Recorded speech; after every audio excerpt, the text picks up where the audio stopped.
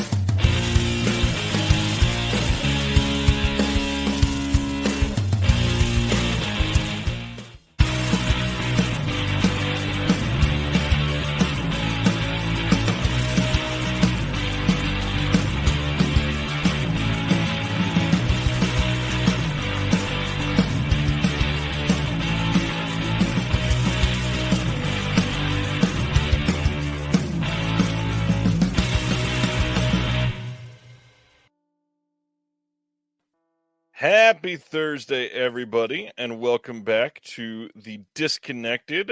This week, the first ever reconnected slumber party, brought to you by one Daniel Cibener. How we doing, sir? What's up? I can't even see. Is the chat coming through? Because I can't see. Damn. Yes, you got to click on the word comments on your right side. Okay. I saw some people not liking our cute little baby photo. That was our Muppet babies. It was pretty perfect. Baby Ryan, baby Daniel. We'll talk about the slumber party in just a moment, but of course we got to sort of get the elephant out of the room first. The elephant man out of the room. There you go.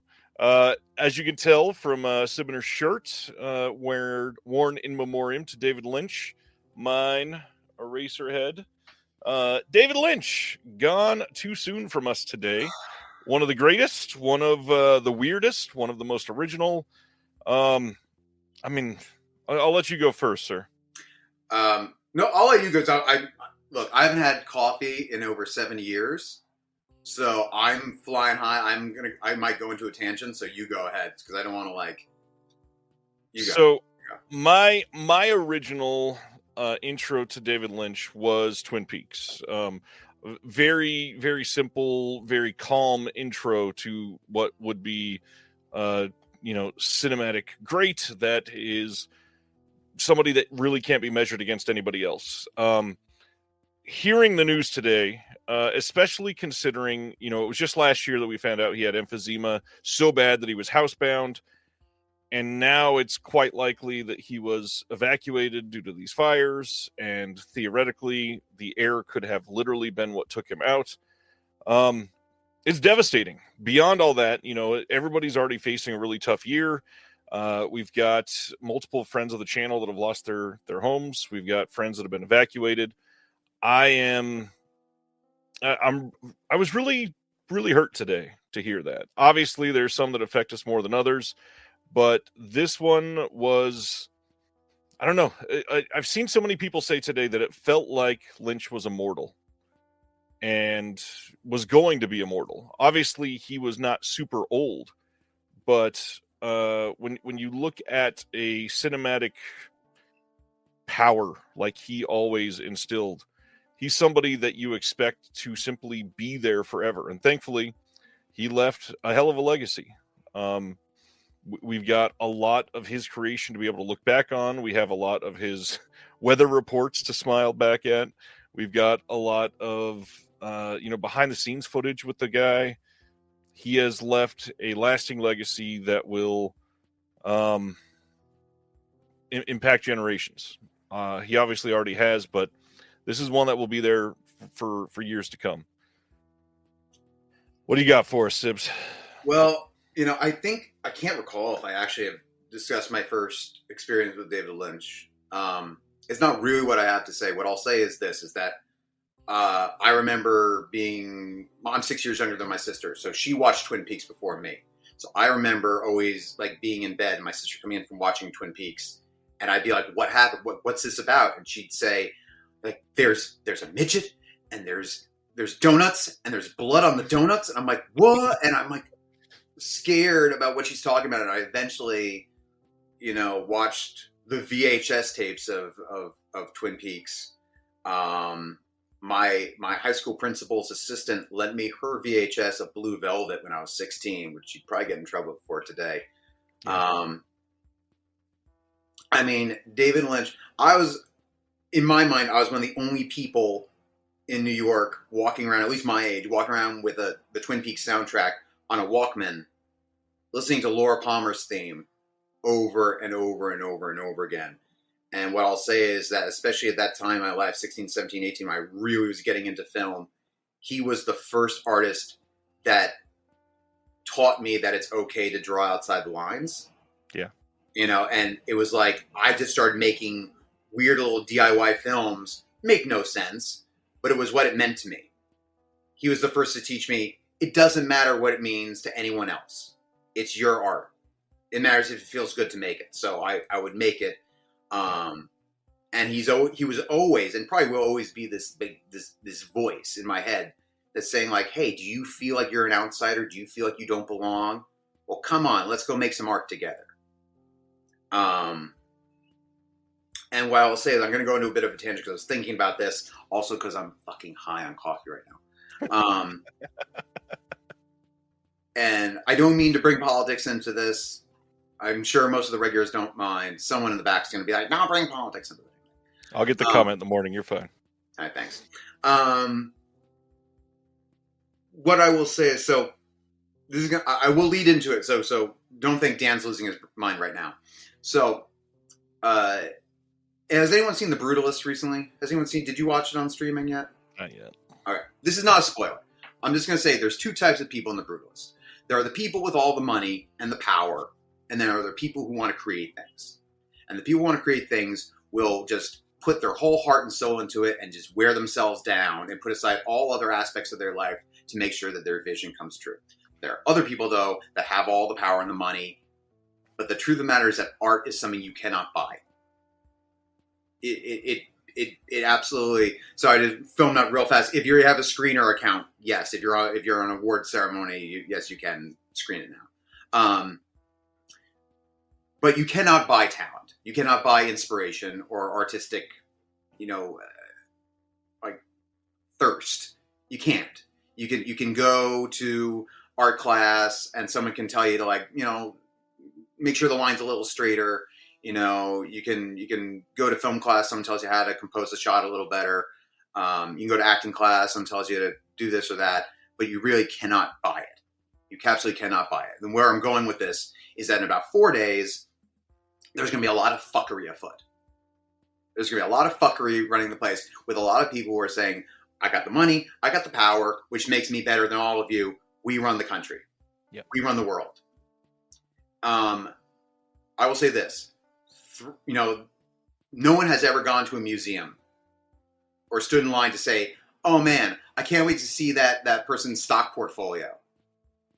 I came all this way to this country to see, this person's stock portfolio on exhibition. I didn't travel all this way to, etch that person's bank account statement in stone. Art is the thing that lasts forever." So I guess what I'm trying to say is that even though there are people that are going to say we are better than all of you because we have the money, if you're an artist, you have something that cannot be purchased. So what I'm asking is that tomorrow, the next day, whatever happens, because it's going to get rough, is to make something. Right. If you want to honor David Lynch, make something. Draw a picture, sing a song, play an instrument, good or bad, doesn't matter. Deliver the weather on blue sky, who cares? Deliver the weather on blue sky, record something on your phone, take a photograph, splash some paint on a canvas. It doesn't matter. If anyone ever asks you to explain it, just be like David Lynch and say, no. Just do it for you. Because it is tangible, and it is you, and it is only you, and no one can duplicate it. And 100 years from now, somebody somewhere is going to find it and go, that's this person. This person left this to be seen. So that's all I ask, is that if you want to honor David Lynch, just do something because it makes you feel good and express yourself, and fuck the naysayers, and fuck anyone who needs an explanation or needs to know, oh, you're going to make money off of this? Oh, how can you parlay this into something to make a profit? Well, where's this going? Why are you doing this? You don't have to explain anything to anybody. Just do it because it makes you feel good. And if anything, don't tell anyone. Just do it for you. Write in your journal. Yeah. Paint a painting and put it away somewhere. So. I first saw Twin Peaks in the 90s when it was, I didn't see it when it was originally airing, but a handful of years later. And there is a reason that the 90s are looked at as this indie boom of, if you ask anybody from that time, I mean, there's literally a book that was written during that time called Go Make Your Damn Movie or whatever. You're going to hear it from Lloyd Kaufman. You're going to hear it from Robert Rodriguez. You're going to hear it from Kevin Smith. You're going to hear it from all these people that have inspired Roger Corman. Yes, of course, a full generation. And the 90s is when I felt the most inspiring side of Lynch coming out. And I hope that people hear what you just said and literally make the damn movie. And if you need it, have a damn fine cup of coffee with it. Don't wait 7 years to do it because, goddamn, I don't watch the sunrise. On that note, rest in peace to David Lynch. Rest in peace to Bob Uecker, also passed away today. Major League never would have been the same without you. One that's not getting enough love, rest in peace to Jeannot Swark, who is the director of Jaws 2 and like 800 incredible TV episodes that you loved throughout your entire life, guaranteed. Go look at his credits. It's wild. Jaws 2 is not bad. No, it's not. It's just a repeat, but it's following up Jaws, and yeah, it's going to be overshadowed. One just didn't hold his beer. It's fine, but it's like So, in honor of David Lynch, we're going to try to have fun tonight because he wanted people to create things, be silly, be yourself, and make something fucking weird. And so tonight, and who gives a shit how fucking long the stream is? Yes. So tonight, we are going to be having the first reconnected slumber party. We are going to be doing all kinds of slumber party games. We got Truth or Dare. My Bombas socks. Like, God damn, I can't get my mouth that high. We've got Spin the Bottle. We've got Trivia. We've got... I still don't know how we're doing that. A whole... I've got it set up and ready. I promise. It's going to be a hell of a lot of fun. If there's a knock at my door, I'm not answering. Stay tuned after the announcements. It's going to be a good night. Humboldt wants to know, is Craig here okay? Watched the Golden Fern the other day, was blown away. Craig is not here yet. As far as I know, Craig is okay. Let's see. Humboldt says, so beautiful. Thank you so much for releasing it. It's perfect. Beautiful art, features, book, gushing. If you like the Golden Fern, just wait. There is a release coming out, I believe in February. It might be March, but I believe it's February, that you're going to love if you like the Golden Fern. So keep an eye on that. I'm not sure. Cibener and I are both surprising ourselves tonight. Paul's wanting to know if we had more Mad Libs. I don't know if he's got them ready. We'll see what happens. I don't, unfortunately. I do not have. He took it. He took it from me. So you want your Mad Libs? Guess what? Buy the Fiscal Media Advocate. That's where you're going to get your Mad Libs from. See? Exactly. You can take out this thing called a pen or a pencil and fill it in. and then erase it. Do it again. All right. I've got a physical media advocate question though later on. I got a nice question for you. Sweet. All right. Yeah, we're gonna be doing a lot of stuff. We're gonna play Never Have I Ever, all kinds of stuff. So let's get into our regular segments first. What have you been picking up lately? Well, it's a good thing you asked me that, Ryan, because I literally just cracked open the box when we were right before the show. So I got my first A24 order. Ooh, got We Live in Time. Did you see that one in theater? Oh yeah, of course. Florence Pugh, you got to go. Finally completed my Aronofsky collection. I held off so long on the UK edition, so on that 15th anniversary, and I'm so glad I did. Can I interrupt before you go to the next one? Go ahead. So this is so funny. I don't know what my kids watch to inspire it, but about a week ago, they asked my wife if they could borrow her phone and make music videos. Okay. And both kids made a sad music video, and then my oldest also made a full-blown rap music video. Little do they know, I got the footage from my wife and exported it and started editing legit music videos with the music they made and what they filmed. And this is so damn funny. So the first one was like super depressing, and I put this all together, and at the end I put a little credit that it was filmed by my other kid, and at the bottom it said directed by Darren Aronofsky, because that's just what I got from it. It felt like an Aronofsky thing. Absolutely. And I surprised my kids. They didn't know that I was doing this, and I played it on the big screen TV. It got done, and my oldest went, "Who is Darren Ofanarski?" That's his name from now on. It's so funny. Ofanarski. So funny. Do you want to build a depressing snowman? Do you want to kill a snowman? Do you want to OD a snowman? All right. Snowman's just code for, and is getting a 4K from Kino, so hey. Is it? Wait.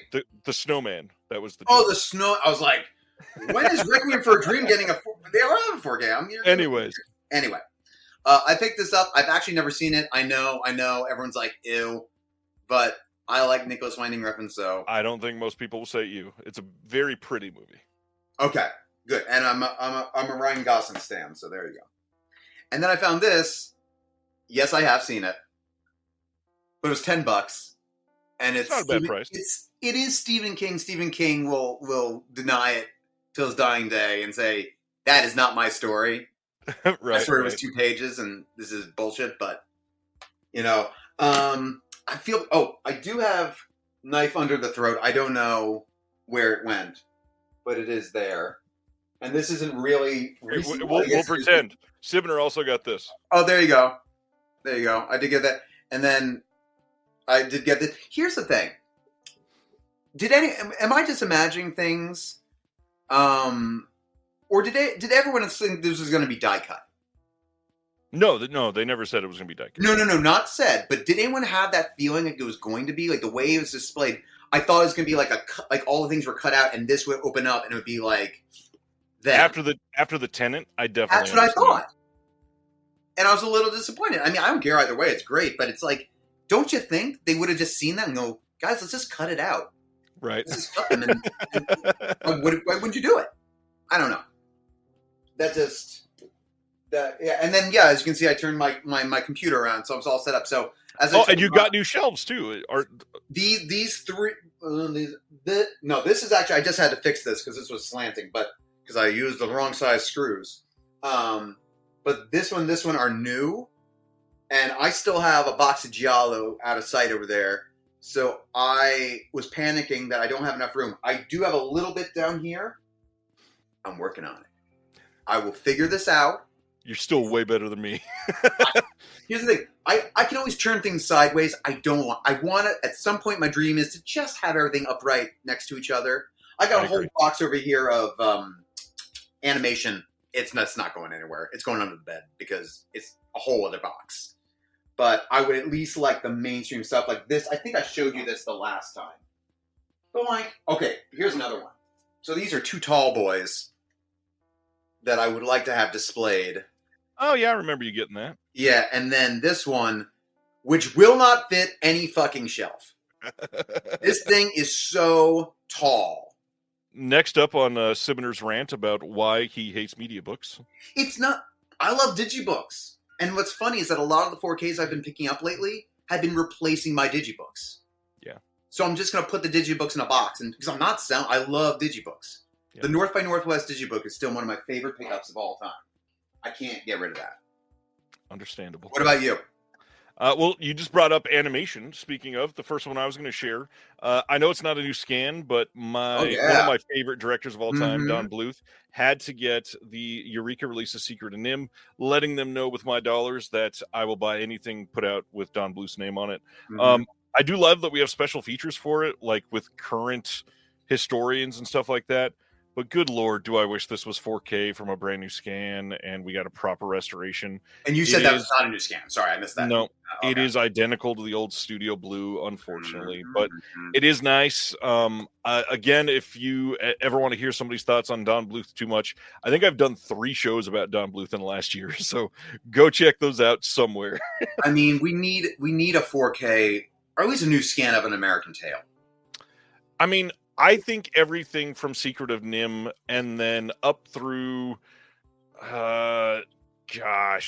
before like he started to lose it in the 90s. And then obviously we definitely still need Anastasia. Yes. I mean, Anastasia still looks better than the other 80, like the Land of stuff. Like, I will be fine if I'm stuck with the studio release of Anastasia, but these older ones, and I probably, if I got the Blu-ray, I'd be fine. I'd be like, oh, it looks fine to me. But, like, in fact, actually, An American Tail might be the second earliest, like, film-going experience I can think of. Wow. Because I remember, another tangent, sorry, it's a Will tangent, is that it was my sister's birthday. My grandmother took me out to be like, all right, your sister's hanging out with her friends. Let's go do something just you and I. So it was raining that day. And she's like, Daniel, do you want to go see the movie? I was like, I wasn't feeling well. I was just like, they had the construction in New York and they had like the poster up for Never Ending Story. And I'm like, I want to see that. And she goes, that's not out till next week. What do you want to see? And so there was this little single theater on the Upper East Side. And she took me to see Song of the South, a re-release of Song of the South, which I fell asleep during. And I must have had a fever. And I remember waking up in my parents' bed like hours later. And I was like feeling a little bit better. And they're like, how you feeling, Daniel? You feeling better? I'm like, I'm okay. And I had bought, my mom had bought this, like, kind of, from DC Superheroes, the Lex Luthor mobile. And one of the things that was included was a piece of kryptonite. And in my mind, I was like, that's what it is. They moved the kryptonite into another room, and that's why I feel better.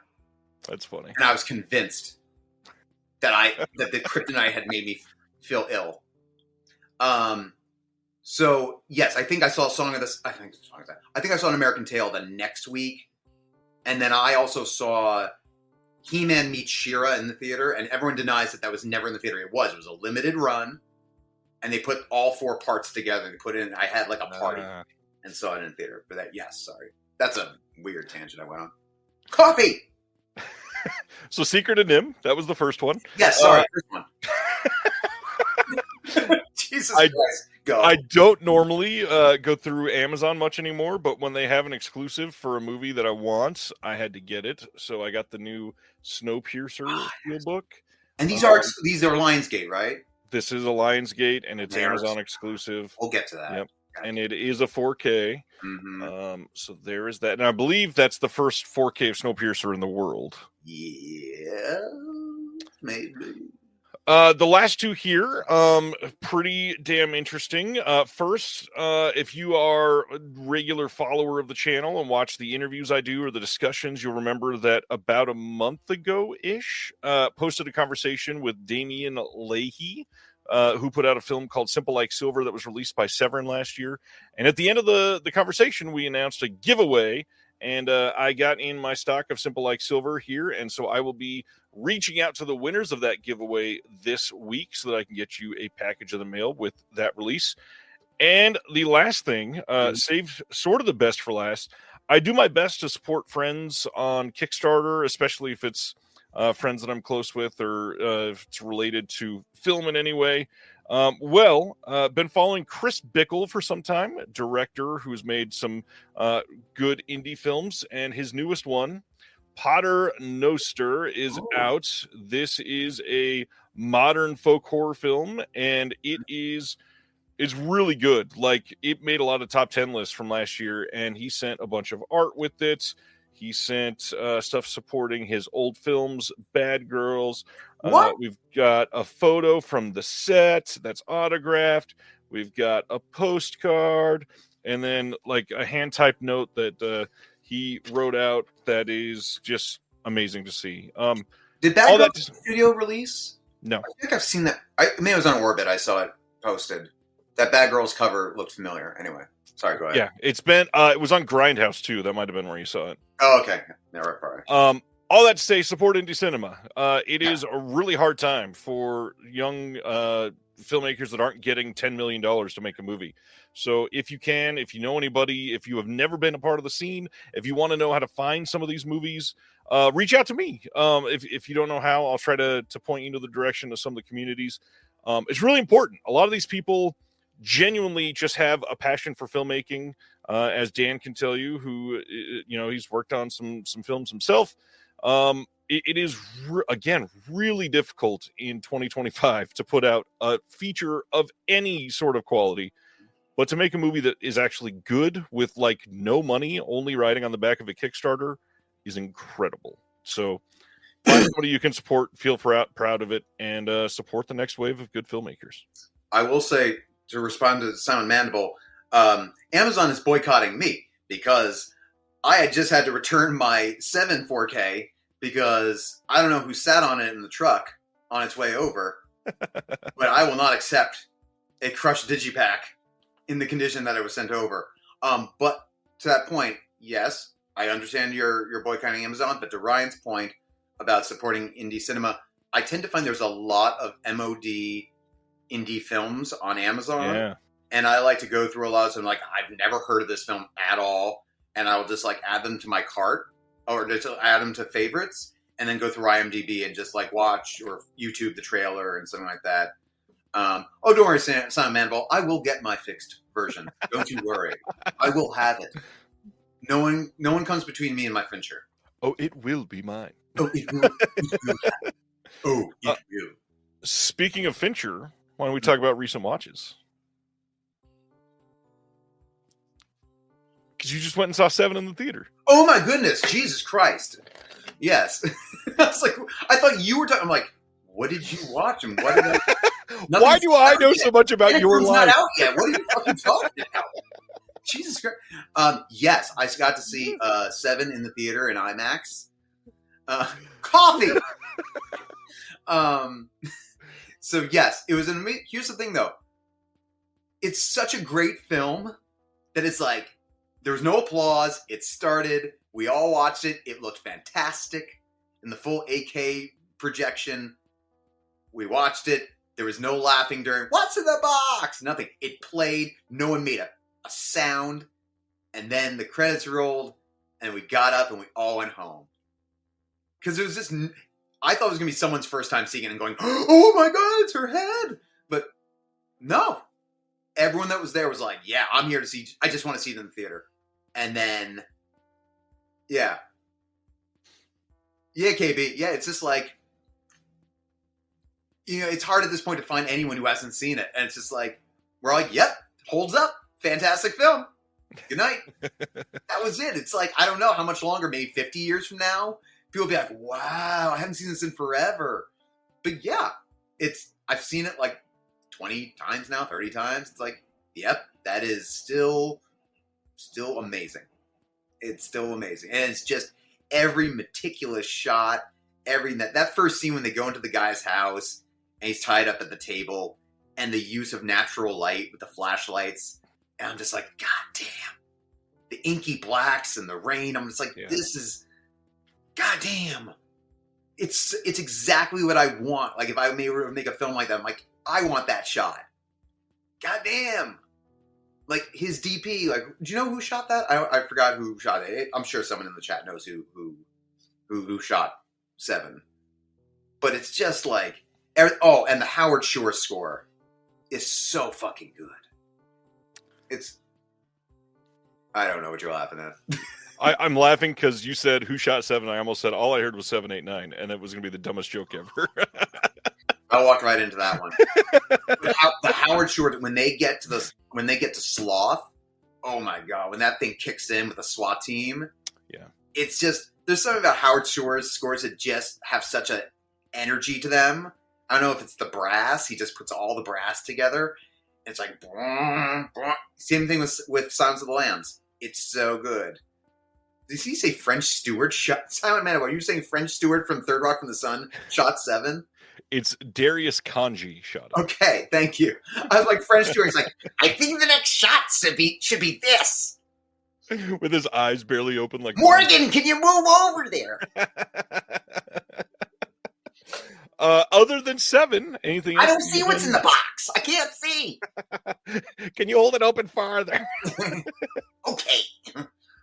What else have you been watching? An impersonation of all time. Anything else you've been seeing? I know that you've gone to the theater a few more times. Yeah. What did I see recently? I saw A Complete Unknown. I feel like he's going to win. I think there's a very good chance of him winning. I think he's got something better in him, and I'd prefer he get it for that. I think he plays beautifully, he sings beautifully. I'm like, yeah, it's very hard to learn an instrument and sing, but 80% of the movie is him sitting there and playing and singing, and there's no real depth to Bob Dylan because we're not supposed to know the depth of Bob Dylan. It's just, he's Bob Dylan. Right. You know, he's an asshole and he's a genius and that's it. And it's just kind of like a very cold performance, and it's supposed to be. I actually more want to see the Joan Baez biopic than anything. Whereas I think Adrian Brody creates this person out of whole cloth to the point where I was like, leaving theater, I'm like, have I not heard of this architect? Who is this person? Well, I should go do some research. And it's not a real person. It's kind of like Cate Blanchett in Tar.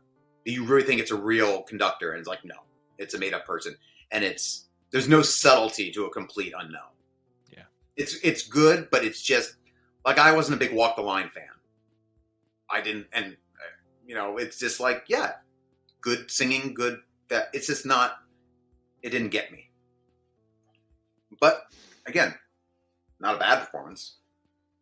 I haven't seen A Complete Unknown yet. I think the most interesting thing that I've heard in response to it so far is a lot of people seem to still prefer, oh God, I'm Still There or I'm Still Here, whichever one it was called. I'm not there. No. Yeah. I said, I'm not there or I'm still here.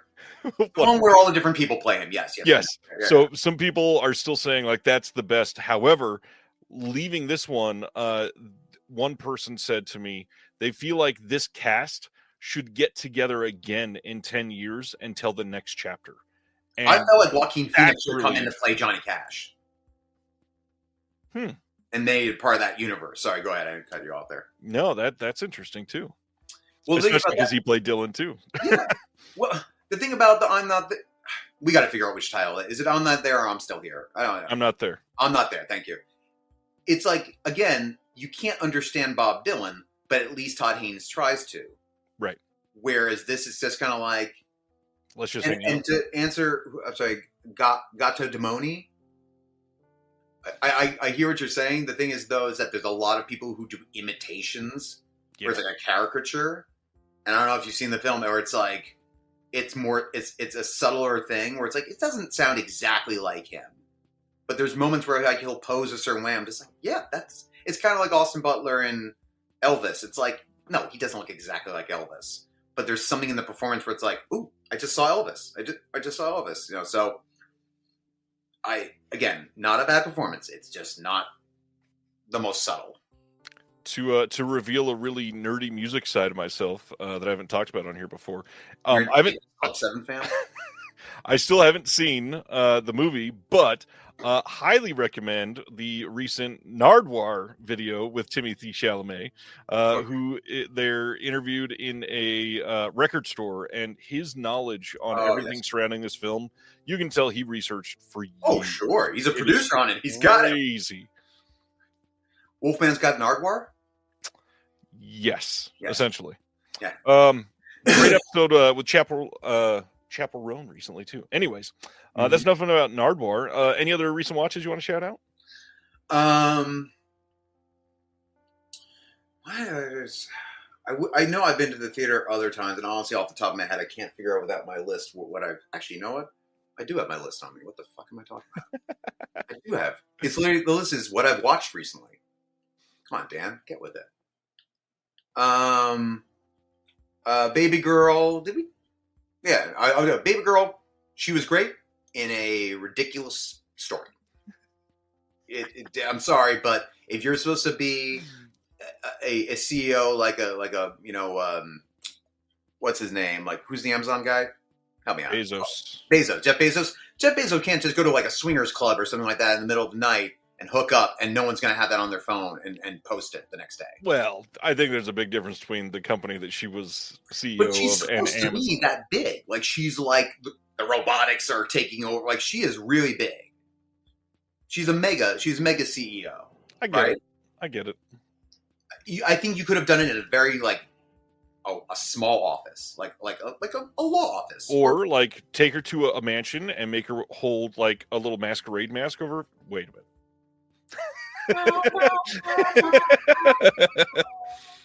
Nosferatu, beautifully boring. It's a gorgeous film, and you're gonna catch some strays tonight, my friend.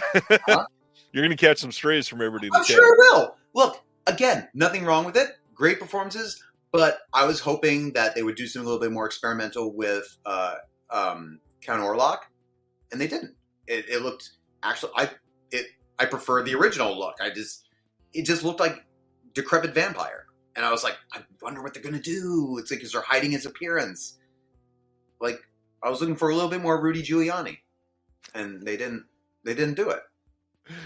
All real fast, because we didn't go over it because I haven't been on in a while. The best of 2024, which I'll probably change at some point, but still stands: Kinds of Kindness, Inside Out 2, The Substance, Heretic, Asphalt City. It's a very short run, but definitely check it out. Smile 2, The Apprentice, Honora, A Different Man, and Wicked. Speaking of good list, shocked that Inside Out 2 is so high for you. I love that. It's a damn good movie. You just mentioned it. I finally saw A Different Man this week. Mm-hmm. That is a hell of a movie. I get the love for Sebastian Stan. I think that the performance is astounding. Story was certainly interesting. Did not expect the third act necessarily. It goes so. The theater, when he finally breaks and he just loses, I was laughing so fucking hard. My wife had fallen asleep, and they kind of forecasted what's about to happen. And I was like, no, they did it. It felt very Charlie Kaufman. Yep. Like very Eternal Sunshine. Like, where are we going? I love that they did it, and then they cut to that exact next shot of him just sitting there, and it's like, yeah, that's perfect. Yeah. That is the exact way you should have had this movie end. To go to one more thing, because everyone's always talking about the third act of The Substance, and how they're like, I hate that it went so over the top, and it just dawned on me. I'm assuming everyone's seen The Substance at this point. If you haven't, I apologize if this is anyways, but you still see the film. It's not really ruining anything. But the part where it's just the blood's going everywhere, it's menstrual blood. It's literally her just saying, fuck you! Yep. Fuck you! And just covering the world and be like, this is like, you fucking did this to me! I apologize to anybody that is somebody that has menstrual blood for this transition in advance. But speaking of menstrual blood, I also watched Red Rooms this week. I have no association with this. I had to. That was so perfect. I'm so sorry. Oh, God. Here, let me cue up some Sunday Bloody Sunday while I'm at it. This came out from Utopia, partner label of OCN, fairly recently. This movie is rather good. Obviously, got a lot of praise last year, but it's worth it for sure. Glad I bought it. Very, very good acting from our lead. Mm-hmm. I don't know. We hit a lot of sweet spots, primarily lampooning those that are infatuated with the true crime saga for the wrong reasons. And I love that aspect of it. Really love how they approached a lot of it without showing much. Mhm. I thought it was pretty masterfully directed. Very, very happy with how the story went out. It was, I don't know, it hits a lot of beats that you don't expect an indie film like that to hit. Thought it was pretty great. I'll quickly say, Reggie, I don't know if you're kidding or not, so I do apologize if I spoiled anything for you. I think you've seen it by now, but if you haven't, I apologize. And to be fair, it is about to hit physical media, so maybe some people are waiting on that. I mean, look. Again, it spoils nothing. It spoils nothing. You know, it's the tip of the damn iceberg. Trust me. After 40 minutes, that's all of our recent watches and pickups. Anything else you want to go into before announcements? God damn! I'm watching the sunrise. Let's get to it.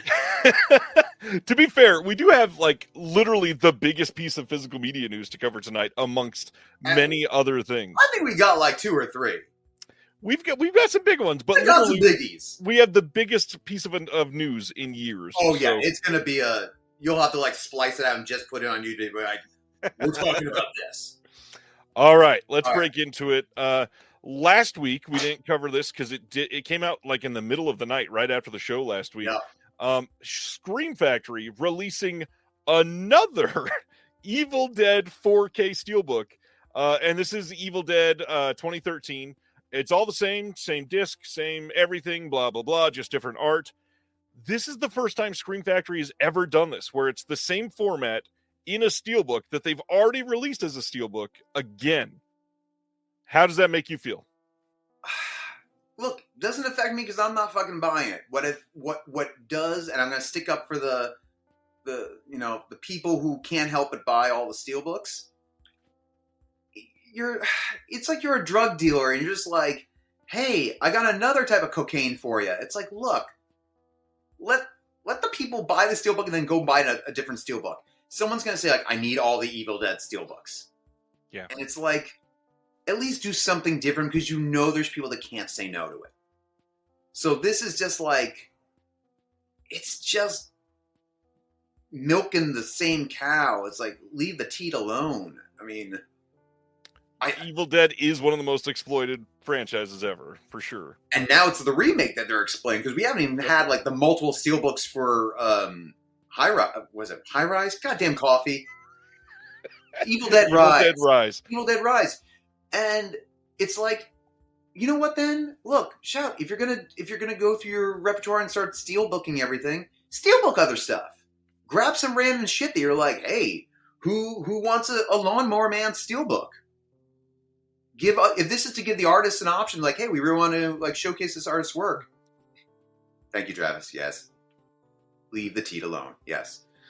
But like, why this? Like, why? Like, if you really just want to make money on people who want to buy steelbooks, really entice them with something like, where's the Memoirs of an Invisible Man steelbook?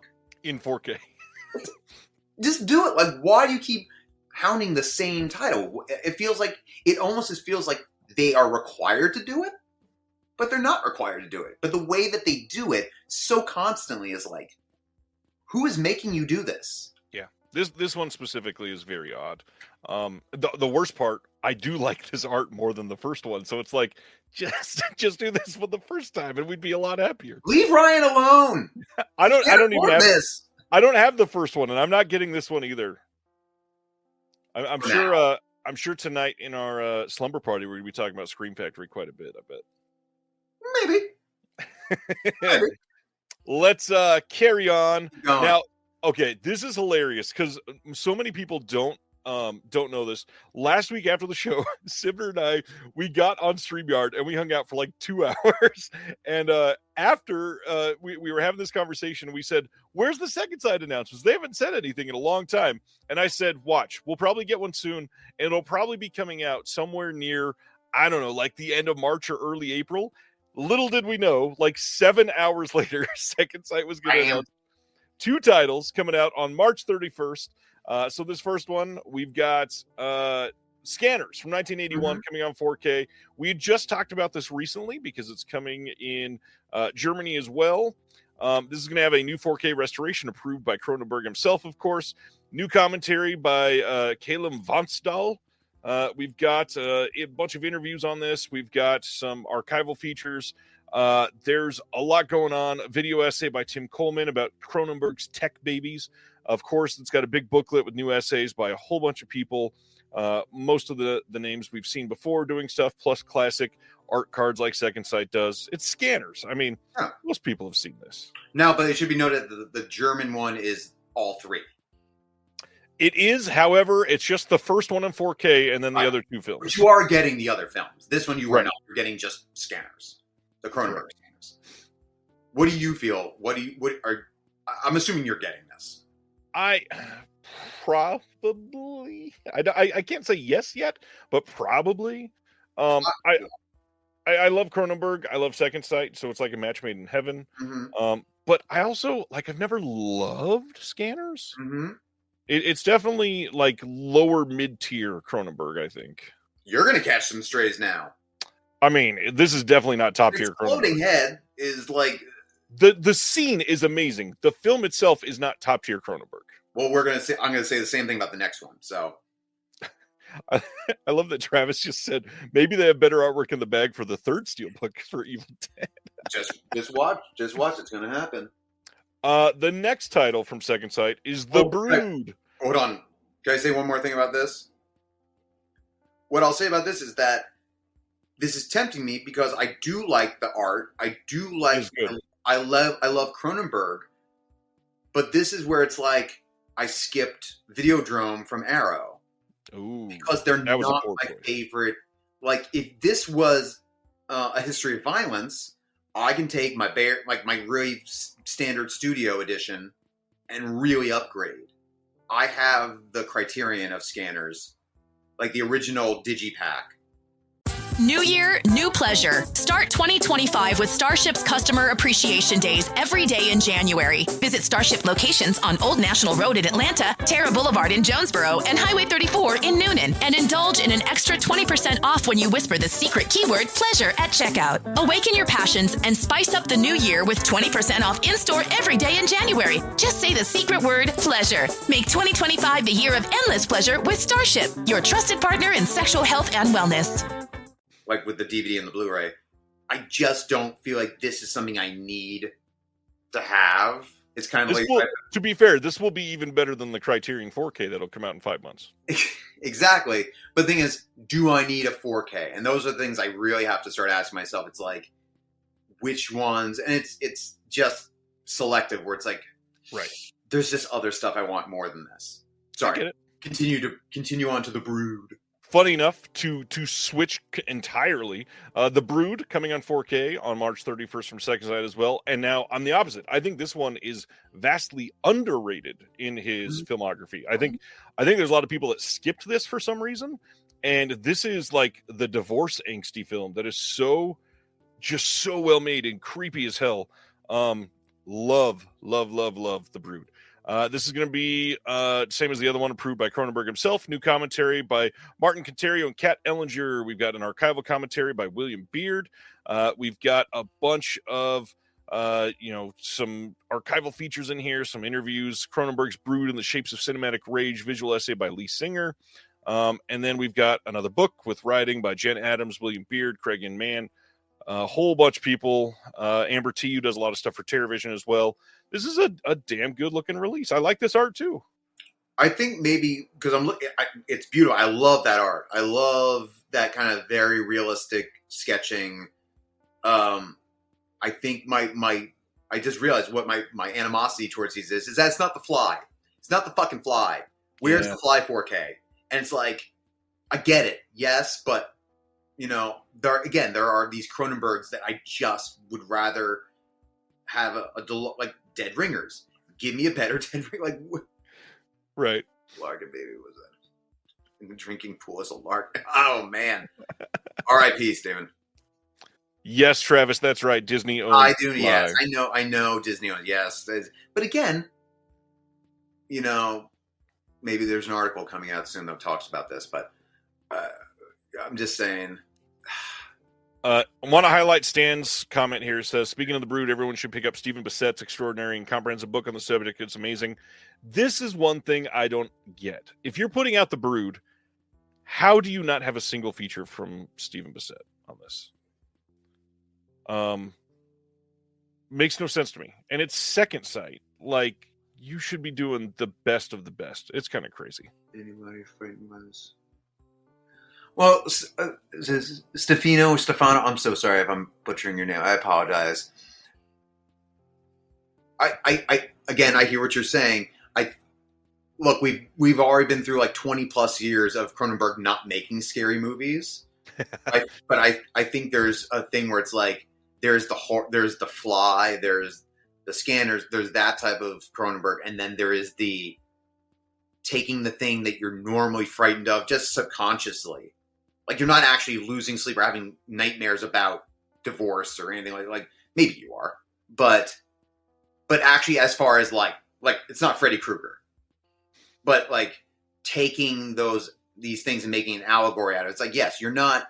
It's more you're disturbed by it, you're unnerved by it, you're unsettled by it. You know, one of the greatest things. The reason I want History of Violence on a better version is because the violence is. There's not a lot of violence, but the violence that happens makes you not sit in the action, like the punch. Like if you see Irreversible, you watch this man get a head bashed in with a fire extinguisher in real time. But with History of Violence, right after the movie starts, too. Exactly. But in History of Violence, there's all the violence and it happens real fast, and then they hold on the effects of the violence. Yep. And you're seeing what a bullet will do, or what a fist will do, and that is the unnervingness to it, rather than the like, oh, the boom scare, the jump scare got me. Humboldt says, if it came with a snowsuit or a placenta, I'd buy this. That's for Umbrella to do. Whew. Umbrella will give you a little packet of placenta. I mean, there's literally, you could go buy a fetus in a jar from Severin right this moment. Exactly. Like, don't worry. Scream Factor's already working on lobby cards and a placenta juice pack to tide you over. We've been doing announcements for 11 minutes, and we've covered 3 of them. So I'm going to go to the next one. Yeah, go. Heads up that Second Sight is releasing The Nice Guys on 4K soon. Obviously, we just covered that it is getting a mod 4K in the US from the studio. But for me, a Second Sight 4K of The Nice Guys sounds like a win. Second best film he's ever directed. What's number 1 for you? Kiss Kiss Bang Bang. Okay, good choice. I mean, I like this, but there's the writing and everything in that. I went into that not expecting much at all, and I was like, oh my, I was just blown away. One more update from Second Sight. They wanted to share their update on Dead Man Shoes from 2004. They say, for the past year, we've been trying to source material for a new 4K restoration. We've explored all avenues with the kind help of the producers, but unfortunately, the elements could not be found. We are, however, currently working on a Blu-ray release, so they have the rights to release this in the UK. It will have new extras. It will, unfortunately, be the same scan as the last Blu-ray. So if you were hoping for something mind-blowing as far as the film, it'll look the same as it was before. However, I'm sure they'll do a bang-up job on the rest of the release. 2 things. 1, is that Noel Gallagher? I saw so many people ask that. I don't believe it is.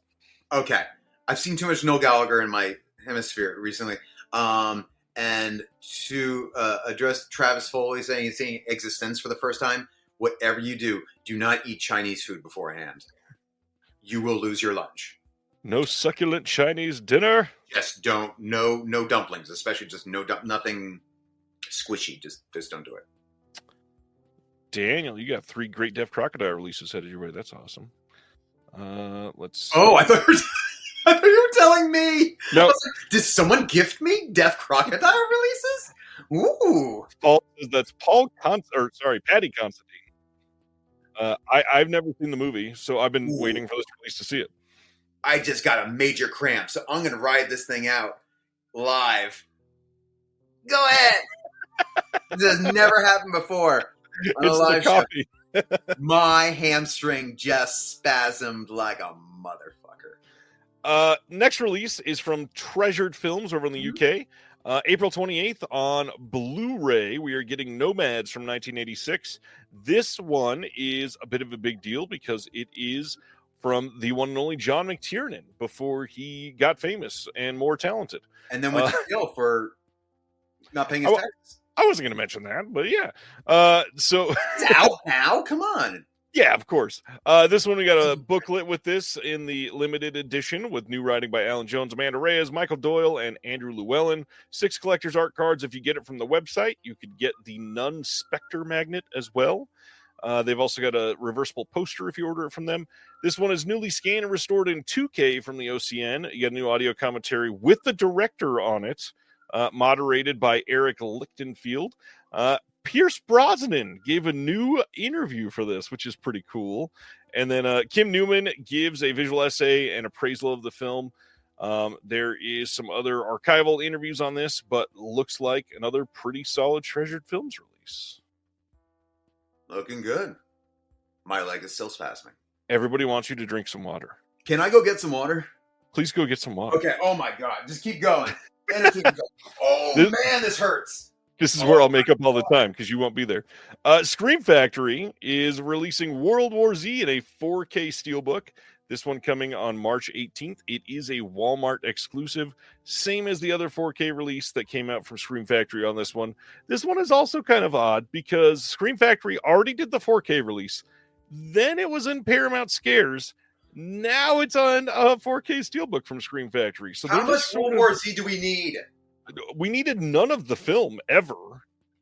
I don't mind World War Z. I really don't. Mean, okay. I don't. Like, after all the production issues, we got a pretty good... God damn, my hamstring is not relaxing. I do admit, I like the cover on the steelbook for sure. Oh, yeah. It's a nice cover. It's much better than the studio art. Yes, very much so. Next title is a Lionsgate Amazon exclusive, just like we were talking about at the beginning. February 25th, they are doing The Forbidden Kingdom on 4K. This is from 2008. First time this has been released on 4K. This is that film where they marketed it like it was Jet Li versus Jackie Chan. And unfortunately, that was very short-lived.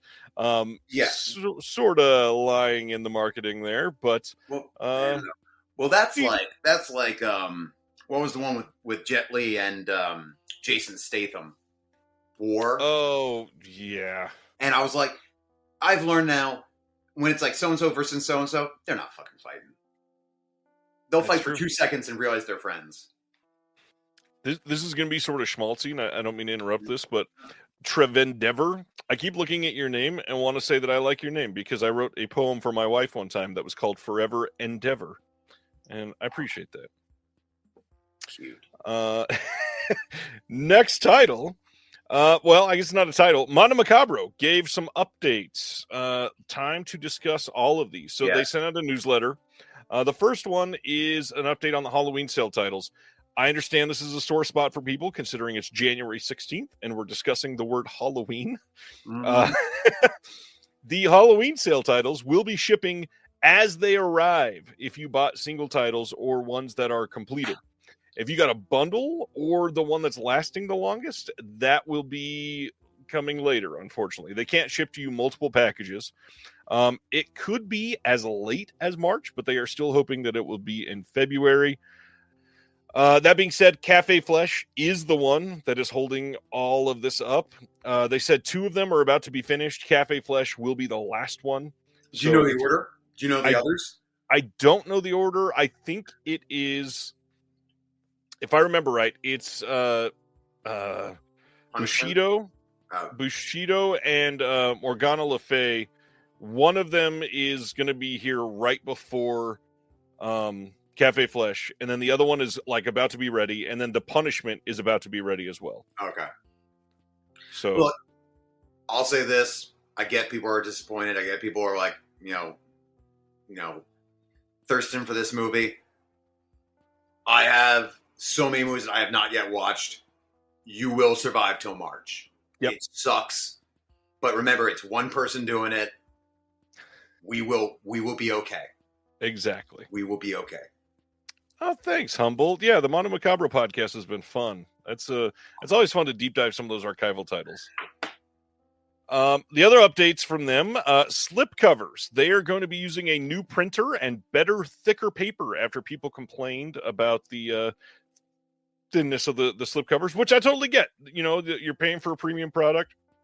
Their slip covers were maybe a small step above Scream Factory slip covers. Now they're probably going to be more akin to Vinegar Syndrome / Cauldron, maybe, or Severin, which are all very high quality. So Cardboard war continues. It does continue, and it thrives and gets bigger. I will say they've always felt the same. It's just that they're tighter on the movie. Like, it's hard to slip the cover off of Mondo's. A little bit, yeah, I could see that. Like, they are like me trying to get into like skinny jeans from H&M. It's not going to happen. The next update was, of course, this is the slipcover art for Cafe Flesh that has been revealed. This literally. Did anyone else think the thing on the top right was something else? Yeah. I'm assuming they meant that to look like that. There's no way they didn't. I mean, I believe it is a still from the film. No, I know, but the angle is... never mind. I get it. The next thing from them, some title hints. We're going to cover that in just a second. But the other big thing is that they are not going to be delivering titles in numerical order anymore. Mm-hmm. If you were the third person to order when they dropped new pre-orders, they would try to get your stuff out in order with the number on the back of the covers, the number that you ordered, which is crazy. Obviously, that's very insanely difficult to do in order like that. So he's just not going to do it anymore. And he said he's sorry, but it's a lot of work. And I see no problem with that. It should all be randomized anyways. They were all printed within milliseconds of each other. Exactly. Yeah. It changes nothing. You're literally arguing which of the twins came out first. Who was the oldest? Let it go. All right. Let's go into the exciting part here, and that is hints and titles for what's coming up. Direct quote. We have Argentinian films, Yugoslavian films, Greek films, Kazakh films, total straight-up art films, total straight-up sleaze films, blue upgrades of long-forgotten DVDs, forgotten entries in the filmographies of cherished Eurocult auteurs, and later in the year, to get you comfortable again, UHD and Blu-ray upgrades of some favorites from our catalog, one of which we can announce now. We are currently working on a brand new 4K restoration of the Belgian-Italian horror classic, Devil's Nightmare. The 4K upgrade of this uncanny work of bizarre Eurotrash cinema will be on sale during the 2025 October Halloween sale. And then they said we also have a couple Greek double features lined up for you this year. Our first pre-order of 2025 will feature The First, Lady Desire, and Sexomania.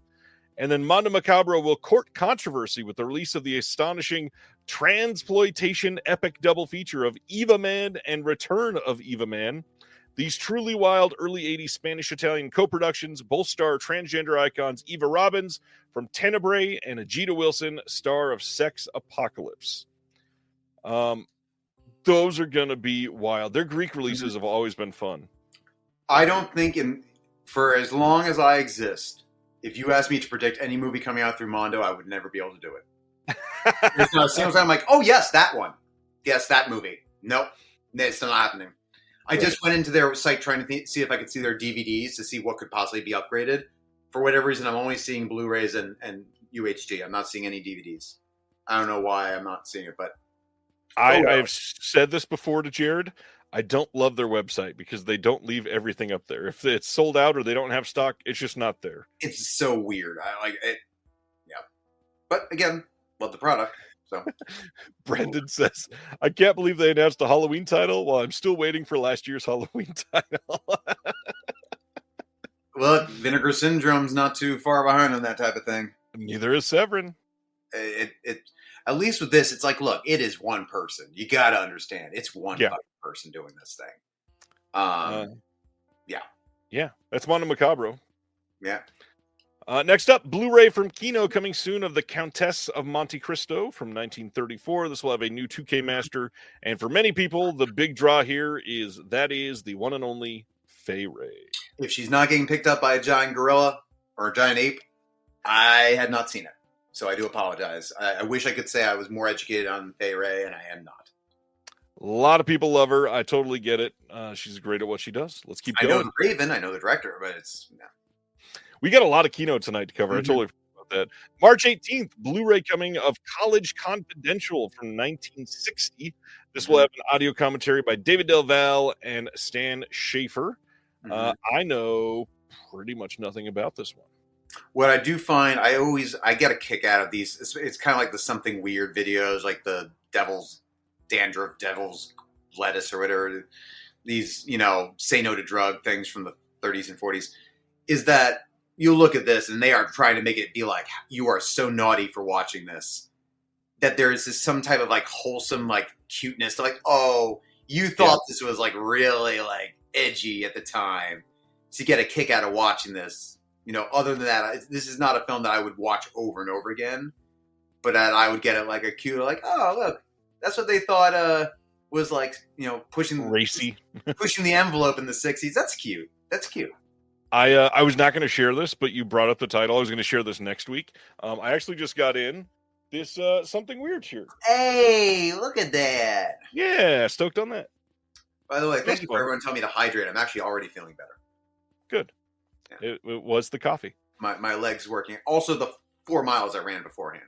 I mean, yeah, that'll do it. That will do it, yeah. March 18th, they are releasing number 27 in the Kino Cult line, and that is The Godsend.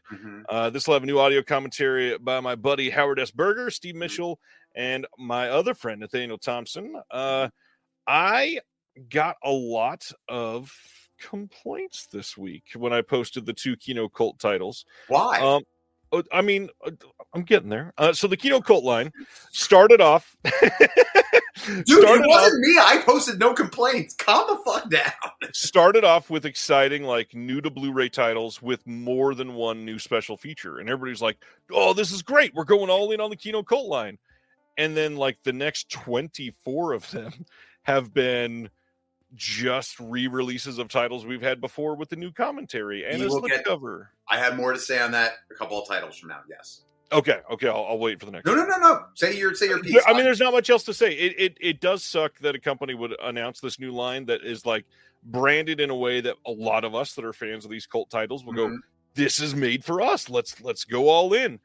And then I've got nothing against the titles necessarily, but some of them, like, you just released the Blu-ray of the Antichrist 3 years ago. Not even 3 years ago. It's like 2 years ago, and now it's part of the Kino Cult line as a 4K. Ooh. Now, yeah, well, like, this is, I'll be honest, I've never seen The Godsend. But from what I read up on it, it's this era of time when it was like the don't have kids, they're the fucking devil. It's like between That's always the time, by the way. Between this, I mean, The Exorcist was 73. The First Omen was what, 76, 77? Something like that. This is 1980. And my closet just popped open. That freaked me out there. It's the wind. I'll just keep telling myself that. But this is, again, it's like the Demon Seed thing. Like, okay, how many more Demon Seed movies do we have? It's like, let's exploit the whole, like, people like this type of thing. So I love it. For God's sake, take it back. Okay. Like, I'll give it a fucking watch. Like, it's not going to do, I know it won't affect me. Like, it's, I love that when you said okay there, you sounded like a Muppet, like Kermit the Frog. All right, you know what? Just take it back. Okay. Okay, you know what? Have your fucking demon child, like I fucking care. So yeah, look, the cover looks cool. That's it. Yeah, it's a nice slipcover, but also it's just the theatrical poster. It's the same art that was on the Scream Factory Blu-ray of this. Yeah, I didn't have that, but I'll say this: $10 on a sale, sure, throw it on the fucking card. Yeah, which I get, but also if it's a part of the cult line, make it special. And like Ryan, you will always go to people complain about stuff. You always say licensing. Do they have the material? I mean, given the amount of output. Okay, let me pose this question to you because this sounds like something we're doing during the slumber party. But Would you rather Kino slow their output and put more stuff on their releases, or do you like the fact that they have such an eclectic like rollout and it's a lot of stuff? Let's use that as a tease for tonight when we play Would You Rather. We will be answering that question, I bet. Tease me all you want. Fine, that didn't. No, I can't. Okay. Next up from Kino, Cry the Beloved Country from 1952 as a Studio Canal HD Master from 2023. This was a 4K scan coming out on Blu-ray. This has an audio commentary by Daniel Kramer on it, and then an interview with Mona Z. Smith. That's it. Yeah. I have not seen this, but it is based on a famous book, and I feel like it kind of seems strange, like a movie like this that is probably a little bit more important. I shouldn't say important. Yeah, especially for a breakout role for Poitier. Yeah, it's like a standard Amore case, but don't worry, the Godsend is getting a slipcover for Kino Cult. Yeah.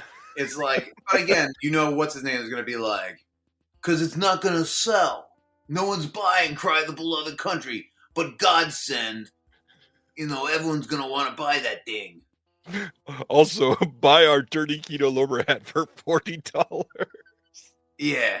Hey, you want to look like you've fallen asleep at a bus stop? Yeah, buy this hat.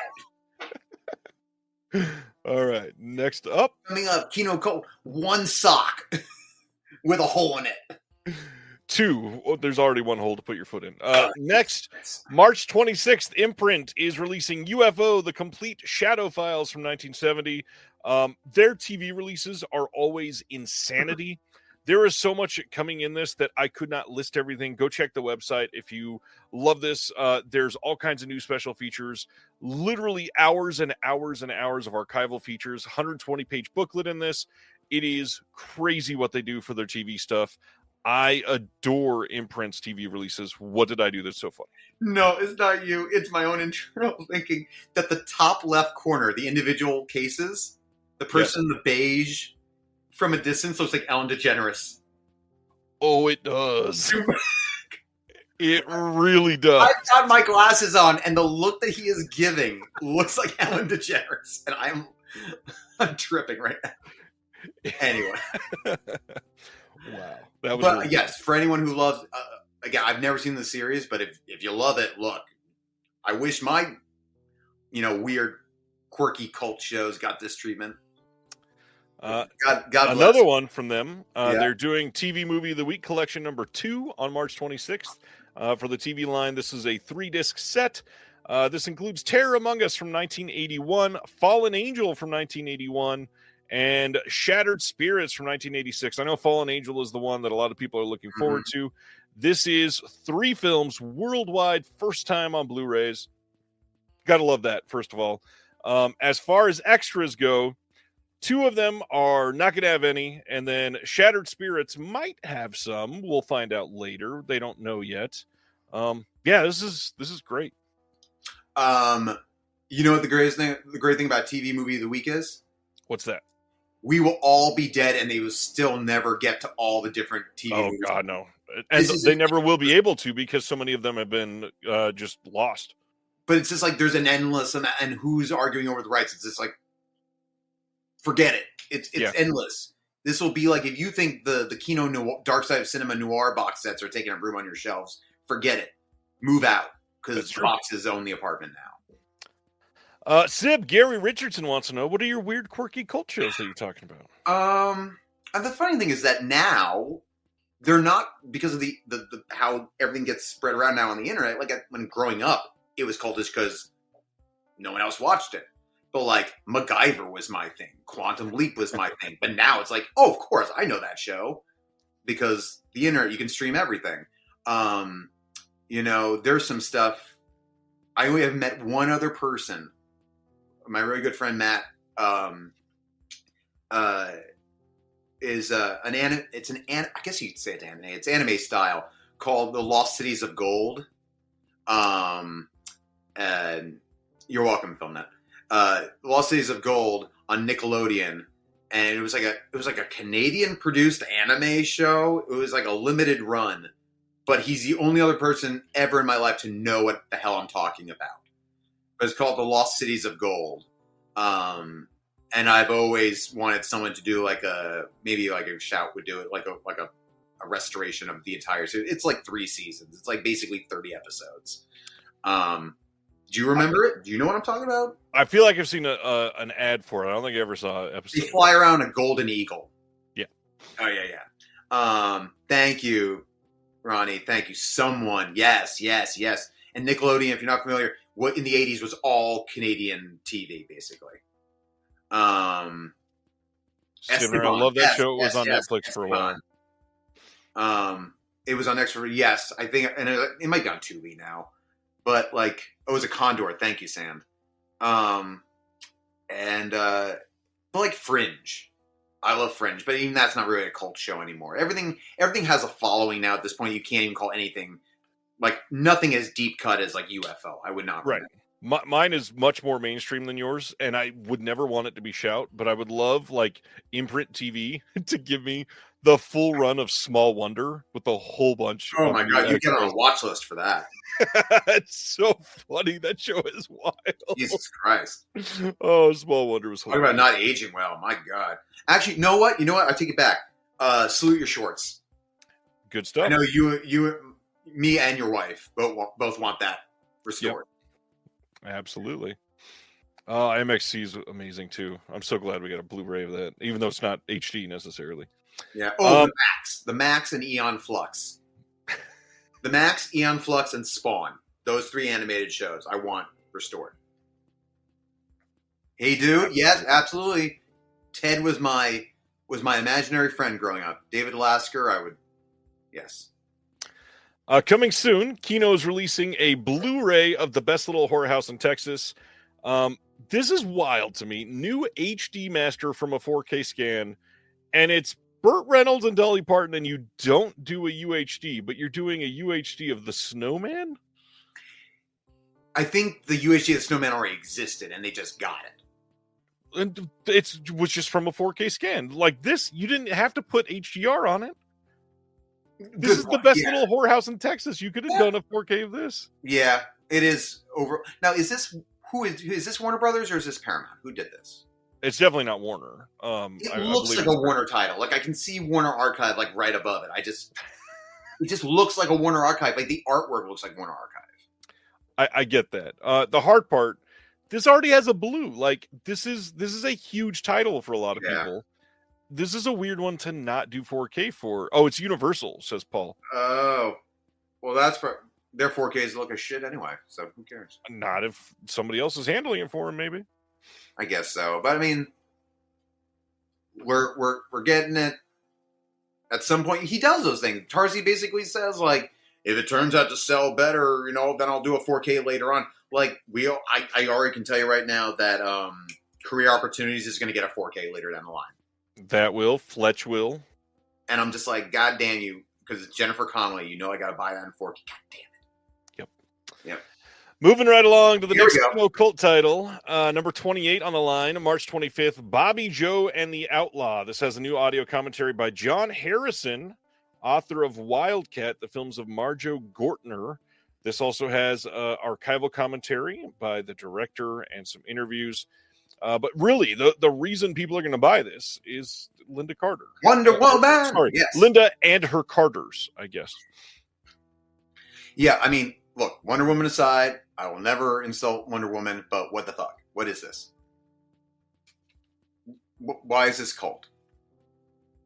I could find 30 fucking titles on Kino's website that looks just like this during the sale. I'm like, oh, look, it's Don Johnson. Oh, look, it's a young Marlon Brando. Oh, look, it's Donald Sutherland. Oh, look, and a woman who is 15 years their junior, making out somewhere. Right. It's the same thing. Why is this cult? I agree. You can't have Jess Franco and then Jess Franco and Marjo Gortner and Bobby Joe. What are your guidelines? What are your fucking guidelines? People complain about all the sublabels, but at least Vinegar Syndrome for the most part is these are our sublabels. More than this, Ryan. Yes, more than this. That's not difficult to pull off, though. like you don't rarely do you go like, why is that a VSU? Why is that a VSA? I mean, VSL is The the only VSA one, a lot of people have done that about. as much as Kino. No, I'm saying the VSA line is the worst Vinegar Syndrome line for that. I would think, well, VSL because it is the experimental line, but Right, so it could be literally anything.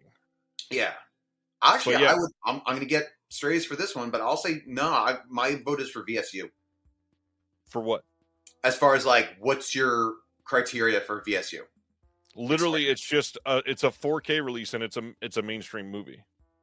Right, but as far as like, so we have Cinematograph, who has like or as I say, Cinematograph. There's like specific 60s to 90s, American auteurs. Yes. VSU, we've got Daryl and Showgirls. Are those our bookends? What? At least VSA at this point we know is just martial arts films, or like. Except it's not supposed to be. It's supposed to be not supposed to be, but it is right now. So when we see it come out, we're like, oh, it's VSA. Like like you assume that's what it's going to be. And like if you were to say Daryl, Sidekicks, and I think there's Six like String Samurai. Not even 6 String Samurai, but there's one other where it's just like, okay, so you're telling me it's 80s cult, like childhood growing up movies, right? And then the others are Roadhouse, Showgirls, Congo, Virtuosity. It's like you're taking a dart, and like sometimes you hit the board and sometimes you hit the guy in the back drinking his beer. Well, and that's the thing. That's why they said it's literally just mainstream things that don't fit in the VS line. So it could literally be anything. Well, so we'll get into that. We'll probably get into this later in the show if we ever get to it. But anyways, go ahead. I'll just real fast because I know we got a lot to go over. Is it the cart or the, like, who's pulling who? The cart or the horse? Because it's like, oh, well, these are the titles that don't fit anywhere else. But what I would love going forward, and again, we'll go over it more later, is I would love these labels to have an idea. To say, like, this is our, as an example, VSU. And these are the films that, like what are we going to put out for VSU? I would love this, this, this, and this. Not the, here's what we got, and what can we put out there? Like, to actually go out and find, like I still want my fucking Masters of the Universe. Curate it, yeah. Yes, I want you to curate it. I don't want what's available to curate you. To say, like, oh, this studio gave us a package of 50 movies. Holy shit, what do we have left over here that we can put out? Anyway. So, my buddy Mike Howard from Facebook here says it's cult because it's coming from Code Red Scorpion. The hard part, Code Red and Scorpion do not exist anymore. Mm-hmm. They may have licensed the titles, but even then, I don't know that they did. I don't think Code Red, like, I don't think either of the Olsens would have gone for Bobby Joe and the Outlaw or the Godsend. I mean, basically, if it has like an old like muscle car and a couple making out, like that's the halter top, like that means it's Grindhouse. You get a couple of boobs and a guy with a cowboy hat, and it's Grindhouse. In other words, let's keep going. Let's go to the biggest news in physical media in years, literally. So we found out this week from Variety that Shout Factory, or Shout Studios, that they're called now, has acquired worldwide rights to 156 Hong Kong cinema classics that have been missing in action from Western markets for decades. The acquisition's crown jewels include John Woo's action masterpieces Hard Boiled, The Killer, the complete Better Tomorrow trilogy, Bullet in the Head, Once a Thief. Library also boasts Ringo Lamb, City on Fire, Prison on Fire, and its sequel, Eric Sing's Aces Go Places, Shui Hark's Peking Opera Blues, Tony Ching's Chinese Ghost Story trilogy, and additional hits like Waika Fi's Peace Hotel, Andrew Cam and Johnny Toe's The Big Heat, Alex Law's Now You See It, Now You Don't. This is genuinely the biggest news to come out in a very long time about physical media. Yeah. So this is a big deal because this was probably one of the most expensive acquisitions we have ever heard of happening. Obviously, like Arrow working with Warner Brothers was a big deal earlier this year. But this, I guarantee, this had to have cost at least $10 million. That's not exaggerating at all. No. From what I was told last time, they were seeking at one point for this $50 million for this group. Now, I understand that they probably came down after they couldn't get a sale and all of that stuff. So I'm being generous and saying at least 10. I'm thinking it was probably more in line, somewhere between 15 to 18, maybe 20. This is such a massive, massive thing. Yeah. I am so stoked for this for a variety of reasons. Variety, LOL, they're the ones that reported this. But the big thing, Frank Jang has already started work on some of these releases. He's been doing some interviews. He's been sharing that elsewhere. They have confirmed that these titles, at least many of them, will be getting proper remasters. They're not just going to have to release what was handed to them during the acquisition. They have also said that some of them will get standalone releases, and the series, like Better Tomorrow, will get a box set of the 3 films. Chinese Ghost Story will be the 3 films. If it's a series, they will come that way. I guarantee some of the smaller, lesser-known titles that are part of the 156 package will probably get like the Shaw Brothers Classics box. We'll get I don't know if they'll call it Golden Princess, but we'll probably get like an 8-film Golden Princess box set or something like that. This is about to be huge for a variety of reasons. Obviously, now that they have worldwide rights, they can do these in 4K. They can put them on their streaming service. But the other thing that not enough people are talking about, they can also sub-license them to other studios. So I'm going to call it right now. I'm not going to say this is a guarantee. Don't say Ryan said this is happening, so it's definitely happening. I'm willing to bet Arrow Video in the UK will get many of these titles. Yeah. And I would not be surprised if Imprint Asia also got probably not as many as Arrow, obviously, because they don't have that much money, but they will probably get some of either the bigger titles or some of the series at least. And I guarantee, the films will all look the same across all the releases. But if you want a variety of special features, you're going to have your pick of the litter for some of these. If you truly love Hard Boiled, you probably will have a 4K to choose from Shout, from Arrow, and then maybe a 4K from Imprint, but all 3 will likely have different bonus features. And so you'll be able to do, what you've wanted for years to have a good-looking Hard Boiled on your shelf with audio commentary from 3 of your favorites, with visual essays, with interviews, with everything. It's about to happen. Yeah. I'm shocked that they got worldwide distribution rights. I really thought, have everyone dip their toe and it's like, Arrow, pay us this. Pay us this. What's crazy is this was always going to be the case. It was always going to be one company with worldwide rights. That's what Golden Princess always wanted.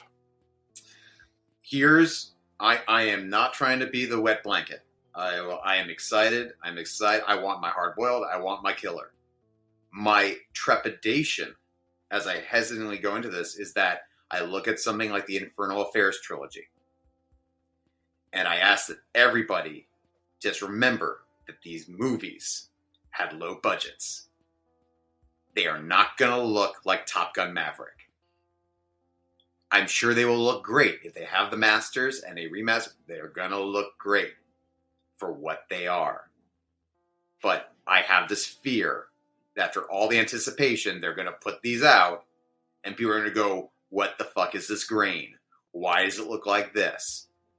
Just because, people are now, even with like certain restorations, it's like, oh, it's pristine. It's like, you got to understand, not every movie has the same budget. Not every film uses the same film stock.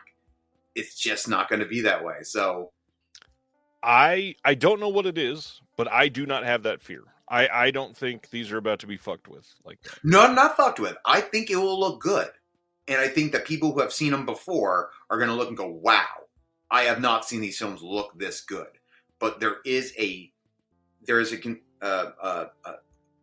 offsect of our community that might be younger, not saying particularly younger, or some people who are just new to it, that came into the game during the 4K boom.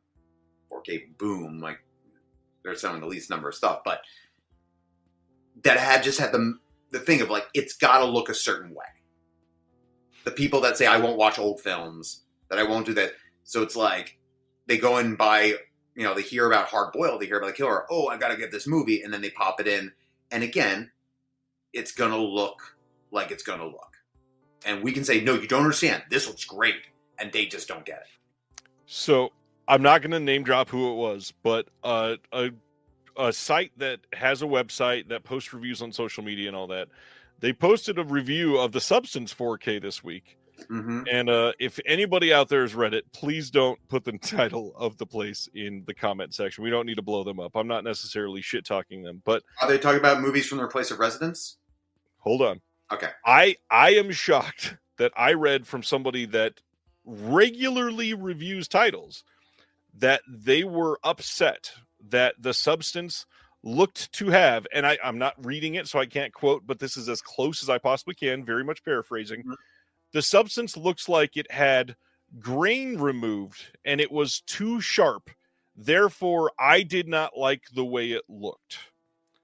I really wish, if you are reviewing titles, which this is an example, because a lot of these titles in this library that Shout's about to get are going to be torn apart by people that want these to have something wrong because they don't like Shout or want to shit on John Woo or whatever that's going to happen. Mm-hmm. But if you're going to be super technical, you should know that The Substance was shot on digital and is meant to be a very sharp looking film and will not have film grain. And they may put digital grain to make it look filmic. I wouldn't be surprised. I mean, I've seen other people do it, but again, it's going to look grainy and darker shots, and brighter shots are not going to be as...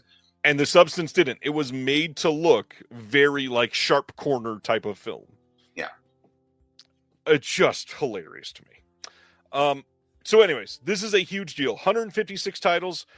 Keep in mind, they are not going to be coming in like 11 film boxes, and you're going to have to buy 13 of them. That's not necessarily how that is. They know the ones you want. They know the right. It's going to be box sets for the franchises. It's going to be single titles for big name titles. I'm betting The Killer Hard Boiled will have giant deluxe edition boxes and all this other stuff. That being said, the 156 titles, a lot of those are not well known. So we likely will get a handful of boxes, and that's not a bad thing because, frankly, some of Shout's best work that isn't the Hush 4K release from 2024 is their Asian releases from the last 2 years. And if this is any indication, they're going to have a lot more fans moving forward. I'm waiting for my Chow Yun Fat ballhead doll for the deluxe set. You know it's coming. You know it's going to happen. Big deal. I hope everybody's excited. I know this has been talked about to death this week already, but this is genuinely, in my opinion, I can't think of anything else that tops this as more important physical media news over the last 3 years. Easily. Oh, the 3 years? Yeah, at least. Really? You think... I know what you're going to say, but I'll just pose this to you. You think over Good Bar. You think over The Keep. You think... Oh, 100%. Really? Oh, yeah. Okay. This is stuff that has been out of everybody's hands on every format and all streaming for years and notoriously bootlegged. Well, you can get a Blu-ray. I have a Blu-ray of The Killer. Oh, yeah, and it looks fucking awful. But even that... But it's available, whereas Good Bar was... Oh, no. It's not been... That has been out of print for a very long time, that Blu-ray. But you could get it. You could go to eBay and buy it. Oh, yeah. You could get stuff... You could get Good Bar on eBay and stuff, yeah. But Good Bar was never on Blu-ray, period. Yes. I'm saying... That's what I'm saying. Silent Mandible says, Ryan, Kino Lorber released Cowboys and Aliens on 4K only months ago. Thank you, Silent Mandible. Absolutely. Yeah, no, I mean, again, I think it comes down to what it is you're excited about, you know? I think, without thinking off the top of my head, there's stuff that Criterion has come out with where I was like, oh my god, I can't believe they put that out now. You know, I have to go back and look. Like, I like the movies. I probably would say I was more excited about some other stuff. I understand that, and that's why, like Stan is saying, I think that The Keep outweighs this news. No, it doesn't, because The Keep just got a very good-looking DVD release 2 years ago. in Australia that everybody could get worldwide that almost looks like, obviously the 4K is much, much better, but it looks pretty damn good for a DVD made in the 2020s. But let me ask you this. Because the thing that was keeping this was the money, right? Someone had to buy it. Whereas the others were licensing. And that, to me, is more of like is this ever going to get resolved, as opposed to who's going to put up and shut up. That is a big deal. I'm not downplaying that necessarily. I think what will always win here, this is 156 titles. That is, I will say, yes, that is. My mind is still just on the 2. Right. That's what I'm thinking of. That's what I focus on. So, and obviously, people have been wanting Chinese Ghost Story, a Better Tomorrow trilogy in way better quality than we're getting from like the South Korean releases that have come out recently, because they don't look good. Yeah. So, this is like 8 Looking for Mr. Goodbars and 12 The Keeps all in one deal. We'll get into that later. I got some questions. All right. I will go to the next one. Brendan, more important than the inclusion of Roman numerals on the Caligula Ultimate Cut. Holy shit, that was a good pull. That was look, Brendan. If you haven't got Roman numerals, I don't know what to tell you. You're not selling that thing. Between them and the dark side of cinema, who else is going that extra distance to give us Roman numerals? This is true. Hey, this is important, and he's in the chat. Hi, Aaron. You can pre-order on Kickstarter the A24 New Wave. This is a book about A24 and all about the A24 New Wave. Aaron West is the one writing it. Jill Blake from Cine Journeys and Criterion Now is the one editing it.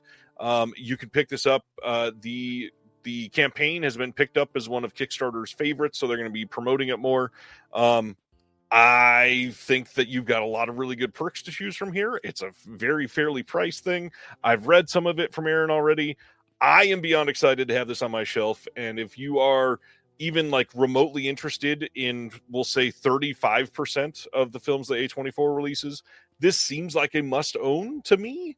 So yeah, this is something I had to back. And Aaron confirmed it. So I'm not trying to brag here, but I will say I was the first one to back it. So I'm definitely stoked on that. So you want Roman numeral 1? If you don't send me number 1, I'm getting Mondo Macabro to sue your ass, Aaron.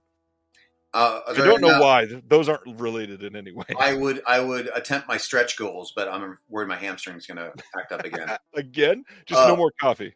Aaron, what other goodies? I need to know what other goodies. They're on the screen right now. Okay. You can get a digital version, physical version. You can get signed copies, art prints, you expect me to shirts. Read? Oh, come on. Yes. He's getting a Midsummer May Queen design shirt, which really tempted me. Where the fuck is that written? What are you talking about? If you look in the announcement here, it's I'm looking at it. List of perks, all on the picture. I know it because I read the full Kickstarter and I have it memorized. I'm about to say, it's just tote stickers and other goodies. I want to know what the other goodies are, and I don't see it. That's how they get you. You got to go over there and back the Kickstarter and read it. You'll find out. Oh, bitch. Get into my FOMO there. I'm sorry I memorize things when I see it. VCI, Mr. Cibener's favorite label, is releasing Empire the Dark from 1990 on Blu-ray on April 22nd. I was shocked how many people saw this and went, this is one of my favorite movies of all time. I had no idea this had such a wide following. Have you seen this one? First off, no. Second, I got nothing against VCI. You have everything against VCI. And everyone knows that Chris Barkett is the hottest of the Chris's. More than Hemsworth, more than Pine, more than Evans, more than Pratt. It's Chris Barkett. I mean, look at those biceps. Come on. I'm assuming that's Chris. I hope so. Yeah. I've never heard of this movie. I get never. That looks like Star Wars. That literally looks like the drawing from Revenge of the Sith in the back there. It's absolutely literally the pose of them fighting in front of the lava. Anyway. Going to the First next Ellen title. DeGeneres, now Star Wars. I did not get to see this. Did you see Memoir of a Snail? Didn't, and I wish I had, because I do love claymation. I love stop motion. So Memoir of a Snail from last year is getting a Blu-ray from IFC on March 25th. But also, if you somehow don't have the incredible Marion Max from the same studio, the same people, from 2009, there is a double feature with both films that you can purchase right now. This is going to have director's commentary. It's going to have a Q&A with Adam and Jackie, Magic of Stop Motion featurette, some interviews making up behind the scenes, all that stuff. I really need to see this. Mary Max is incredible. Check it out. I mean, stop motion to me is like one of those things where it's like a skill that I'm like, I can't even imagine attempting something like this. That is just, it's so difficult beyond my OCD. Just I couldn't even think of it. And I will say this, I haven't seen it, but it needs a 4K to show the detail, like the actual detail, like of what they built as David Lynch with their two fucking hands. I need to see the 4K so we can appreciate. I want to see the finger. I just bit my tongue. Ow! Literally, like the fingerprints on what it is they built. That is like they built it by hand. They built a world by hand. I need to see that. I literally just bit my tongue. Tony says the local Australian release has one extra, and the U.S. title has heaps. CGV TV says Red Letter Media covered Empire of the Dark, and it's a glorious vanity project. Yeah, the poster said that basically. All right. Going to our next one. The Blues Under the Skin is getting a Blu-ray release from Kino on March 11th. This one is kind of interesting. It's like a weird, like documentary about the blues mixed with a drama in a weird way. And this will only have a trailer and some deleted scenes. I really want to see this. Has anybody else seen this? I have not. I love jazz, so I will absolutely. And the cover is great. Yeah. Speaking of, you said I love jazz. If anybody's ever in the Kansas City, Missouri area, the Jazz Museum in Kansas City is fucking incredible. It's also housed in the same building as the Negro Leagues Baseball Hall of Fame. Go in there, spend like 5.5 hours. I think it total would be like maybe $20 to walk through both. An amazing day right there for both of them. Absolutely. Definitely expose yourself to some jazz. I will say that I'm not trying to be argumentative, Ragnar, but it's like, yes, it is time consuming, but it is also difficult. Like to mold the characters, to sculpt them. Let's be honest with what he's saying. It's really not that difficult to do stop motion. It's difficult to do it very well. Yes. But still, it's like... Well, and also, you're talking about claymation, and he's talking about stop motion. Sorry, we may be on the wrong page. Yes, I am talking about actual claymation figurines that you are posing 1 second at a time, like a half little inch, micro inch. That is bad or good. You still have to know how to do it. So basically what I'm saying is I don't want to like downplay the skill set of someone trying to like, that's why not everyone's like, you know what I'm going to do today? Some stop motion. That's what I said yesterday. Exactly. So again, I get what you're saying. Maybe we were just on the wrong understanding of like, yes, a flip book. Yes, I totally get it. And nothing. Can I throw out? We still haven't even gotten to Criterion yet. Get to the Criterion. Next up, Cohen Media Group is releasing Rose from 2025 on March 4th. This 78-year-old Rose is just lost her adored husband. Her grief gives way to a powerful impulse to live, making her realize that she can still redefine herself as a woman, but in doing so, the whole balance of her family is upset. There's a Q&A with the director and some other individuals on here. Trailer. It sounds interesting, at least. I like Cohen Media. It's a great sequel to Titanic. Next. No. I don't. Do you have anything to say about Rose? No, I've never seen Rose. It's brand new. Like, probably 12 people in the world have seen this so far. Are any of those 12 people in the chat right now? Definitely not. Okay, right. Let's move on. So I posted a link to a bunch of vetted, verified GoFundMes for individuals that are lost their homes in the LA fires fundraisers. Some people that I know, I know, I think 3 so far that have lost their homes, a couple more that have been evacuated, a couple more that are on the verge of being evacuated. But if you watch the show and you've watched it for a long time, I interviewed Josh Rubin, who used to be on College Humor. He and his wife had just bought a house. They had not moved in yet, but all of their savings went into this home in Altadena, and it's now gone. So Josh and I chatted over email. I got this link from him, and just sharing it wide. It's a lot. It's a really terrible time in LA, and it seems like it likely cost us David Lynch as well. So if you want to help somebody, not saying that you have to, I understand a lot of people are upset that these people have money to buy a house in LA, and damn it, they should be able to buy a new house themselves. The truth of the matter is this is about a lot more than homes, first of all. Yeah. I should say this is about a lot more than houses. This is about homes. Many of these people have lived here for decades. I mean, I grew up driving through Altadena all the time, and it is crazy that, there are many people that are not celebrities that bought these houses when they were $90,000, have lost their homes, and they can't rebuild because now it costs a lot more than that. So if you want to help, please help. No, Stephen, don't worry. I am not the Michael Shannon of this stream right now. I'm good. What I will say to that is that the media is always going to focus on the things that's going to grab the attention. So, of course, they're going to interview Steve Guttenberg and Jamie Lee Curtis and get these little snippets of people to say. Right. But yes, no, it's not just the elite high. By the way, it's still their homes. They lost their homes. Yes, they probably have insurance. Yes. But it's still look at Billy Crystal and his family. They lived there since 1979. Jeff Bridges had that house transported from the Heaven's Gate set because he loved it so much. I mean, remember, there's also stuff in the house.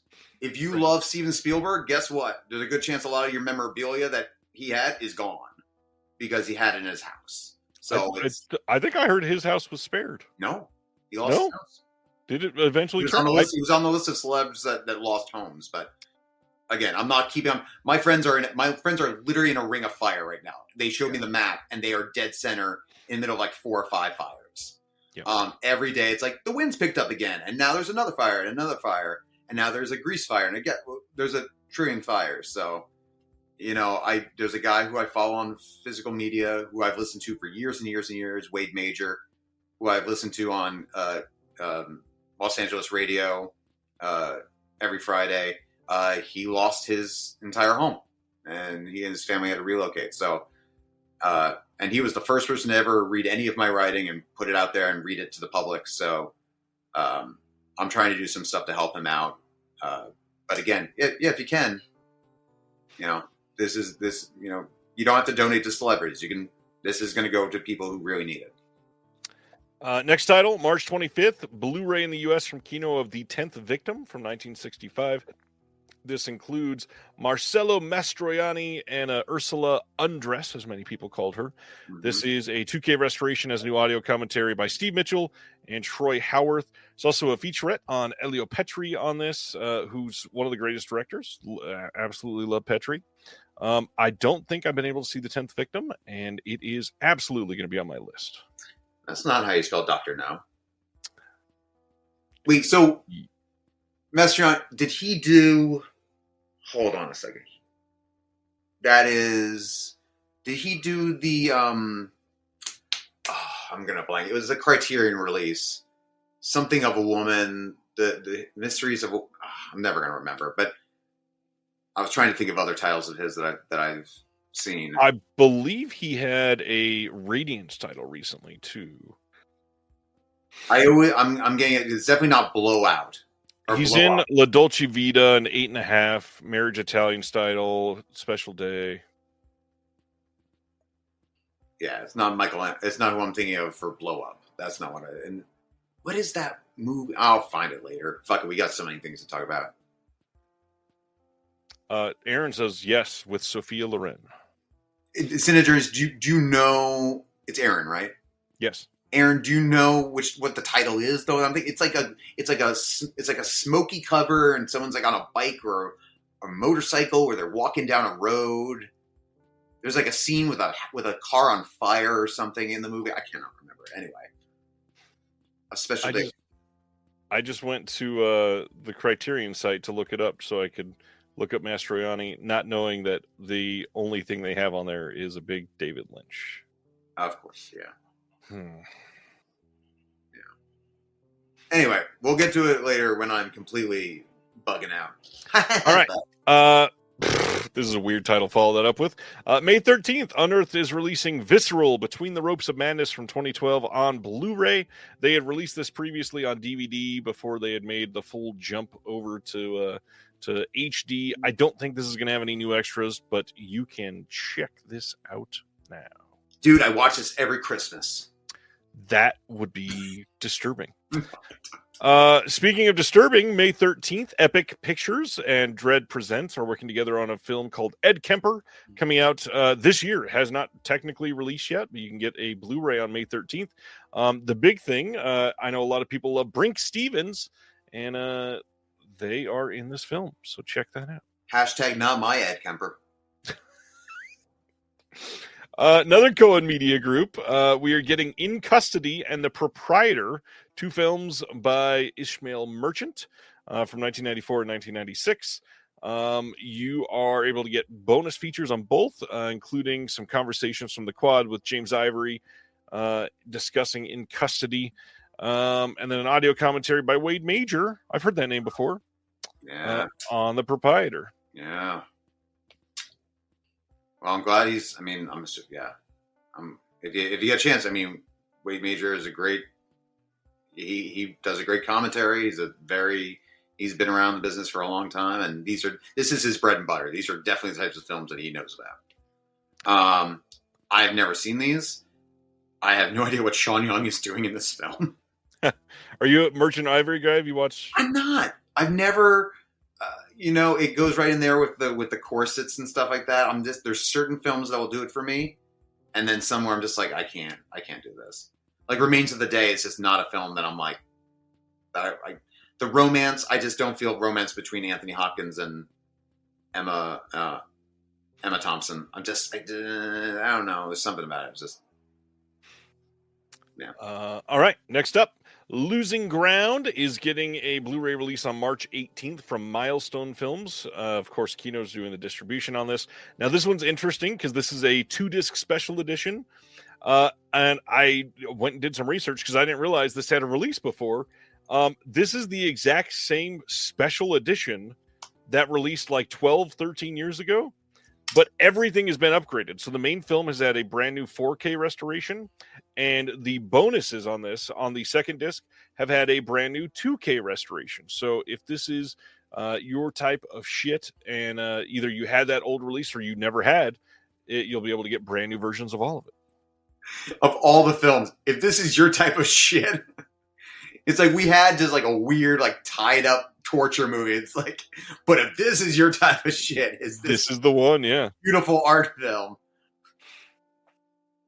Yeah. Moving to another beautiful art film. March 4th, Sony is releasing Kraven the Hunter from last year on 4K Steelbook and Blu-ray. Now, supposedly they're also doing a standard 4K, but I feel like that's been pulled everywhere. I can't find it for pre-order anywhere at the moment. They might bring that back. Does he actually have a size? Why does Kraven have size? I don't know. Let's go back to this one. Anyway, yes, please. So funny enough, this is going to have a bunch of extras, more than I expected for a film that made like $14. But if you really want it, check out Kraven the Hunter. Are you going to watch this one, or did you go see this one already? I did not see it. I'm over this Sony bullshit. Look, if they told me like the reason we're doing these movies is just because we want to keep the licensing, I'd be like, okay, it's a shitty way to do it, but I get it. But if there's actually a creative method to this, you're not doing it right. You're just not. It's just, they're not good. Ragnar wants to know if we think Peter Jackson can finally give us Dead Alive and Bad Taste and stuff this year. I mean, look, if anyone's like I don't know.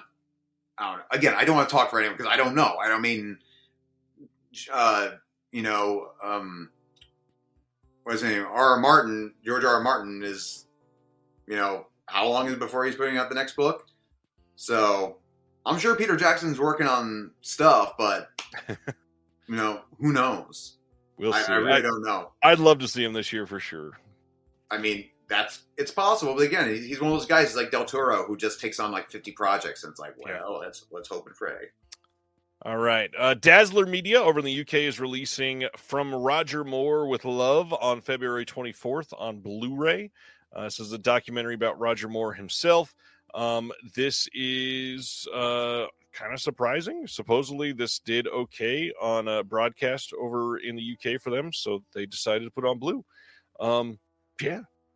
My first Bond. I am for many. Moonraker was the first Bond I ever saw. Not my favorite. My favorite is still Connery, but yeah. I still Pierce for some reason. March 18th, we are getting in the U.S. the 4K Steelbook of The Last of Us Season 1 that released internationally when this first came out in 2023. Everything's the same on-disc content, no new bonus features or anything. You can pre-order this on Amazon or on Groove, but I do like the artwork on this better than what originally came out here. I still haven't seen the show. Wow. Oh, really? Yeah. Huh? Okay. Have you played the game? No, I've not been able to play anything that wasn't like a sports game in I gotcha. quite a few years. I'm curious to see how, obviously, because we haven't gotten the third game yet. So I'm curious, and they've already said the second season or the second game adaptation is going to be split into at least 2 seasons. So I don't know. At that point, do you do a Game of Thrones where you drift off? And does he tell them where they're going with the game? I'm blanking on the creator's name, but does he say this is where we're going with the game? Make your show. Or do they wait for the third game to then drop and then the show? Who knows how long these take to make? So yeah, I was going to say. I mean, the first season came out in 2023. The second one is dropping soon this year, right? And so yes, but then he has a very packed schedule. So I don't know. Yeah, so we'll see. We could be talking about the next 8 years, maybe. Yeah, March 18th. Yeah. All right. Next, Lionsgate Limited announced their next 2 titles. You can pre-order both of these now, both dropping on February 25th. First one is Your Next from 2011, getting a 4K Steelbook in the US. Now, this one's interesting because it has all of the extras that were on the second sight 4K, but it actually has more because it's got the original release extras that were not on the second sight release as well. So if you are not a second sight collector or you were waiting on a domestic release, this has so much in this. Yeah, it's a little pricey, but also it's got everything. If you're a Your Next fan, this is a pretty great way to have this. Obviously, a lot of people don't love steelbooks. How do you feel about this? I feel like we're going to get to this later when we talk about some stuff I'll bring up. Got it. But yeah, when we start talking about the future, yes, this will come up. But I mean, I like Your Next. Not my favorite. It's not something I go and revisit, but it's a nice art. I still would, if I'm going to buy it, I would get the second sight version because I don't need all the extras. If it's going to be, it's definitely better than the old steelbook. Yeah, and again, it's for a film like that. I don't need all the extras in the world. I just need a good version of the film to look nice. I get that. I like having a lot of extras for something like this for some reason, especially when it feels like it's, I don't know, this film in particular feels like it was just a bunch of friends hanging out. I get that. It's more so for me, it's like, so you've got this version with this handful of extras and this version with this handful of extras. But so if the trade-off is that with this one, I'm going to get a hard box and a book with it, I'll be like, fine, I'll take this handful of extras. I'm not going to miss, at least for this film. I'm not like, oh no, I don't get this little sit-down interview. I'm like, okay, fine. Right, and I'm not worried because I have the second sight 4K upgrade, but I've also got the original blue in the steelbook, so yeah, I've got everything here just on 2 different discs. Yeah. In the chat, Silent Mandible says you said it's 4K. Yes, as far as I'm aware, it's 4K. And Ragnar, I'm going to get to that. I've got some thoughts. Cibener does not like the term limited edition. That's not what I'm. you are just being a little bitch. Just don't start fires you can't put out, Ryan. We don't talk about fires right now. It's not safe. Exactly. Yes, Nyla Mandible, it is 4K, just verified on the website. Going to the next title is a little indie movie called The Third Man. Same date, same 4K Steelbook, same Lionsgate limited line. This has everything that was on the Studio Canal extras. Also has a 56-page booklet in this. It's got great art. It's The Third Man. Like, I know a lot of people are going to be pissed that Criterion doesn't have it, but in the U.S., this is going to be the best domestic release of this, probably. I'm not a big fan of the artwork. I'll be honest with you. I do think it's funny that most of the artwork ever for The Third Man sort of spoils the film. I think the more subtler, the better the art for Third Man, because of how noir, like the density of the shadows. The subtler, the like you look at like the cover for Odd Man Out, and then you look at the original Third Man with the tunnel. Like, you don't have to do the tunnel shot, but I feel like there's something else you can do creatively with just like a shadow, like a stretching silhouette over the cobblestones or something. Yeah. This just looks like funky Photoshop. Like someone highlighted text and said, "What's a funky text, font that I can use?" And I don't like the fact that they're turning what is a noir blue. Right. Like, why blue? Just make it black and white. All right. Yeah. Let's talk about Criterion again, and it's not just about losing The Third Man. These are April releases. First one is a 4K of Ugetsu from 1953. This is going to be, if I remember right, nothing new, I don't think. And then, of course, this is a Mizoguchi. I somehow have not seen this one. I have not either. This will be the best way to see this. What's up, Viking? I wish I had seen this in time. I apologize. Any Mizoguchi is going to be a good time, though. I know that Eureka had one of their Masters of Cinema releases that's like highly sought after now and super expensive. We're probably going to be getting a lot of those in 4K over the next handful of years from Criterion and probably Eureka at some point. But yes, just like Hilton just said, the art on this is very, very old. But it looks good. I like it. It's not bad, no. If it's not broke. Right. You know what I mean? It's like when people use the original artwork. Yeah. Most of the time we say, why don't you just give us the OG artwork? Right. If you got a Drew Struzan, why are you going anywhere else? Not that I know that's not Drew Struzan.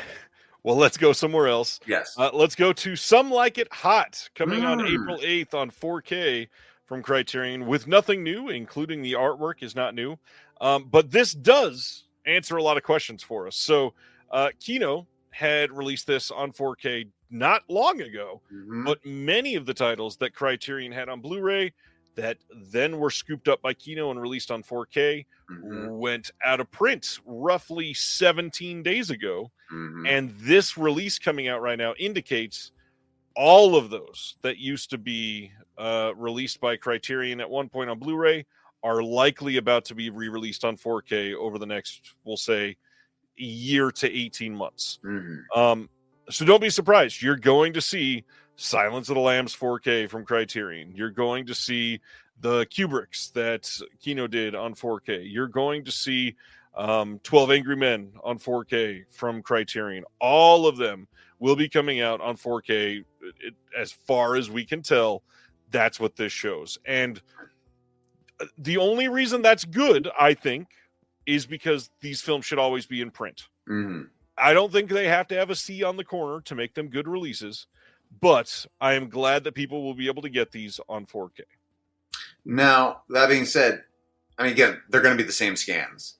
And if you're not obsessed with the C, there's really no reason, unless, so certain situations like In the Heat of the Night or 12 Angry Men, are we getting the sequel and the TV, like the 12 Angry Men TV, the William Friedkin adaptation, are we getting that included like we did on the Kino? Are we getting the In the Heat of the Night, They Call Me Mr. Tibbs? Like, is that something, or is it going to be like, no, that was Kino, we're not doing that? And in which case, again, if anything, like we talked about extras before, that is definitely something you want to keep. Right. And that's what I was going to get at, is if you have the old Criterion Blue and then you picked up the Kino 4K, there will be no reason to pick up the Criterion 4Ks. You already have everything and more. Yeah. And it's just going to be the old Criterion release again with the UHD, guaranteed. And I don't know if this is the greatest argument, because people are going to buy what they're going to want to buy, but your player is going to upscale. Like, your Blu-ray is going to look really nice. This is not that old a release. Some Like It Hot upscaled on your player is going to be like, unless you're like, I just know it's not 4K. I know it's not, and therefore I'm not happy. Right. So this is really only going to be for the diehard Criterion fans. Yes. Ragnar is asking us, Criterion had anything go out of print? Yes, we just talked about one. The Third Man. Quite a few have gone out of print. The Guillermo del Toro trilogy box set is out. Yes, you can get the 3 individually. The Confession is still not back in print. That's gone. Rosemary's Baby from them. Man Who Fell to Earth. That's a big one. The Chungking Express, if you want the original color timing, is out of print. I won't go to DVDs because that's just, why are we going backwards? Yeah. I mean, 100 to 200 is a little, like I said, Aaron, I'm not counting DVDs, and because obviously at that point they've stopped producing them. But as far as like, is Halloween out of print? Oh, the laser, the Criterion laser. Yeah. But as far as Blu-rays, yeah, there are quite a few that are out of print. All that to say, just like Mike just said, if you never grabbed the Kino version, get the Criterion 4K when it comes out, because it'll be the one that's in print. Nothing wrong with that. If you missed one, you grab the other one. But you just mentioned Wong Kar-wai. Yeah. Chungking Express coming on 4K on April 15th. Once again, this will be the altered color timing. This is not going to be the classic Chungking Express that a lot of people wanted. Also, is the pineapple still yellow? That's all I care about. This lost a special feature.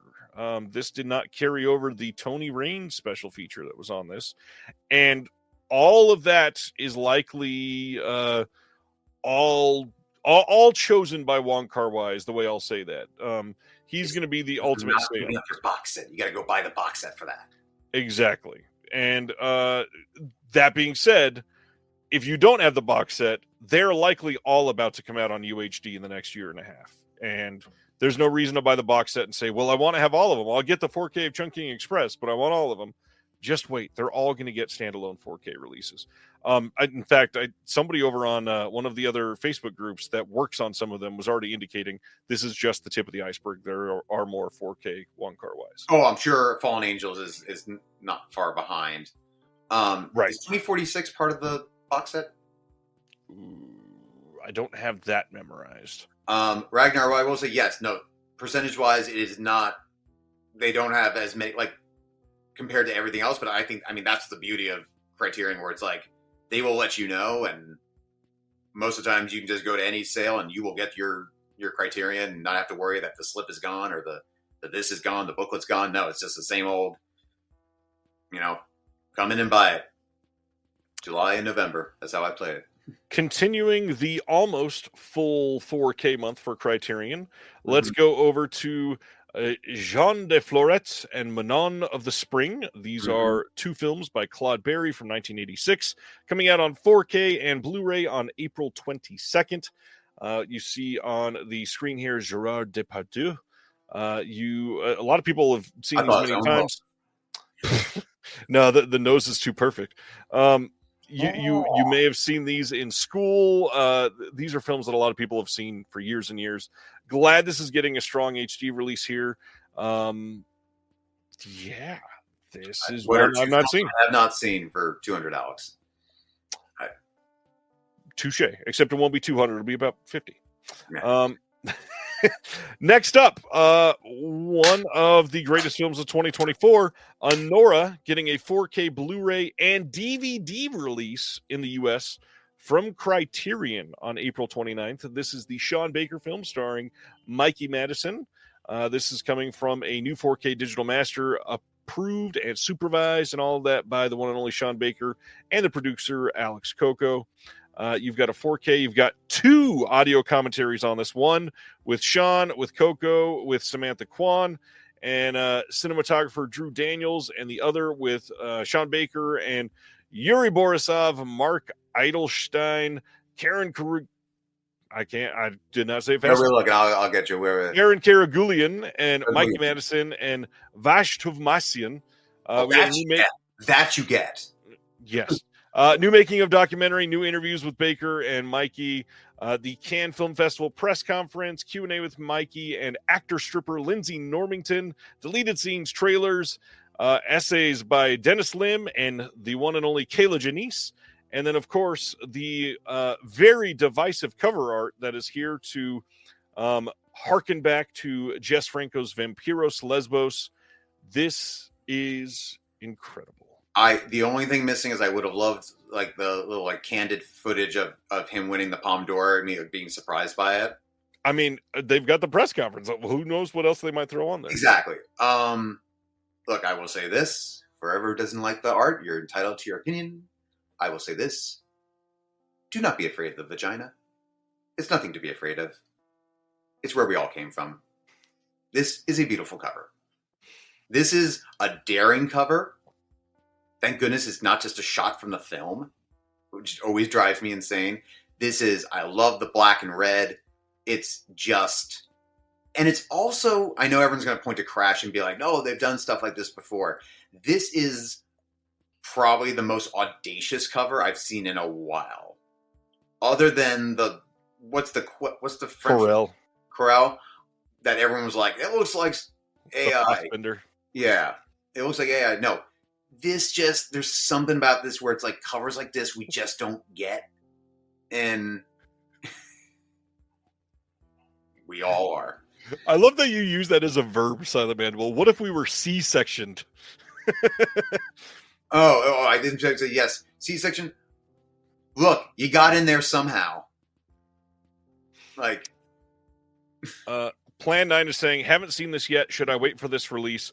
If it's not playing in a theater for around you anytime soon, which it might be because this is going to get nominated for multiple Oscars. If it comes back in a theater, go watch it there, please. But then if you can't see it in a theater, watch it on the disc 4K. Sorry, go ahead. I'm just going to say I love this cover. Silent Mandible says this cover is apparently a reference to another movie. Yes, I did already mention that. It is a reference to Vampiros Lesbos, genuinely. And that in itself, it has a couple references. The red scarf Mikey is wearing here is from Vampiros Lesbos. And then on top of that, in the credits for Honora, Sean also thanks Jess Franco and Soledad Miranda specifically. I'm getting I'm forgetting the director, so someone's going to chime in. I know they know it. I think it's called Center of the Universe with Peter Skarsgård and the actress whose name I can't remember with the red hair. It was it was like 99, 2000 it came out. If you see that cover, you know what I'm referring to. Center of the Universe. Are you seeing what I'm seeing? No. Am I just insane? I'm trying to find it. Center of the Universe or Center of the Universe? From around 2000? Oh my god. Is it Center of You? No. I'm going to find this. I just got Masters of the Universe on my Peter Skarsgård. Fuck, this guy's name is impossible to spell.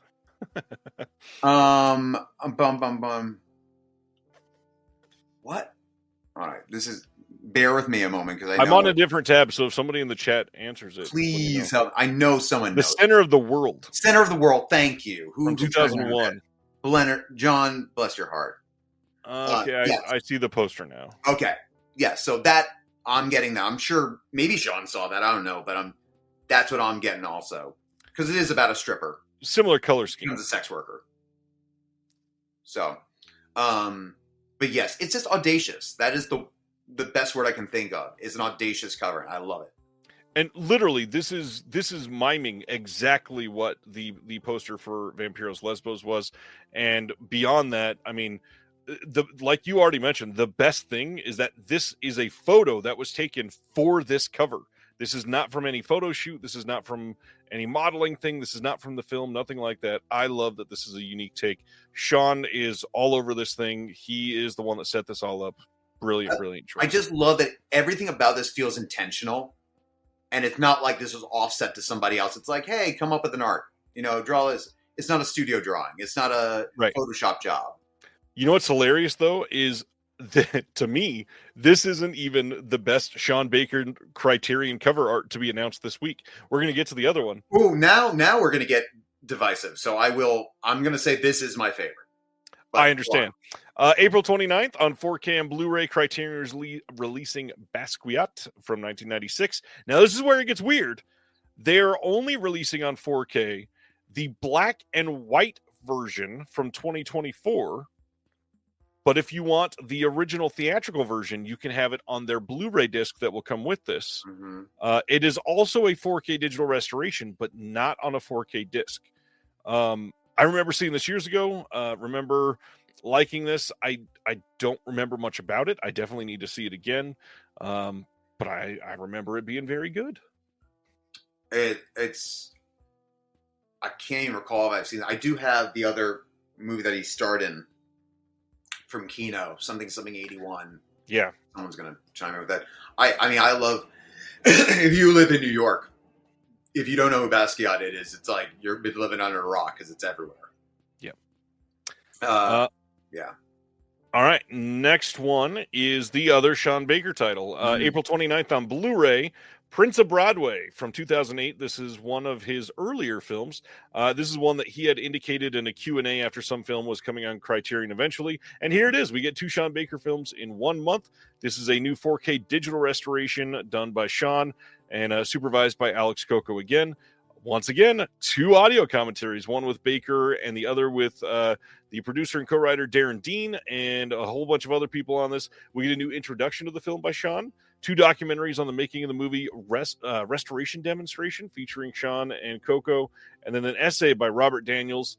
But this art by Sister Hyde, I think, is so freaking unique and brilliant. The fact that we have half of the bootleg of The Dark Knight on here, and they're totally fine with that. Half of the Rihanna bootleg above it is hilarious. The fact that the blue tarp is just so specific here. Yeah. This is a great movie. This is a great cover. Like, I understand that the Mikey Madison and Nora art is breathtaking. I will never take that away. But this, to me, is very, very clever.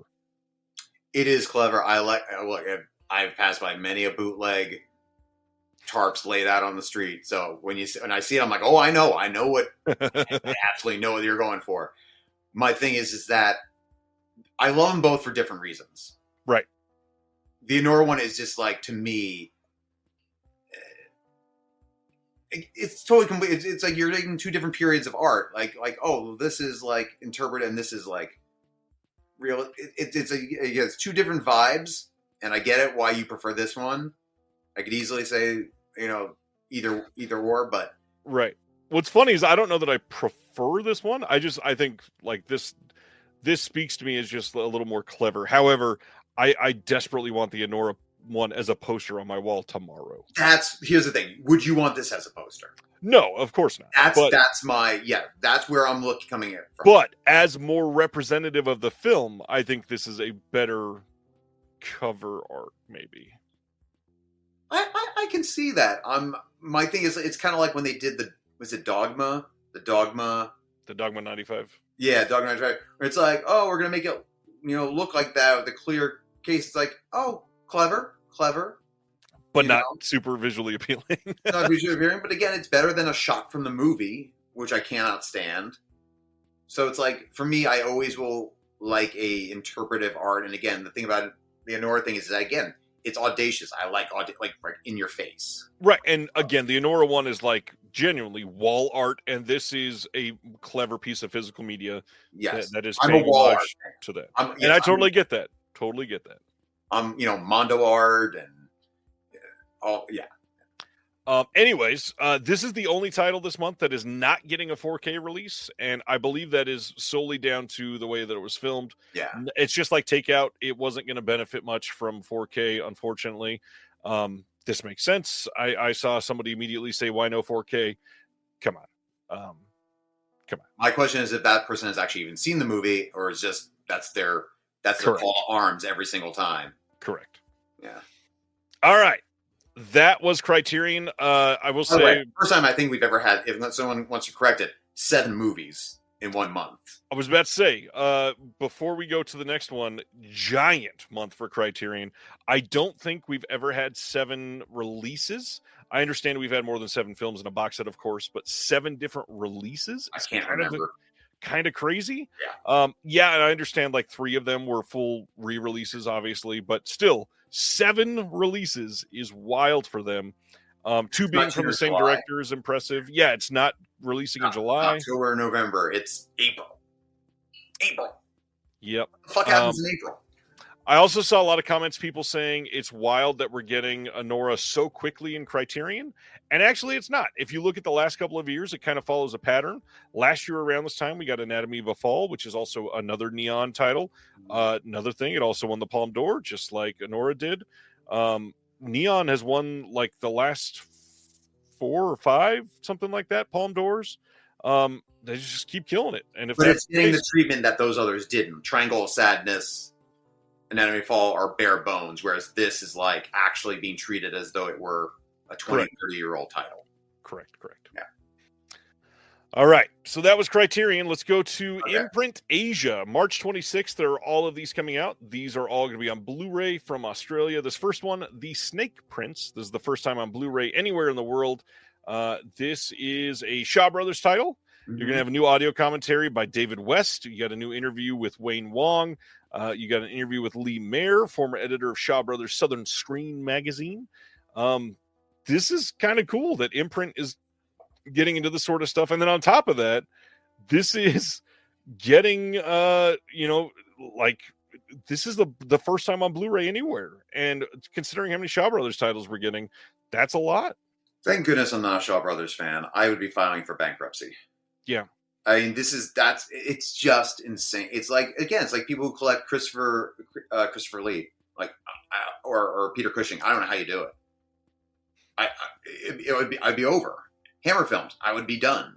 This is Giallo's bad enough. I mean, I've never heard of this film. I'm happy for everyone finally getting it on physical.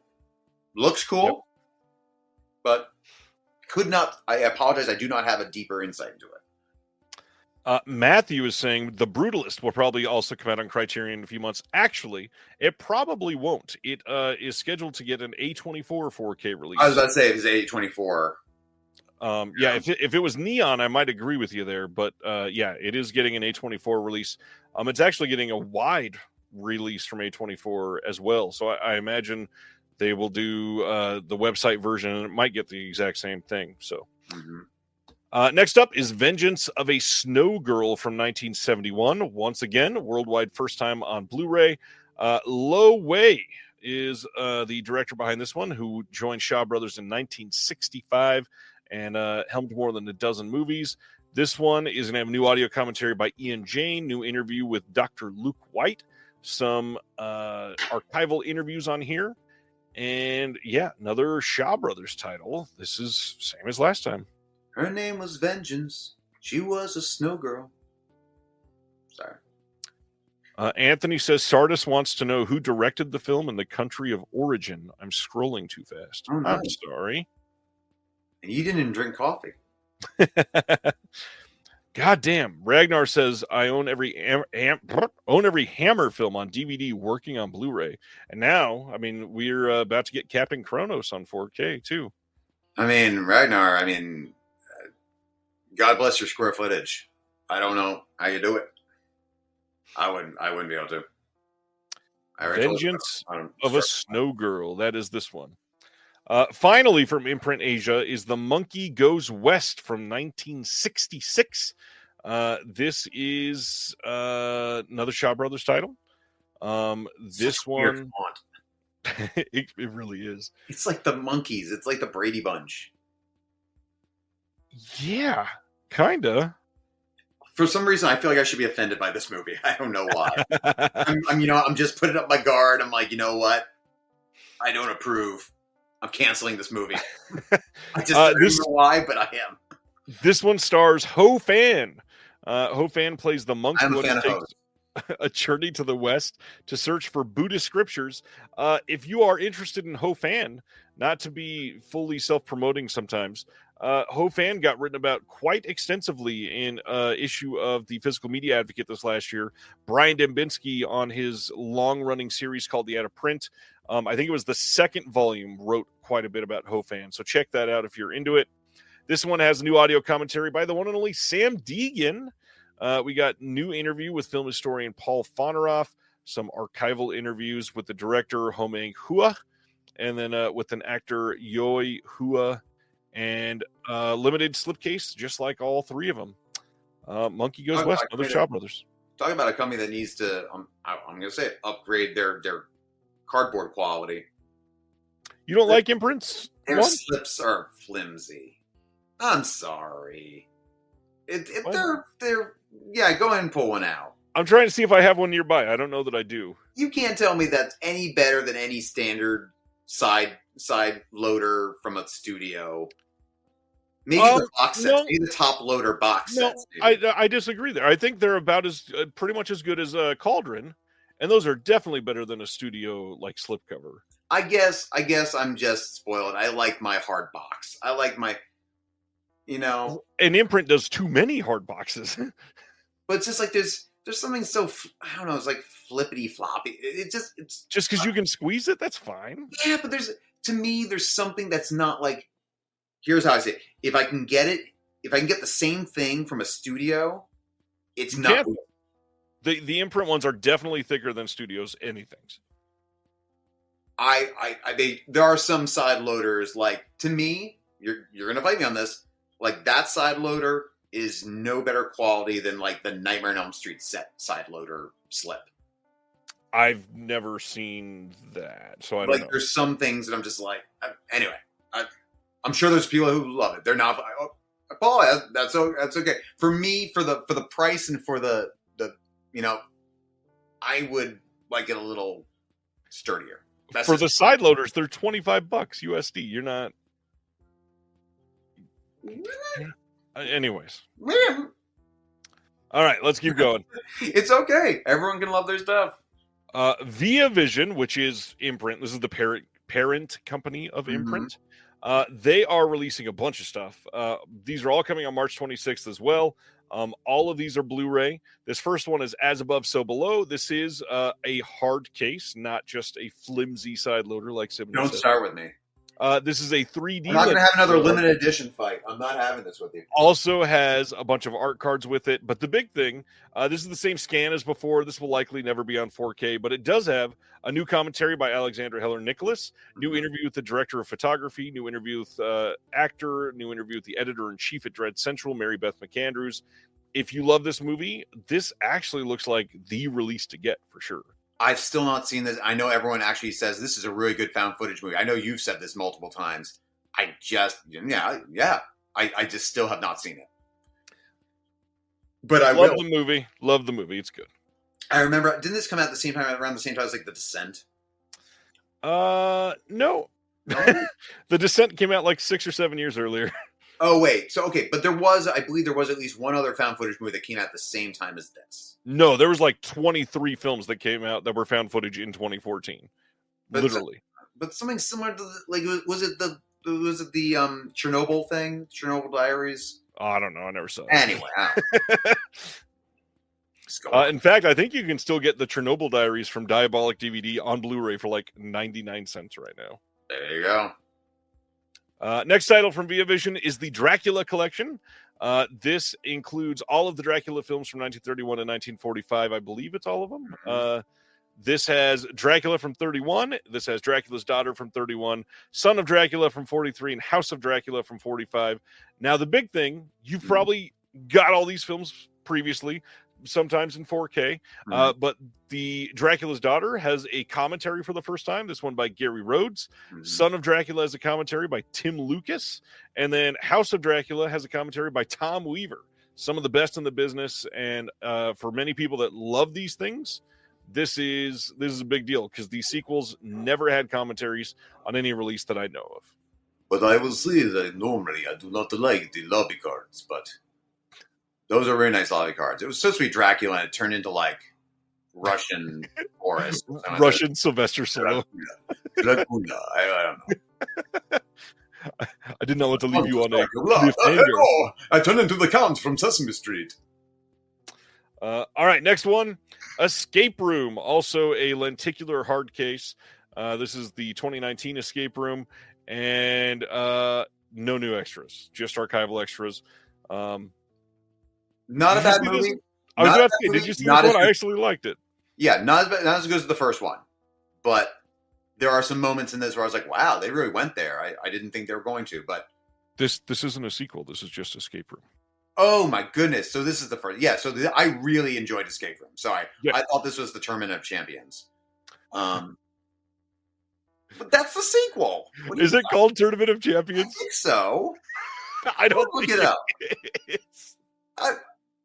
Be mocked. I kind of be on here to laugh at me. When you're right in just a second, I'm going to laugh so hard. Somebody else is going to answer before I can. Thank you. Someone can back me up here. It is called Escape Room Tournament of Champions. That's hilarious. Thank you. That is a terrible name. It is a terrible name, but there's some moments in it that I actually will applaud. I'm like, wow, they actually went there. But no, nothing beats the first Escape Room. The first Escape Room is really good. Wow. And it's like PG-13, which I was shocked by. Yeah, I love this first one. This is kind of like my favorite kind of I don't know, like puzzle slasher. Yeah. And it doesn't hold back. Like, honestly, it's not the most gruesome, but like for PG-13, right. I was like, wow, okay. I got it. Yeah. Thank you, Ronnie. Giant title, Jason and the Argonauts. This is probably going to be the current best of this film until we get a 4K someday. 3D lenticular hard case and art cards, individually numbered all the way up to 2,000 of these. And this has pretty much all of the archival extras on this one that have been done before, I believe. Legendary film, legendary release. One of my favorite memories of this is a music venue I used to go to. The sound guy used to be obsessed with stop motion. And so he would play this and then some of the scenes from Army of Darkness and like some of the other like very classic examples of stop motion in between bands up on the wall. And I've spent hours watching just random ass scenes from Jason the Argonauts while waiting for some punk band to like come destroy my eardrums. Also stop motion that is not very easy to do. Touche. All right. Ray Harryhausen would have a thing to say about that. That's true. One of the best. Nocebo from 2022 is getting a release from Via Vision on the same day. This is again lenticular hardbox with art cards. You got a new audio commentary by the director. You've got a new interview with the actress Billy Gadsden. Have you ever seen this? I don't know that I have seen this. I should have had that joke ready. I'd never even heard of this until this got announced. I meant to look it up before we started, and I didn't have time. And it looks interesting. I would absolutely look into it. It's a cool cover. Fully agreed there. And then, Jesus, Ultraviolet from 2006 is the last of the 3D lenticular hardbox releases with art cards from Via Vision. Nothing new on this. You got an audio commentary by Mila Jovovich herself. This is not a good movie. No, it's not.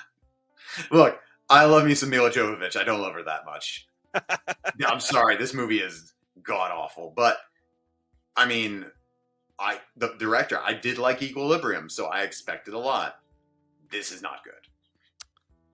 Yeah. Now, would you, if you had, I won't say this for the for the slumber party. If I had to make you watch either this or Aeon Flux, the live action with Charlize Theron, what would you watch? Ooh. I think Aeon Flux probably has a little more rewatchability than this one. But the whole time, wouldn't you be like, but it's not the cartoon? Yeah, I mean, probably. Wouldn't you be thinking that? Like, why can't I be watching the cartoon? Whereas this is like, God damn, this is bad. Yeah. I don't know. Yeah. I choose neither anyway. And violence. Reggie, you are absolutely correct. Jennifer Connelly is eternally yes.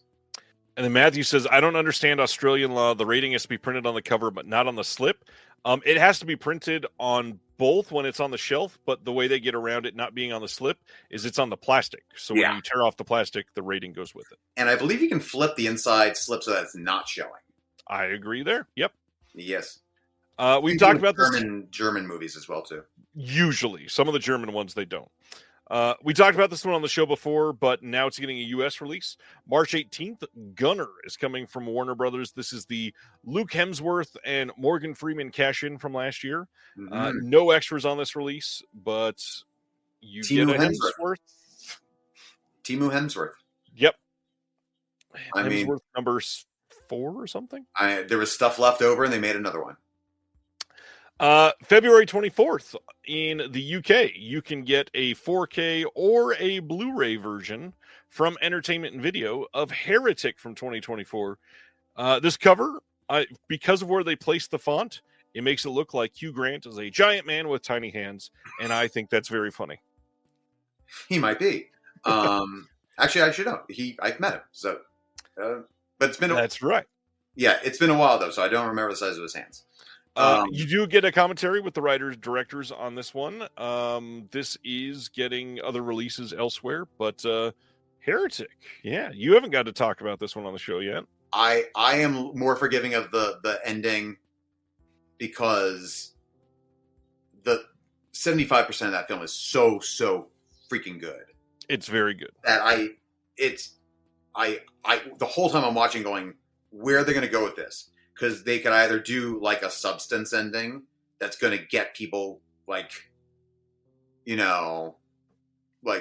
divisive, or it becomes like a generic type of, one of those movies. Right. I still think it's not spoilers, but I still think at some point towards the end, they do start to achieve a little bit of an ambiguous artsy feel to it. Oh yeah. The last 45 seconds are great. And I love it. Yeah. I that's why I made my top 10. I forgive it. It's like, where do we go from here? But I still think the A24 release looks a lot. I mean, this is a good cover. I prefer the A24 one. And it has more extras. Yeah. Yeah. Next up, Well Go USA. Eye for an Eye 2 Blind Vengeance is coming on Blu-ray on March 4th. They did release the first one of this franchise. I think it was back in 2022 or 3. We talked about it on the show way back then. You can still get that on Amazon. So if you want to pick up both of them, this is like a blind swordsman type of film. In fact, I think the subtitle for the first one was Blind Swordsman. These look surprisingly good. Watch the trailer if you haven't seen it. Okay. This looks I was about to say, if we're going by the title of the movie, they both have one eye left, so they are not blind. That is misleading. All right. Next one, which, funny enough, is the last one to go over. Yeah. This one is kind of rough because these are not confirmed images. From what I can tell, they are real, but maybe not necessarily. Well, he posted them. I did. No, not you. I don't refer to you as he. Oh, what are you talking about then? Eastwood posted them. Oh, Eastwood. Okay. Well, in that case, it's probably true. I'm telling you, this is the art. Okay. So, in the UK, we are getting 4K steelbooks of Dirty Harry, Pale Rider, and the Outlaw Josie Wales. These are likely coming everywhere in the world because that's how Warner Brothers usually does it around the same time. They will likely have standard versions as well, but we don't know any of that details yet.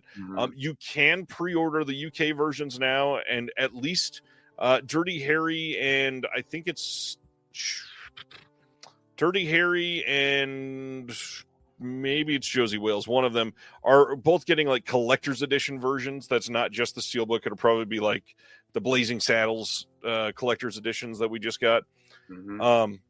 Eastwood getting steelbooks. I believe these are the first Eastwood films to get steelbooks. I'm going to look at my Eastwood collect. Hold on one second. I'm scooting away for a second. I'm still here. I'm looking at, because I have all the Eastwoods that are available. Where the hell is my Eastwood collection? Where? Matthew says Eastwood is 94. I'm pretty sure someone else is posting for him. Yes. Yes. I think is he 94? I thought he was 96. No, I think he's only 94. Was there a steelbook for Unforgiven? Oh, you know what? I think there was at some point. Yeah. All right. I think that's probably it, unless someone did a steelbook of $1 Million Baby I don't know about. Ooh. Oh, American Sniper absolutely has had a steelbook. Oh, yeah, probably. 100% has had a steelbook. Yeah, I should have fact checked that. Far from my favorite Eastwood. I mean, God, the baby scene. I was like, the whole time, I was like, that's a fake baby. That's a fucking fake baby. I'm watching the movie. And he's not even like, it's playing with the fucking arm. He's moving the arm. So we don't know any other details about these yet, but that is the art. The man risks his life for his country, comes back, and it's like, where's my baby? You swapped our baby out with a fake baby. Yes. As usual, as our last recurring segment, we always cover what is coming out next week. The biggest thing, of course, the Tarantino 4K releases of Kill Bill 1 and 2 and Jackie Brown. Also, the Steelbook from Lionsgate Limiteds for all three of those is also being released. The Substance coming out in the U.S. next week on 4K and Blu-ray.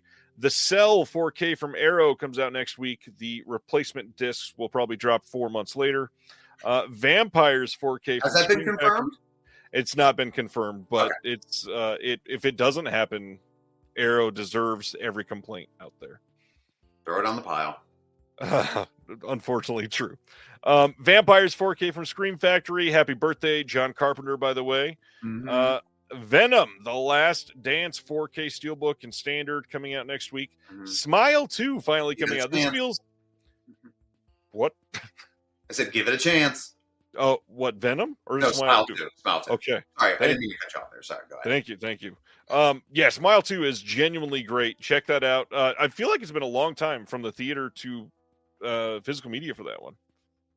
Because it was great. They kept it in the theater.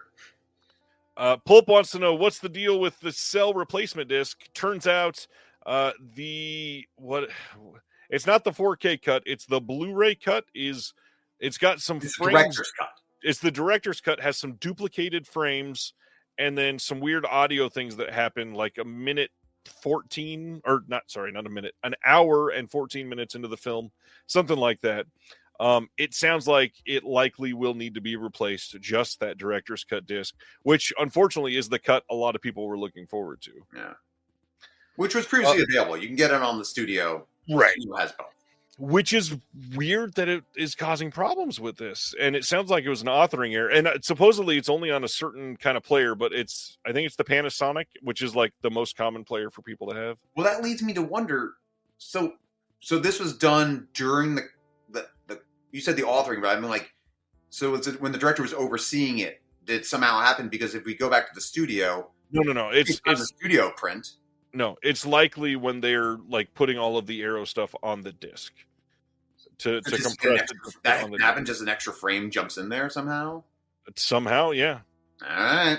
Especially if they were given the wrong file accidentally. That's what I'm wondering where this originated from. Whether it's like exactly what happened in the last one that they did for the Coffin Joe box set. I was gonna say that sounds like the Coffin Joe thing, and then I think there was like one other where that happened. Yeah. Where was So next week, The Grifters 4K from Criterion, April Fool's Day 4K Kino, Reindeer Games 4K from Kino, Murder by Decree 4K, one I've been waiting for a long time. Which one? The Murder by Decree 4K. Oh, Murder by Decree. Okay. Gotta love me some Bob Clark.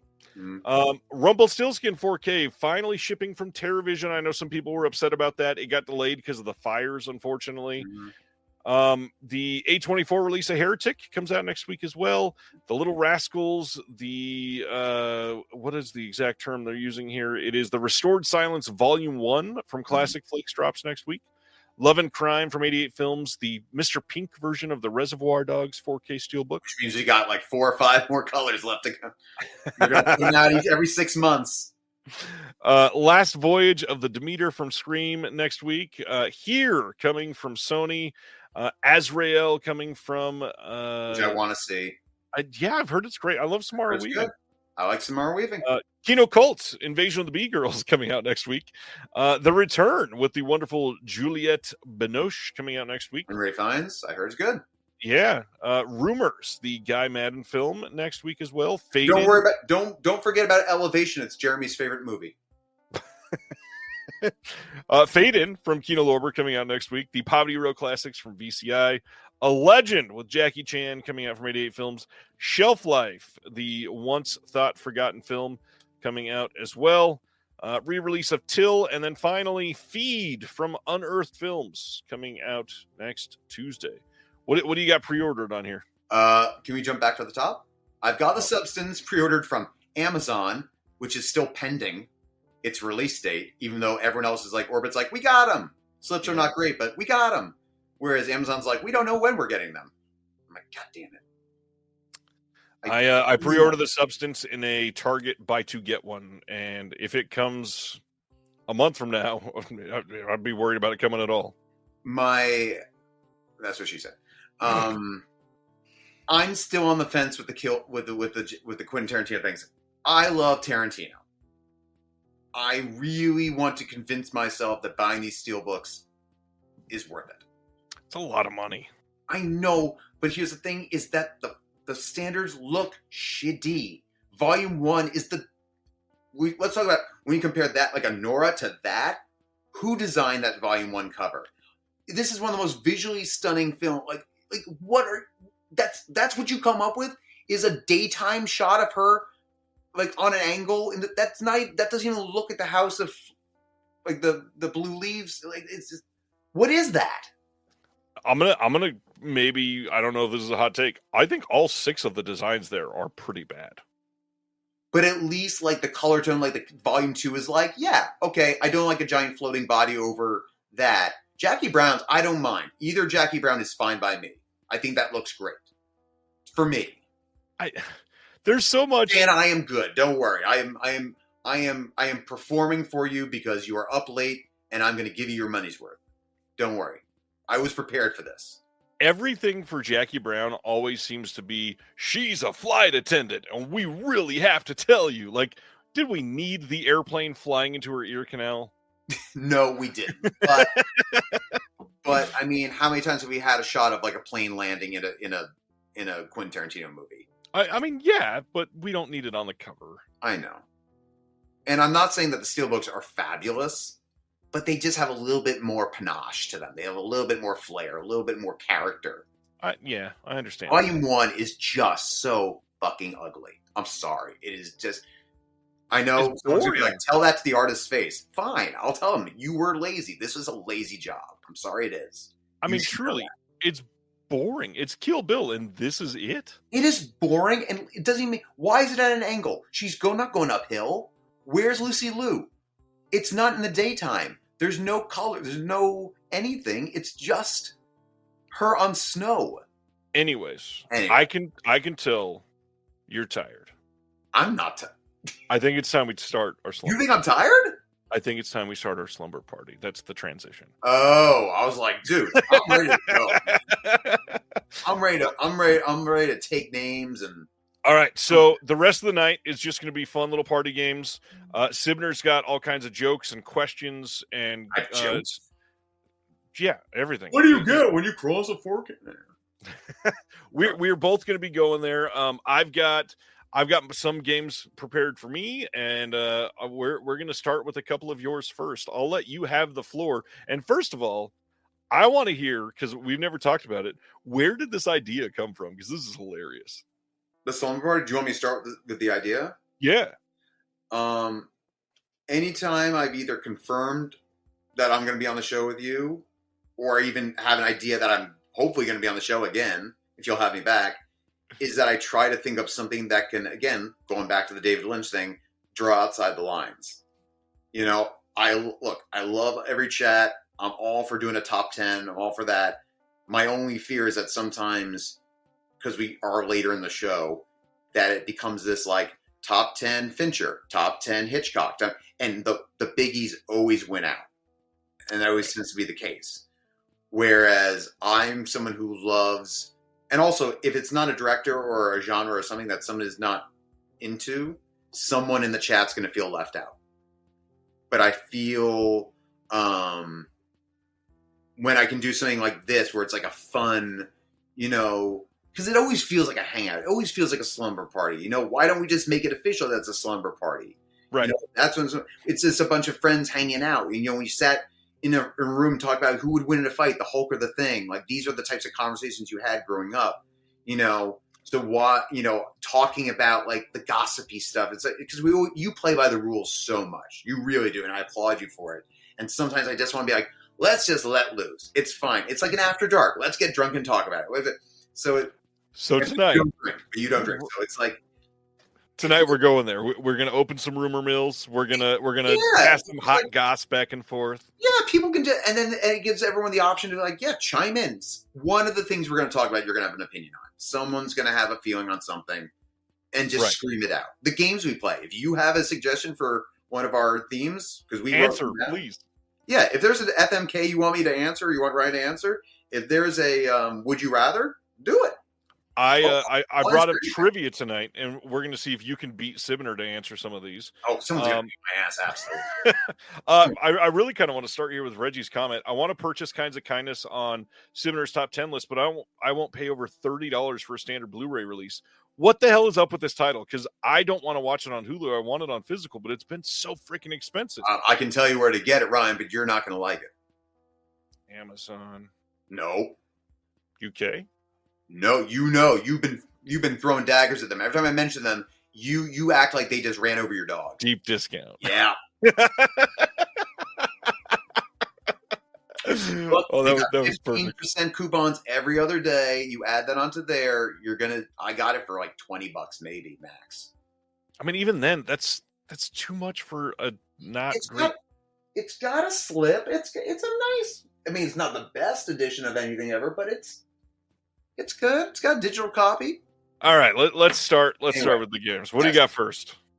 Well, here's the thing. I don't want to start out with the game. I want to start out with the boldest question that I thought of. Okay. That really just starts. This is where we're going here. Okay, Ryan, and anyone in the chat can answer this too.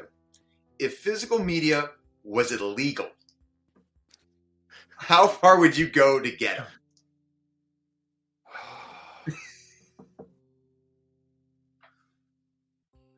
Let's see. I already have a P.O. box to pick them up, so that's sort of hiding it right there. But imagine someone could storm down and be like, Ryan Verrill, you're under arrest for owning physical media. Like you have to go find it. This is you have to go buy a box of Cubans or something. You can't just go to Orbit. Orbit would be terrible. Right. FBI from there. So we'll say you can't purchase from any U.S. retailers if you live in the U.S. And maybe you can get it from international because it wouldn't be. You try to anywhere in the game sometime. It's illegal, Ryan. You cannot have it. I mean, you live by the coast. I would illegally import them through New Jersey, have you pick them up and mail them to me. It's that easy. Yeah, we can both go to jail, but why not? The furthest you would go is to run the risk of getting caught and just paying someone to try and hide them up their ass over the border to you. I mean, in a way, not. So you want someone to 4K mule themselves? Yeah, I would have a 4K mule happily. That's as far as you would go. I mean, probably. If you're not hurting anyone. No, I'm definitely not hurting somebody for physical media. What if they were a really bad person?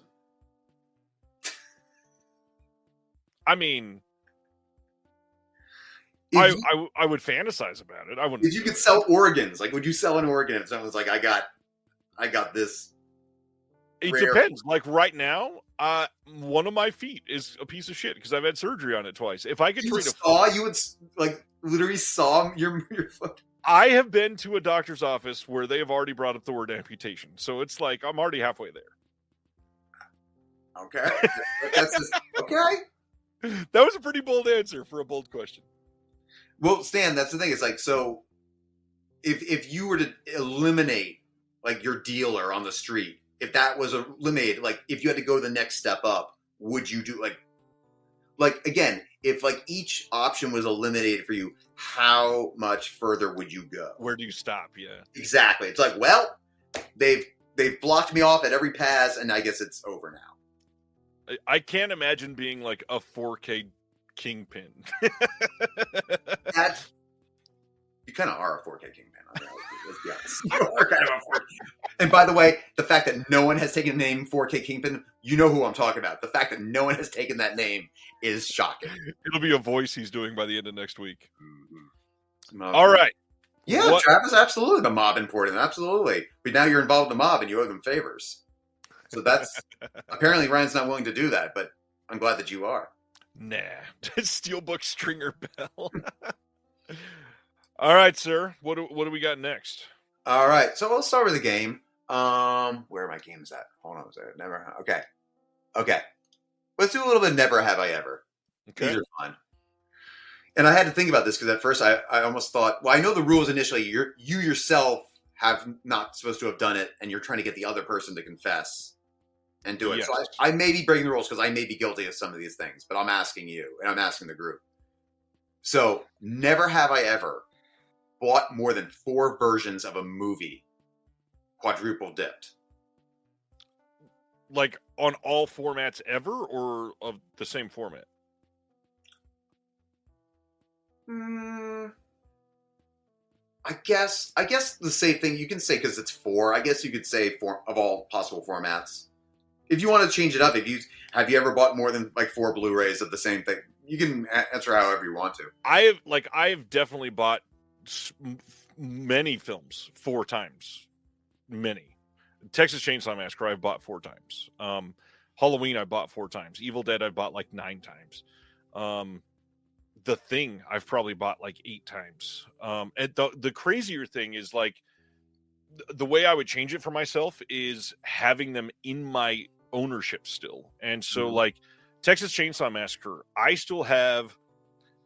think I still have the old Best Buy exclusive steelbook that came out in like 2016. Oh yeah, the tan one. Yeah. I've got the big truck release that came out on the 35th anniversary, I think it was, with the armadillo on it. Yeah. I've got the second sight release. I've got that small book one that looks like a DVD, but it's not a DVD. Yes. Yeah. So yeah, second sight 4K release. I've got the US 4K release, and that might be it. I might have gotten rid of the other ones. Yeah, Mulholland Drive, I've probably bought 4 or 5 times. I've only done it 3. I've been trying to think of 4, and I can't do it because I've got the DVD of Mulholland Drive, I got the Blu-ray, and I got the 4K from Studio Canal. Is it? Yeah, the big box thing. Is it up here? No, it's up there. So I'm just realizing that this is the case. This is awful.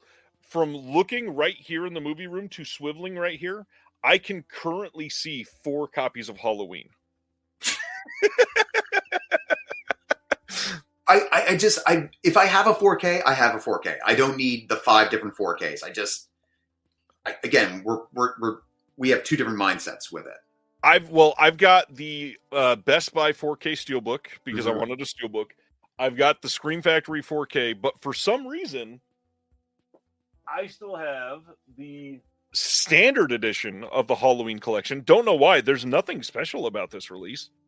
And then I also have the 15 disc, which is sort of special. There is stuff that's not on any other release. So if you have that shocks me that you have that other one. Because I feel like that's the one that people have when they couldn't get the big 15.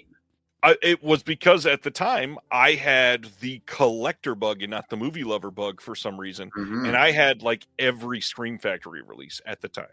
And you have never felt inspired to just sell that? Like obviously that's... Oh, I have. It is on literally I have a written list of titles I want to get rid of. I just don't have time to list them. Okay. Selling shit takes a long time. Yeah, again, it's like unless there's something absolutely essential, I just can't. Like once I have a format, right, I'm good. Like even like the Possessor thing, I have the 4K from the US. Did I like the second sight thing? Yes, I just can't bring myself to buy, right, unless it's like absolutely. And even then that's 2. Like I can't imagine doing it 3, 4. It's just Even if I went from VHS to, because I never had laser discs to play. Right. So I went VHS, DVD, Blu-ray. That's a good question.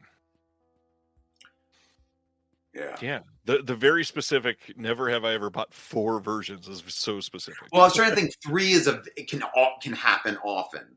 Right. You can have a DVD, a Blu-ray, and a 4K, and there you go. That's 3. Wow. Yeah. Anthony says, I have 10 copies of Cuffs, 5 VHS, 2 Laserdiscs, 2 DVDs, and 1 Blu-ray. Apparently, you like Mila Jovovich more than I do. He loves Christian Slater. Oh, okay. That too?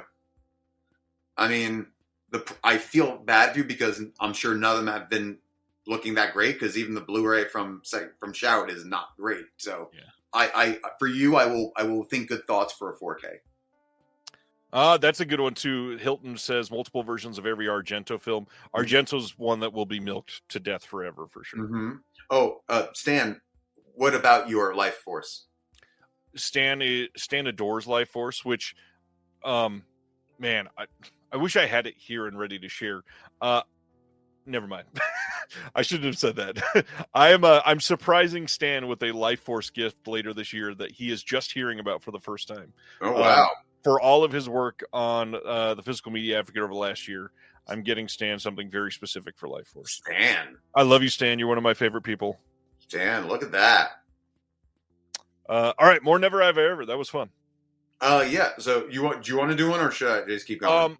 I'll say this one I feel like I might be able to get you on because I know how you are with theaters. Never have I ever driven more than, or not necessarily driven, traveled more than 45 miles just to see a film. To see a film? Yeah, like to go to a specific theater, to have a certain experience. The places I've lived are either close enough where it hasn't been 45 miles or so far away where it was just not feasible for me. I feel very privileged, and unfortunately, I'm ruining this question with the fact that I live in New York City, so it's like. See, I was hoping that there was something that you went like some fancy something else that that wasn't in New York. Well, that's the thing. So it's like, again, like in order to qualify for the awards, it's always LA and New York. So it's like the farthest I've ever traveled is like the outskirts a of couple trains, maybe like the Nighthawk Theater is really, and I'm on a subway, so it takes me like 30-40 minutes to get there. Right. But as far as like, no, I mean, again, I'm very privileged to be in a place where there's like, I mean, up until recently, we had the Sunshine Cinema, we had all these indie cinemas. One of them is going to be playing it. Like I saw what is the movie with Jessica Chastain and James McAvoy where it's him and her? It's called Him and Her, but it was The Disappearance of Eleanor Rigby. Right. Yes. Were you saying it when I was saying it? No, you said James McAvoy and Jessica Chastain. I said It Chapter 2. Oh, it's good point. Yeah. Yes, that absolutely, and also Bill Hader's in that. True, well. True. I saw the full, complete cut at the Sunshine Cinema when originally you could only see the truncated version. So I saw it. It was actually called Him, Her. Matthew in our chat says, I've gone more than 45 miles, but only to attend drive-in theaters since they're getting so rare. And this is hilarious because I grew up in, we were just talking about Kill Bill. I grew up where they filmed the desert scene in the trailer in the beginning of Volume 2. And that tiny town has, I don't think it's operational anymore because people there suck. But I grew up with a drive-in theater in our small town. But our actual theater sucked ass. So to go see, like, have a good experience, I would drive, like, very often, like 30 miles, 35 miles to a good theater. But we could go to the drive-in pretty much whenever we wanted. So we would do that probably once a month at least. What I will say, so was the question specifically for intentionally going that distance just to see the movie? Yes, specifically, like, if you went 45 miles to see a 70 millimeter cut, that wasn't going to play within 45 miles. I was going to say, I've been on tour and then actually gone out of my way to I crossed the highway to get to the theater. Because I was like, no, I need to get to the theater. I'm more talking about today, actually, I've heard a lot of people that said Lost Highway got such a limited release that many of them loved Lynch so much they traveled literally 3 hours to get to the nearest theater that was playing Lost Highway. I can applaud that. Absolutely. I did sit it's not a distance, but I did sit in the Paris theater for 3 2.5 hours to see the full uncut Hamlet with Brandon's Hamlet back in the day. And if anyone's ever been to the Paris Theater in New York, the seats are they are basically, they resemble like a middle school math class from the 1930s. They are just the most wooden, creaky, like uncomfortable seats of all time. Netflix may have, because they now own it, they may have fixed it up, but it was painful, but great. I love that version. All right. Next, Never Have I Ever from you. Okay. Never have I ever bought a movie I didn't really like, but loved the packaging. Definitely not for packaging. I've done it for special features. Really? Okay. Yeah. Yeah. Do you know any off the top of your head?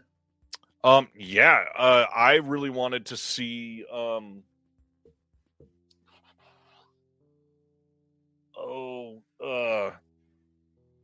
know what? That's an easier one. Everybody knows I hate it. Crimes of the Future. I bought it from Second Sight because I wanted to watch the special features. Hate it? I hated Crimes of the Future. Wow, I don't know if I knew that. Yeah, I fell asleep watching it the first time in LA with Jeremy. Walked out going, that was shit. I know I slept through about 20 minutes of it, but it was shit.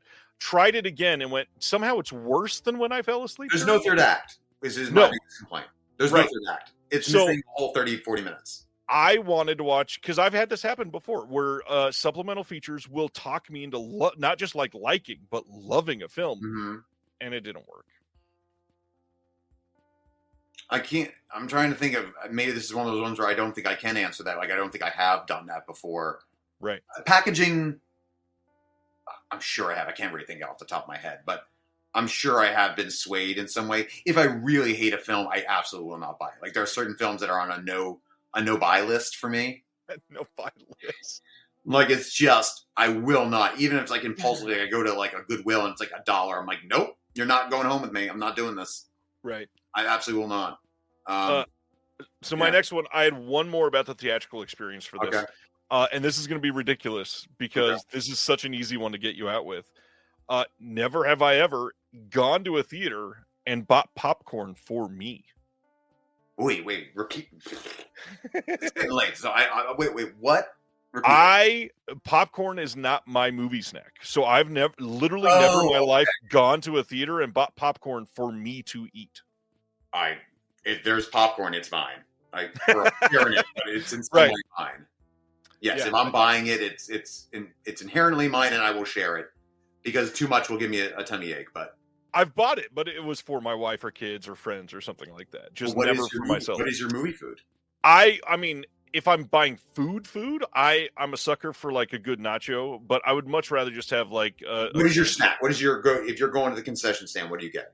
I would much rather have a small candy that comes in very small pieces that I can continuously throughout the entire length of the movie, just like continuously be throwing something kind of like popcorn, but just sugary rather than popcorn. I'd prefer that. Like a chocolate or like a gummy? No, like a gummy. Like lately, the one I've been going to, and John DeMarsco can account for this because we went to Nosferatu, which he accidentally bought 2 popcorns and gave me one, so I didn't buy it for myself.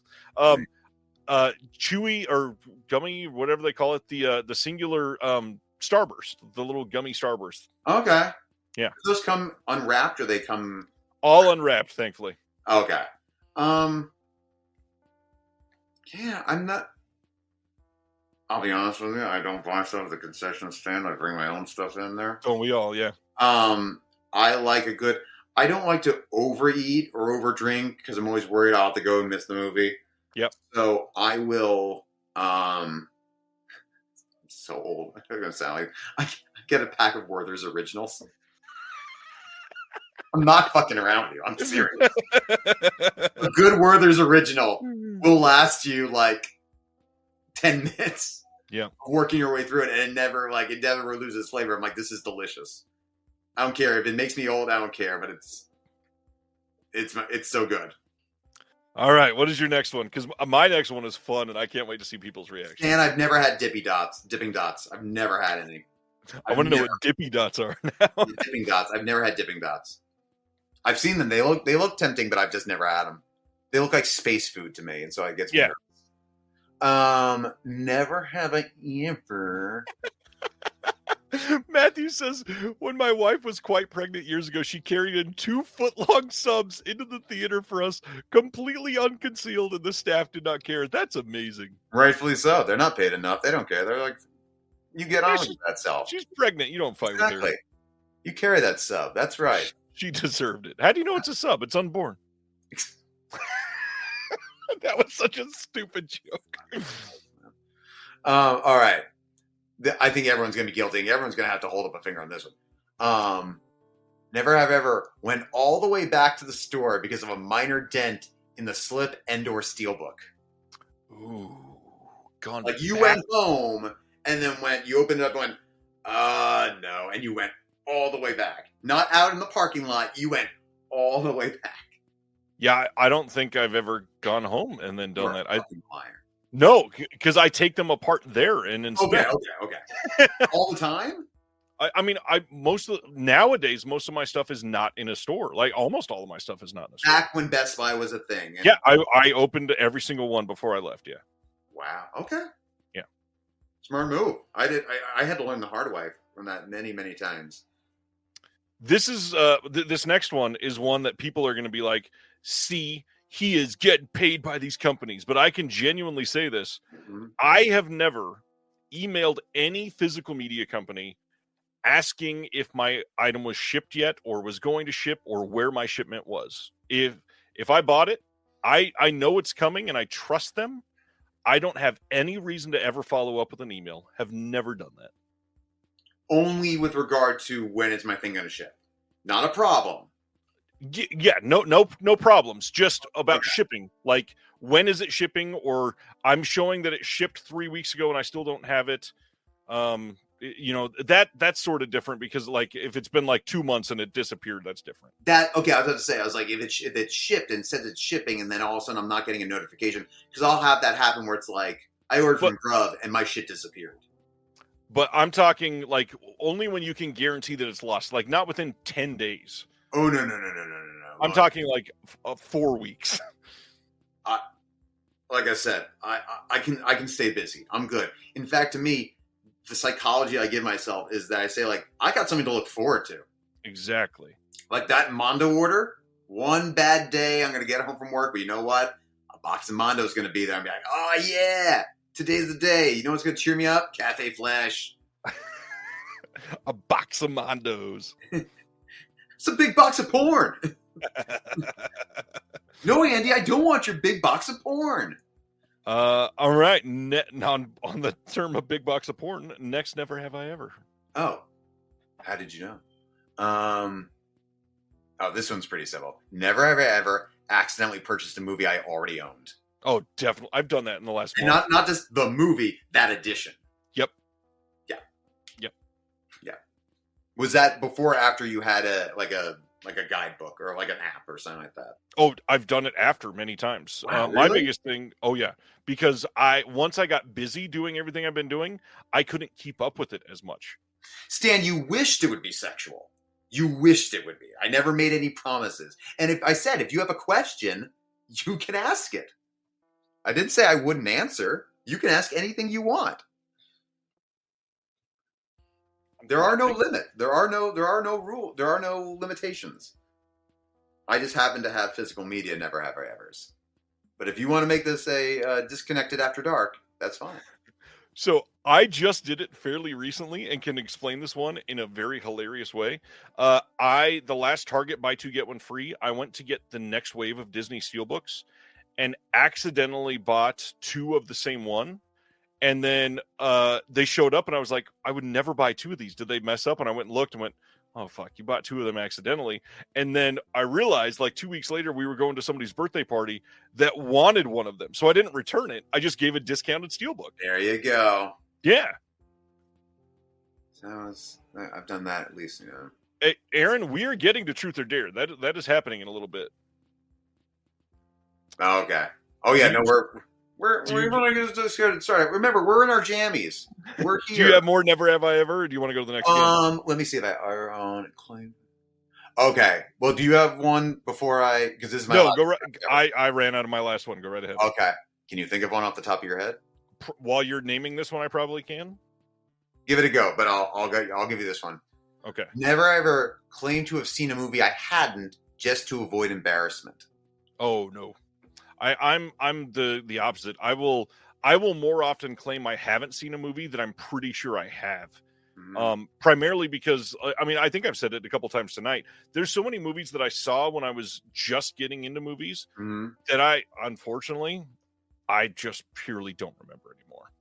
I saw them when I was like 17, 18, learning all of this stuff because I had so much free time back then. Life was so different. And I mean, I don't want to go into the sadness or anything, but so much shit happened in my life back then that I repressed so much of that shit. And I'm like fairly certain I have seen it, but I've put it out of my mind.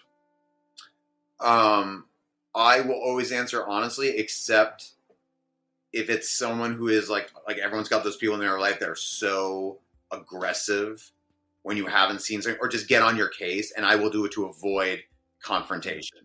And I'm like, I don't have time for this. I know how you're going to react. And I'll just go, oh yeah. And I'll just, yada yada over it. But if it's just an honest conversation, and be like, for the longest time, I had not seen Ferris Bueller's Day Off. And I was just like, yep, I just managed to miss it. You know what's funny? I've seen that movie probably 40 times, and I don't know why, but for like 20 years, I claimed that was my favorite movie. And not that it's a bad movie, but it's not even like one of the best movies I've ever seen. Why did I like it so much? I don't know. I mean, again, I've never seen 16 Candles. Still haven't. I don't think I've ever seen it all the way through. It's not. I don't think it's that good, to be honest. I wouldn't know. All right. Here is one that will surprise probably a lot of people, because I don't have a ton, but I have some. Never have I. This is very specific, by the way. Never have I ever bought from Umbrella direct. I've never. Amazing. Yeah, I've never gone to the Umbrella web store and bought from them. I've gotten a couple group buys from friends, so they'll have somebody that goes and buys, and I've gotten a couple that. In fact, I've got one package on the way. But yeah, I only have stuff that I got at Orbit and Diabolic for Umbrella for the most part. I have probably a handful of umbrellas, many of which are the trailer compilations. I don't have a single deluxe edition. This is where I'm ridiculous. I have like 50 Umbrella releases, and I've never bought from this site. It's the shipping. Sorry, it's the shipping. I'm sure there's people who don't want to ship from Kino because it's just ridiculous overseas. Yeah. Never ever returned a duplicate, so I benefited from it. I see what you're saying. Yeah, never ever returned it. Yeah. Well, that's because you're generous, KB. Real Black is here. What's going on, man? Aaron says, I actually did this on Black Friday based on your recommendation. Oops. What was that? What did shopping from Umbrella, probably. Oh, gotcha. Oh, by the way, someone earlier asked me if I got the Neverending Story. I think Ronnie may have asked me that or something like that. No, I think it was Tony. Oh, sorry. Look, 15, 20 years ago, I probably would have, because I got the Neverending Story book I would have put on a pedestal or something like that. But it's not the actual book. You don't open it up and read the book, and it's like, yeah, shelf space is. Aaron bought the 4K Umbrella bundle from Umbrella on Black Friday, which great bundle. If you wanted all the titles. Oh, yeah. That was a good deal. Incredible price. And that site crashed like a motherfucker. Yep. So did Imprints on Black Friday. I was. That's what I'm thinking. Yes, no, Imprints was. Yes. Yeah. They had. I don't remember what it was. There was one box set from them that I wanted that I don't have yet that I went to get, and I landed in my cart, and like 14 times I tried to check out and it never worked. Yeah. Old school Severn. Oh God, old school Severn. All right. Do you want to do the next one, or should I go with my trivia? Well, I ran out of my Never Have I Ever's. My next game up was Truth or Dare, so I'm going to have you go to your trivia. All right, so we're gonna do. This is out of, what is it called? I just forgot the name of it, and of course, it's not printed on the card. There it is. Trivial Pursuit Horror Edition. We're gonna do like 3 cards. That's it. Nothing crazy. If you get the answer before Cibener, kudos to you. This is just to see what Cibener can do. I'm just gonna draw a random card from the middle of the deck. I've been shuffling these. Sorry if it's been loud. Calling me out. Yeah. I love that you're shuffling a deck I have never read from before. You just shuffle them. It's got to be random. I know none of these cards. So each of these cards has 6 questions on it. Okay. So the first one in Army of Darkness. By the way, Army of Darkness came out in 1992. It says the incantation Ash has trouble reciting properly was a reference to what classic sci-fi film? Oh my If God. you can answer first before Cibener, you win. Plan 9 from outer space. I have no idea. That's on the right track. Forbidden Planet. Slightly classier. It's like the day the Earth stood still. Yes. Speaking of rumors, I think that's rumored to be coming to 4K this year. Hopefully, someone was just talking. Wasn't Chris talking about that last week with you? I remember hearing someone talk about the day the Earth stood still because you can get the Keanu version, but you can't get. I think he did bring that up. Probably. Yeah, I believe he did bring that up. All right, next one. How many members does the criminal gang have in The Last House on the Left, specifically the original? Specifically the original. Ooh, I would have got this wrong. In that case, I feel like I'm going to have to say 4. It is 4. It is 4 because I'm thinking of the remake and I'm thinking 3. So I'm like, well, I'm going to guess 3. Exactly. I'm going to say 4. So you get Krug, Junior Stillo, Sadie, and Fred Weasel Podowski. Good job, Matthew. I bet without the lag, you probably would have got that before Sibs. Yes, and actually, funny enough, hold on. Yeah, I just got this. So it's because that's why it's not open. But I did. I traded in because I got some credits. Oh, that's right. I think you sent a picture of that to me. Yeah. So how to do that? So when the 4K shows up, you're welcome. Yeah, that's what I'm kind of surprised they haven't done on 4K yet. Like they did Hills Have Eyes very quickly. Which it's weird because I would say my argument would be if there wasn't a 4K of Hills Have Eyes is that everything I've read is that this is the best. It's good. Like the material is just you can't work with it. But again, you did a 4K of Hills Have Eyes, so I'm not. That's not exactly like a Christopher Nolan film compared to this. They're both his low budget days. This one, I love this movie, and I don't even remember the answer to this. What is the color of the lanterns that are lit at the houses of the invitation members from the invitation? Red. It is red. Good job. Yeah. The final scene in Carrie is revealed to be the dream of what character? Oh, it's the nice girl. God Good job, Travis. Someone's gonna get this. Allison. I don't know their names. It's an alliterative name, if that helps. Does not. Don says Dorothy. It is not Dorothy. Megan, Lisa. I have no. It's a very 1960s, 1970s type of name that you would see in a Beatrice. I have no idea. I'm kind of surprised. Like I know the face. I can see the face. It's what's her name from Dressed to Kill, right? I believe so. Yes, it's Karen Allen. Sue Snell is her name. Sue Snell. Wait, not Karen Allen. Yeah, it is. Wait, I think so. Wait, who's in? No, who plays Marion in Indiana Jones? That's Karen Allen. It sounds right. But the other girl, was who was the one that was married to Spielberg? Oh, what the hell! I just clicked Amy Irving. Thank you, Stan. Appreciate it. It's Amy Irving in the last. Yes. We have three different names back to back: Nancy Allen, Karen Allen, Amy Irving. Nancy Allen is Spielberg's ex-wife. Amy Irving is in Carrie, and then Karen Allen is Marion. Good job, everybody. This is why we do this after the long chat. Right. We do this later. Next one, in Henry, Portrait of a Serial Killer, where did Henry and Otis meet? I've actually never seen Henry, Portrait of a Serial Killer, so I cannot. Ooh, damn good movie. And I admit it, and I own it, and I have not seen it yet. They met in prison. I should have. What is... I don't think you've seen this one either. What is the nickname of the hacker assisting the police investigation in Suicide Club? What the fuck did you just say? Have you seen... So you haven't seen Suicide Club? I have never seen Suicide Club. I've literally have no idea. It is The Bat. The Bat. Yes. Did you know that? No, because I have never seen Suicide Club. See, we're honest. We admit we haven't seen something. Yeah, 100%. In fact, somebody just did a 4K of that, and I wanted to get it, but I have not yet. See, I think off the top of my head, I think Suicide Kings, but that's the Christopher Walken. What's his name?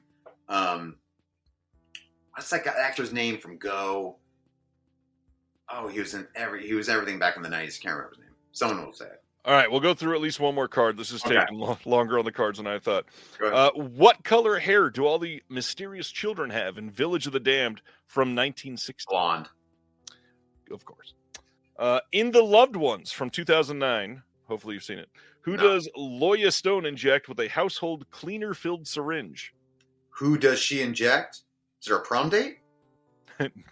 Well, it may have been. It's been a while since I've seen that one. I have not seen it, but I own it though, so I know the specifically they're asking about a name. Seymour, thank you, Aaron. By the way, thank you. Brent Mitchell is what they were looking for. You know what? I don't know Brent Mitchell from Adam, so I don't know. Next one. What mathematical quality accurately identifies room numbers with traps in cube? What? Read that again. I'm sorry. What mathematical quality accurately identifies room numbers with traps in cube? Root number? Close. I've not seen cube. Oh. Again, I own it. This is kind of a spoiler, so I don't know that I want to say this one. I'll just skip over then. Okay. I will say the first guess was Fibonacci. There you go. It's not. It's okay. Well, they are powers of prime. Anyway, I don't. It's powers of prime numbers. Okay. In one ear, out the other. I'm good. Thank you. The town in which The Fog takes place has how many founders? Oh, Jesus Christ. It's been so long since I've seen The Fog. How many founders? I have two guesses. It's either 6 or 12. One of those is correct. I'm going to say 12. The other one was correct. It's 6? All right. What actor that played one of the victims in Maniac, the original 1980, was also the special effects artist on Dawn of the Dead? I'm not going to respect that with an answer. So. Good. Who was the director of Suspiria? Why are those last two so easy? I mean, which Suspiria do you want? Ooh, it was Luca Argento. Exactly. All right. With Nancy Irving. With Nancy Irving in the lead role. Yeah. Maybe we'll do another card of those later if we run out of fun stuff. Your turn. Okay. We can't really do Dare. I can't think of anything for you to do Dare wise, like lick a Blu-ray. I'm not. I had a couple of those lined up for you, but you can ask me to do it, but from you, I can't think. I didn't think. Okay. I didn't think of anything for you to do because I'd rather just know the truth. Truth or Dare, but what is the most you've spent on a single release? Not a box set, a single release. Ooh, damn. I'm gonna get flat out called out here. Good night, Travis. Thanks for joining. Wait, the way you just said that, you said single release, not just single film? A single movie release. Like, it cannot be a 2-pack. It's not a box set. It's not it could be a big packaging. But it's a single movie. It could be a one-click. It could be a hard box. It could be a steel book. It could be anything. Stan, I'm interested. Which one? What did you get for $80? See, this is hard. Like, I have a very expensive release of Grindhouse, but that's 2 films. I'll consider that one because it is meant to be seen as one. Okay, so I pre-ordered, so full price, the one click of Grindhouse because I love Grindhouse so much. Oh, okay. What did that run you? Do you remember? Like, after shipping, it was like $220 or something like Christ, that. man. Yeah, it was a dumb time of my life. No, other than that, Grindhouse too. Single films, I think it might still be Dawn of the Dead second sight pre-order. What was that? 150? Like 125.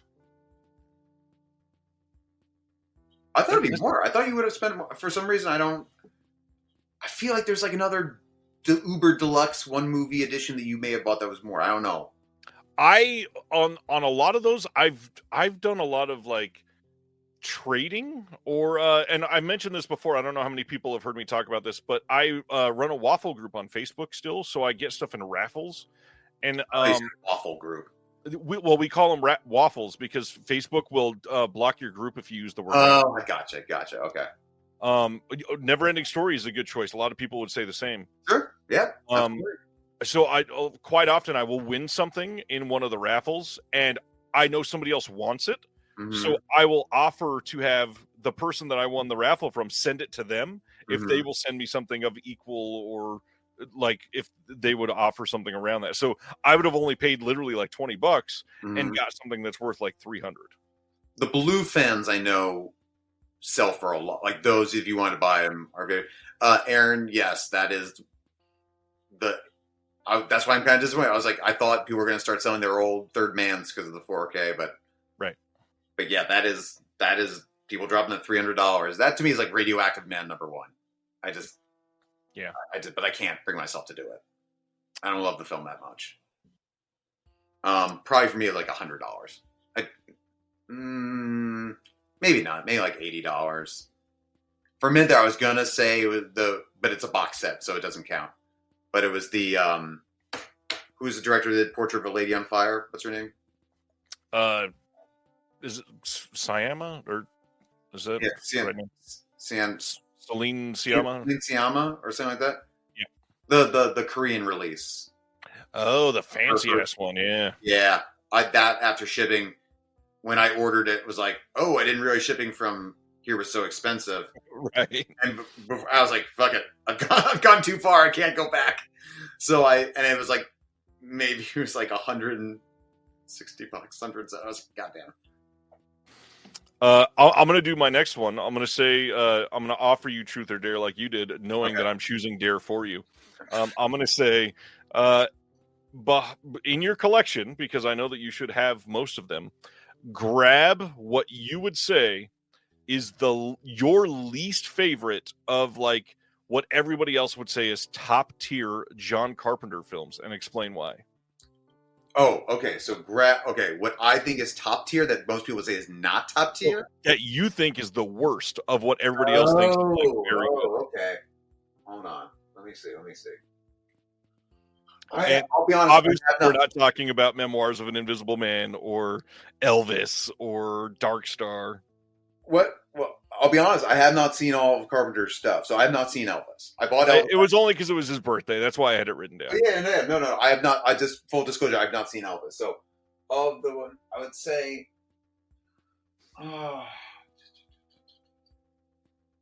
what is top tier? I mean, we're talking Halloween, The Thing, Big Trouble in Little China, Escape from New York. No one's going to argue me with that, because if I say Halloween is top tier, there's enough people that are going to say, yeah, it is. I'm just one that which one you think is the worst? Oh, I think is the worst. Sorry, I keep forgetting that. Okay, the worst. The worst. I'm not doing Ghost of Mars because everyone does fucking Ghost of Mars. Yeah, Ghost of Mars and Vampires and like Village of the Damned. Those are like mid tier. We're talking The Fog, Assault on Precinct 13, Halloween, Escape from New York, The Thing. I'm gonna say, goddamn. Stan says They Live. Matthew says I don't love The Thing. I think The Thing is a masterpiece to me. I can't even, to be a hot take, say that. But I mean, Escape from LA is not exactly top tier cinema for me. Right. I will say of what I have here. Look, I love Cheryl Lee from Twin Peaks. What you think is the worst? Yeah. No. I get it. She I know what you're asking me. I'm making a note. Okay. Whereas I do love Cheryl Lee, but I think Vampires is not good. And like I said, Vampires and Ghost of Mars are mid tier, but that's okay. Well, then if I had to really grab it, I'm not a big fan of Big Trouble in Little China.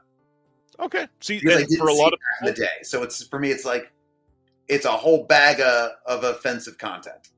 For a lot of people, that is a very hot take. And honestly, I don't think it's offensive at all, actually. Well, it's because it's just a little, it's playing to the Fu Manchu type of like, you know what I mean? No, fully disagree on that one. I don't know. It's just not for... I totally get it. That's your answer. Your turn for truth or dare. I'm going to get so many comments from people I've never met before. Look, it's tough. John Carpenter's a great director. It's like, you want me to do a Sophie's Choice here. That's the point, yeah. Yeah. Again, I mean, I'm not a big Assault on Precinct 13 fan. We're done. It's your turn. We're done when I say I'm done. What is my... Oh, truth or dare. Okay. What is the worst boutique release in your collection? Oh, God. When I was trying, like... For a long time, I tried. Big Trouble in Little Cibener is a really funny comment. I was trying things from all of the boutiques for a while to see like, hey, I want to make sure that I am, expanding my palette and everything. I have Massacre video releases that I think are absolute shit. I want to sell them. I just have not gotten around to selling stuff yet. Mm-hmm. I have Hail Caesar that I talked shit about recently for being a terrible AI restoration from MVD Rewind. I thought you were talking about the Coen brothers. I was like, leave them alone. I like Hail Caesar. That doesn't have a boutique release either. Hail Caesar would probably be up there. No VCI, really? Or just you don't own them? You just don't own them? No, I own, I think the only ones I own from VCI are John Carpenter's Dark Star. Mm-hmm. And I've got something that nobody talks about enough. Shout out VCI for this. They have a lot of really great classic Mexican films, actually. Mm-hmm. They've not done a great job with them, but they're very good movies. Just not in a great, it's not a great restoration. They're on really low quality compression discs. Even the slip on the, not slip cover, but the actual sleeve is blurry and out of an inkjet printer. But the Mexican releases from VCI are excellent. Nobody else would release those. So I'm stoked that I have those. Yeah. I think some Scream Factory releases are really terrible, and we don't talk about them enough. A bunch of Scream Factory releases. Me and somebody else was texting about this one this week. Funeral Home. A lot of us were all excited when Funeral Home came out, and it was just, hey, we finally have it on Blu-ray, yay. Hardly anybody talked about that movie. Looks like dog shit on that release. It looks bad. I wish anybody else would have got that film. It deserves so much better. It's one of those, it just is not good. I have since sold it because I got the 4K and thank God they fixed it.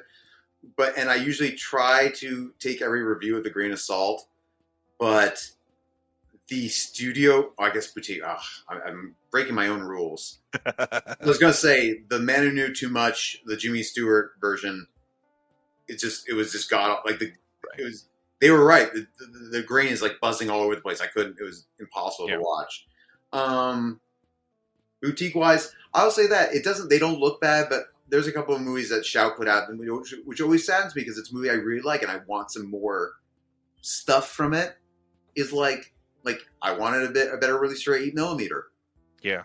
I wanted Single White Female to have a better version. That was when I first started buying Scream Factory. I was like, what the fuck?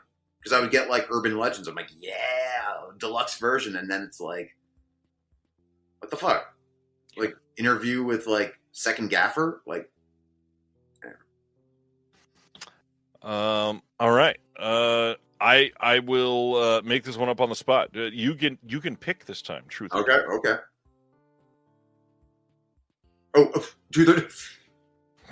You know what? Just dare me, because I'm asking you all the truths. All right, dare you. Yes. I dare you no, I'm to take a title with an out-of-print slipcover and throw it across the room. Kidding. You might as well just drop the N-word. I'm sorry. Look, we are trying to differentiate from Dead Pit. The dude tearing up his slipcovers. I'm sorry, that's black. Yeah, Ronnie. It was a joke. It was a joke. I dare you to get a title that you purchased and immediately regretted, and hold it up and explain to us why. Oh, okay. Give me a second. I have to figure out where I put it. Hold on. I'm so ready to hear the story. Oh, It's probably one we've already talked about. I think I've mentioned it once or twice. I gotta get my little step stool. Hold on. I'll tell you the story. So I, again, try not to listen to opinions on YouTube, and I'm like, you know what? I want to see it. That sounds great. So I'm gonna get it. Screw you all. Here you guys. I'm going home. And then I get it, and I watch it, and I'm like, nope, everyone's right. I'm an idiot. And thank goodness I didn't buy the even more expensive version from overseas. This thing is the most well-packaged piece of hot garbage. That movie sucks ass so much. It angers me to no end. We could be here till tomorrow morning if I go on about this movie. The audio commentary sounds like it was recorded on like a phone with no filter.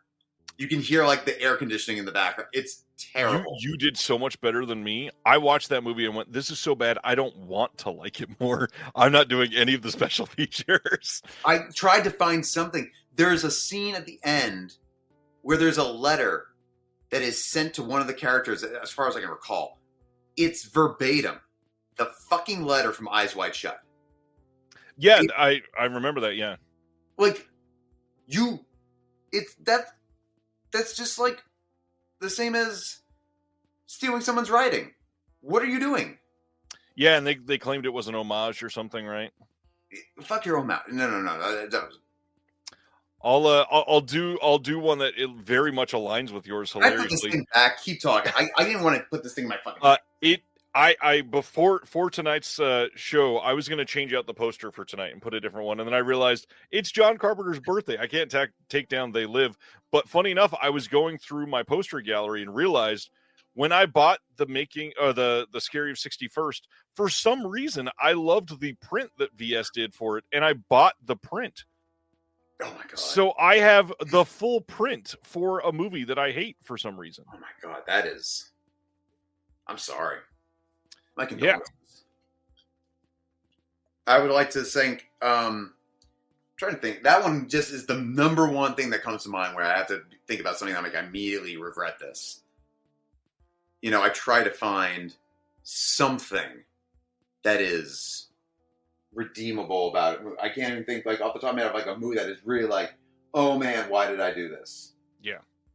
Yeah. No, I will say I recently watched. And it's nothing. The movie may have been trying to get to this point, so maybe I just think that was the movie's intention. Was Simon Killer? It was an OCN partner label release. Or I think, yeah, it was from IFC. It's interesting. The character is just so annoyingly obnoxious. I just cannot. My review for it on the VS site was the untalented Mr. Ripley. Because it's just like every Chad formed in this one douche nozzle, and is that starring Doormat Damon? Doormat Damon. Oh, this. But again, I think he's supposed to be unlikable, but he's so unlikable I can't even get behind the character. It's like yeah. Yes, Christopher, we are still alive. We're going to be here a while, my friend. Yeah. Don't you worry. KB says the Art Attack set of Terrifier is still available on Umbrella if you want to make your first purchase. I'm good. I'll wait for the fourth one and then I will get the whole thing. And then I'll wait for the fifth one. Yeah.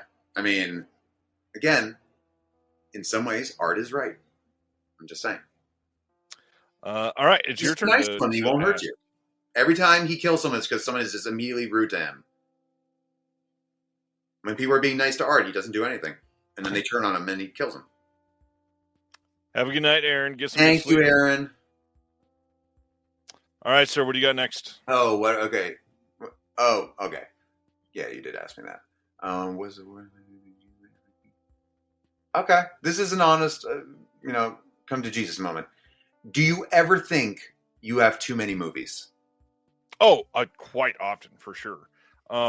In fact, And then my you buy biggest, another one. oh yeah, because there's stuff that I like. Space is the biggest problem, and the truth of the matter is we are either going to move soon, or I'm going to literally annex my kids' playroom because they don't use it for much. Like they're past the age of physical toys, and this was always the plan. So this is not like a nefarious thing. I'm planning on utilizing, because it's a long room. It's not very wide, so it's a very long room. I'm planning on utilizing about 75% of it for the collection, and then the front quarter as a fairly small theater area to put like a decent TV down there, and everything that's in this room that's like, I mean, I've got on the desk stuff that I've talked about recently. Like there's a pile right here. Yeah. All of this can go on the shelf, and I will still have extra room, which is exciting. But also, that doesn't mean I'll still get to watch all of them. Like, I understand that as a retirement plan, I will likely never be able to get to all of these bonus features, all of these films, everything, and all of these box sets that I want to. However, one justification, we're literally running a production company now that we have to refer to a lot of these things. I mean, I don't think this is saying too much. So let me make sure in my head that I can. We're live, Ryan. Yes, I'm trying to make sure that I can not get in trouble if I say this. I'm working on a release for a label that we've never worked with before, and they were unable to get a subtitle track for one of the films that we're putting out. And I had a UK release of the film, and they said, let's just rip the subtitles from this other disc. And so I had to go and take that disc and send it off to a lab so that they could pull it, and I can correct the British Can you spelling. do that, though? I'm not trying to get you in trouble, but can you just rip isn't that technically someone's work that they did? If you got permission and you're licensing it from that label, they just don't have the file still. Oh, yes, I get you saying. Okay, I get you saying. Okay. So the thing is, a lot of this shit might be useful for referencing for a disc or for a visual essay, or being able to say, hey, I need to talk about I need to talk about Jack Arnold like we did earlier this year on that Film Masters release. I've got 7 Jack Arnold films. Let me go look at the bonus features to make sure that we're covering new ground. And I've done that for a lot of our projects. And so, yeah, this is a lot, but also for what I'm doing now, a lot of it is justified. And I don't want to sound like I'm just buying things to buy things, but literally, I mean, I don't think you are. I would never. I don't think that. The sign that is in my intro for the show literally says the Disconnected Museum and Library, and a lot of it is that. Like, a lot of this is reference now. Yeah, I mean, I'm not. I don't think I'm the only one saying this. Is that people kind of, especially you look at the age range of people who collect physical media. It's like you grew up or were around at the time of video stores, and you wanted to have that. Everyone wanted a video store in their home. They wanted a video store. And it's not so much. It's like everyone's like, "Oh, you're going to get to that. When are you going to watch that movie?" Paul. I love that question. I actually saw that. I'm going to answer that in just a second. I have an exact. I immediately know my answer for that one. Is that it's the ability. It's the I'm not relying on licensing. I'm not relying access. Yeah, exactly. I'm not going to rely on one day. I'm going to go in there and all of a sudden Netflix said, "Fuck you." It's some form of control over the thing that I love, that I can, exactly. Like one rainy day, I can go to the shop and go, what do I want? Oh, yes, this, and maybe sometime I'll put that in and be like, I don't know why I bought that for $5 on Amazon. Right. Fine, I'll just sell it. But I want to at least know that I have it there, to answer, because before I forget or pause, well, actually, it's probably really early in Australia right now. But to answer your question, kill her goats. Oh, geez. That ad campaign was everywhere. God damn, that was like the Nintendo glove. That was like the power glove of physical media, where just the end result was, fuck you. You know what's hilarious is that it seems like everybody bought Kill Her Goats and watched it when, what did I just spend $20 on? And then they town. No. They did their second title. I know. Nobody bought it. I saw it Exactly. in nobody's pickups. I was like, oh, thank goodness. People actually answered with their wallet here. But you really felt like if they had not done another release, it's like they conned us and skipped down. So I'm going to give a little more controversial answer than yours, I think. Mine is this thing. I should have saved the $73 and not picked up Trick or Treat. Wow. People are naming that like their number one release. Why? Why do you feel that way? Because I didn't need the booklet and hard box for this release. Standard would have been just fine. The only difference is it still would have been like $40, and it's not saving that much. But yeah, I did not need it. I mean, I had here's the thing, and people have probably heard me just say this before. Titles that I've owned a bootleg for, when they get announced on physical media legally, I will immediately purchase it. And that's one of the things that drove me to purchase this, is I had a bootleg for it. I knew that I wanted to support the rights holder and say, I'm going to do the right thing. So I was going to own it, but I probably didn't need the $73 deluxe edition of Trick or Treat. Can I ask you, is that just off the top of your head because that's the one that immediately comes to mind? Because I feel like there's other hard boxes where you're like, I didn't need this. Because that of all things is like, because it was rare before, and it's like, you strike me as it's like, it's rare, it was never available, and I want this deluxe thing. Whereas there's got to be something in the past where you've been like, I didn't need a hard box for that. Like I'm sure there are others. It was close. And I was asking you. It's like, just like, oh yeah, this is what comes to mind. But the other big thing is it was more expensive than it was worth, I think. I know that this was a controversial discussion in our Discord. By the way, sign up for the Patreon if you want to have these discussions. Discord? What is this Discord you speak of? Trick or Treat. People were comparing the upcoming Ignite Films release of Reanimator on 4K and the Trick or Treat release, and say, if you bought Trick or Treat, you better be buying Ignite. Those are about the same price. And yeah, I mean, they're close, but also the Ignite Films release has way more than the Trick or Treat release has on it. And it's a film I know I love. Trick or Treat's not that great of a movie. And I don't know, like, this for $73 after shipping was just not worth it for me. Yeah. I'm looking at other stuff where I'm like, did I really need? And it's probably going to be one of those like deluxe boxes of like, I could have just waited for that other thing to come out. I didn't need that. I try to be very cautious when, again, I go back to Scanners and The Brood. I'm like, do I need it, or is this because I love Cronenberg and I want them all to be big, thick boxes? Paul, it is 1:20 a.m. for me. Yeah, I can't. I'm thankful that of all my impulse things, I'm very good about not doing that. There are times, obviously, when I will impulsively buy something when it first comes out, thinking it's going to sell out fast, and then it doesn't. And then at some point, and we can talk about like the vinegar syndrome of it all. It's like that thing of like you jump on it, and it's like, holy shit, you got 5,000 more copies left. You know, right. That's usually what happens to me. Where it's like, you know, I think they still have, you know, the media book of Benedetta, you know, which is available, like, and I thought it was going to be like immediately selling out. Irreversible stayed on at Indicator for a very long time, way longer than I expected. Really, like I'm still shocked by that. But I think they did 10,000 copies. Yes, but the Keep sold out in under 48 hours. And by the way, Irreversible, a much better film than the Keep. That's my point. It's like a very, like, for them to do it. We've not seen anything like that since. Before or since. Like, nothing that extreme. Right. And Irreversible has got another release since then. Exactly. And that's it. Look, again, I like my version, but the one from, you know, OCN probably would have saved me a little bit of money in shipping and all that stuff. Is it your turn or mine? I think it's yours. Of course it is. No, because I think I asked you, do you ever think you have too many movies? I think that's where this all stems from. Oh, yeah. And then we went into Paul's with the FOMO. Real Blacks is Flesh for Frankenstein. Oh, okay. That's a good movie. I like that one.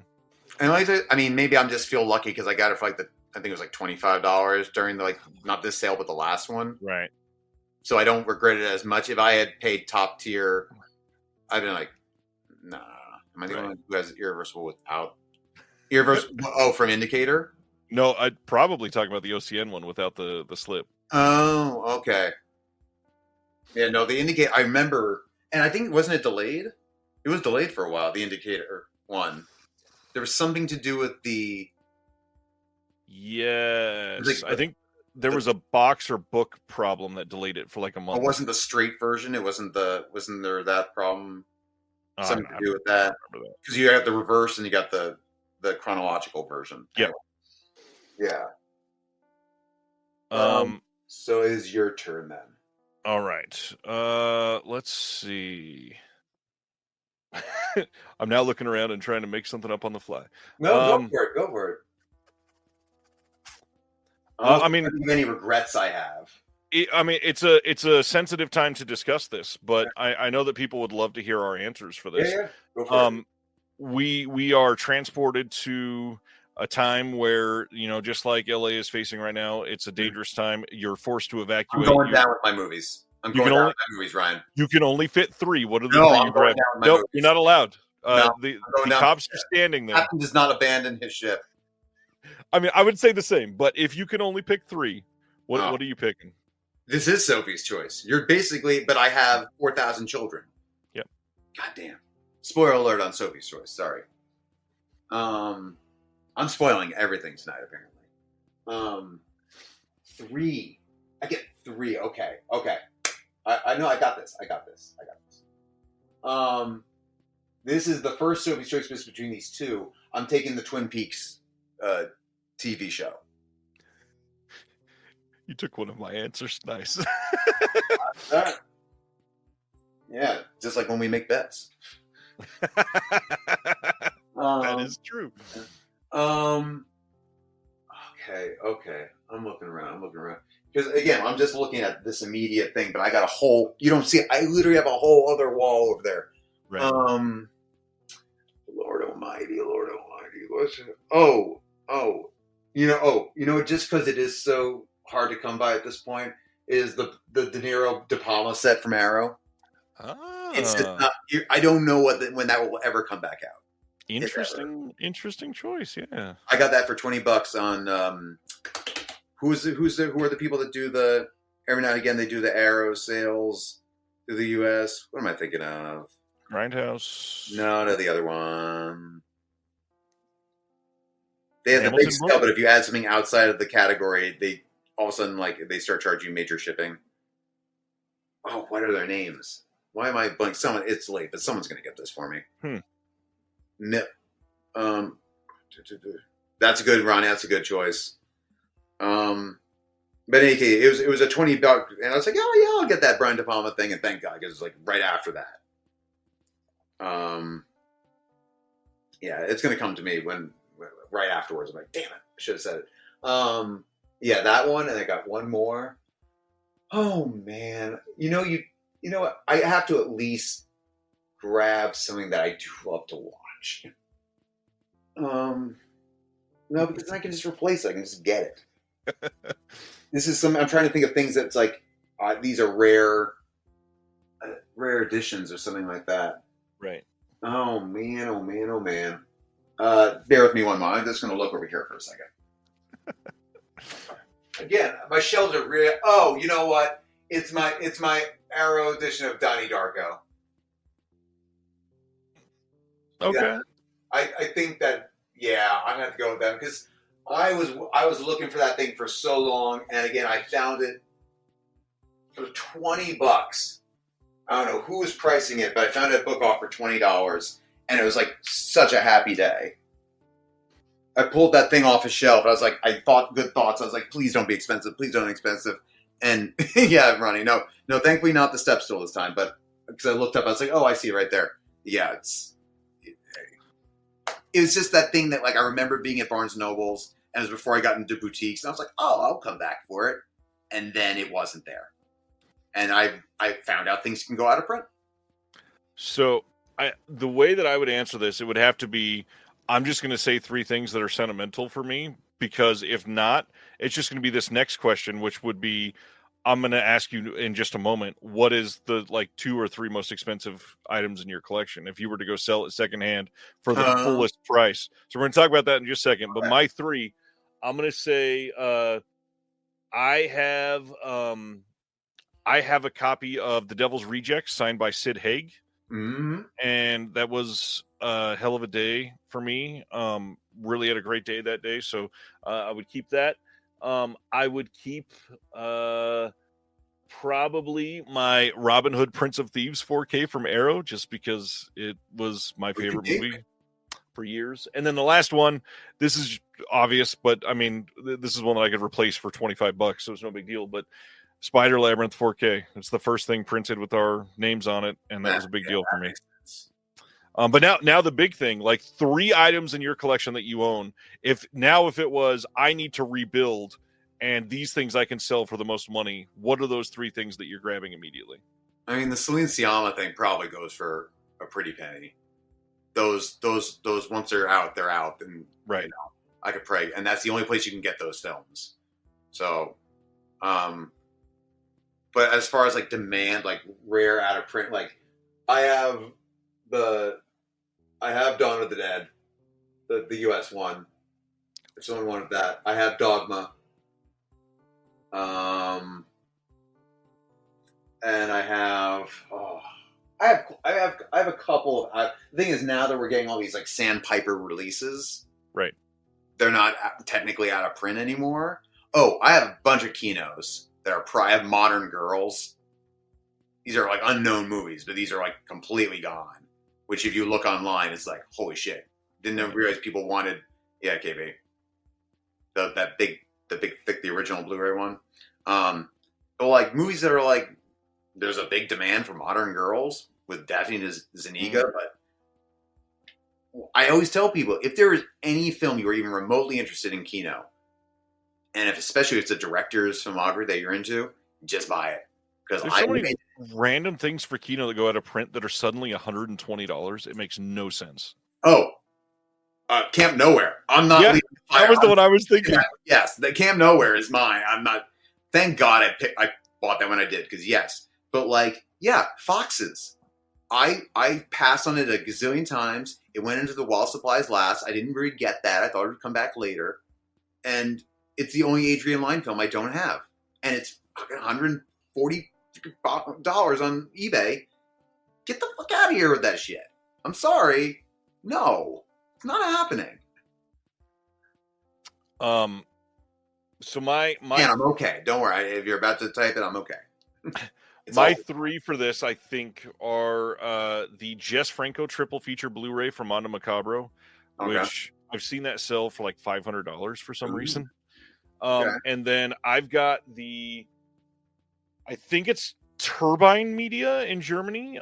The Suspiria box set that's literally like bigger than a vinyl, and it's like 11 discs or something like that. It's a gorgeous freaking release, and that thing still goes for like $400, $350. And then the last one, I don't. This isn't even that special, but it goes for like $500, even open. Columbia Classics Volume 1. I mean, that thing is so pricey. I feel like I came across that once, and even after it was out of print, and it was like $50, and I was like, I just don't want it. I don't know why I didn't want it, but I did because I'm not a long box fan. 2 things I'm surprised you didn't mention: the Herschel Gordon Lewis cereal box. It's dropped dramatically in price because they released a standard edition. Okay, but still, I mean, don't people want they want the thing? Yes, but it's gone down to only like $200, and it used to be like $400. But what about the video store, like the standard? But still, people still want the one with the box and not the. Yeah, but I mean, when it used to be like $300, $350, and now it's only like $150 to $200. It's different. I got you. But I used to have the Shock and Gore set, the one that was only $500 in a full world, which is all of the same discs as the cereal box, and it had the fake eye and the vinyl record and everything. I got rid of that thing. I sold that thing for a lot. Remember when that Possession set was like the thing, the creme de la creme of all collections? $80 that thing went for, and it's so not worth it. Now we're going to get something that blows it out of the water from Second Sight.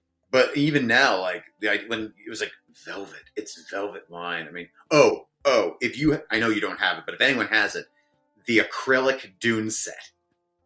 A friend of mine watched it today. He's got it from Cook Media. Yeah, that thing is, that's like, yep, because it's still the only place to get the spice pepper cut or whatever it's the called. original. Yeah, this is the extended like TV cut. Yep, but it's not the same because it's in 4:3. Yep. Anyway, yeah. All right, why don't you do one more of those, and then we can go to the next game. Okay. What were we doing? We were doing truth or dare still. Oh, okay. What do you think was okay?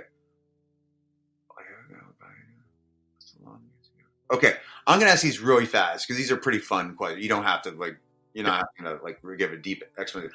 When do you think you would stop collecting? I don't. Just no, never gonna happen. Probably not. Okay. Barring any unforeseen events, you're absolutely never gonna stop. I mean, I've no reason to believe that I will. I mean, yeah. I appreciate all this much more than anything else. So yeah.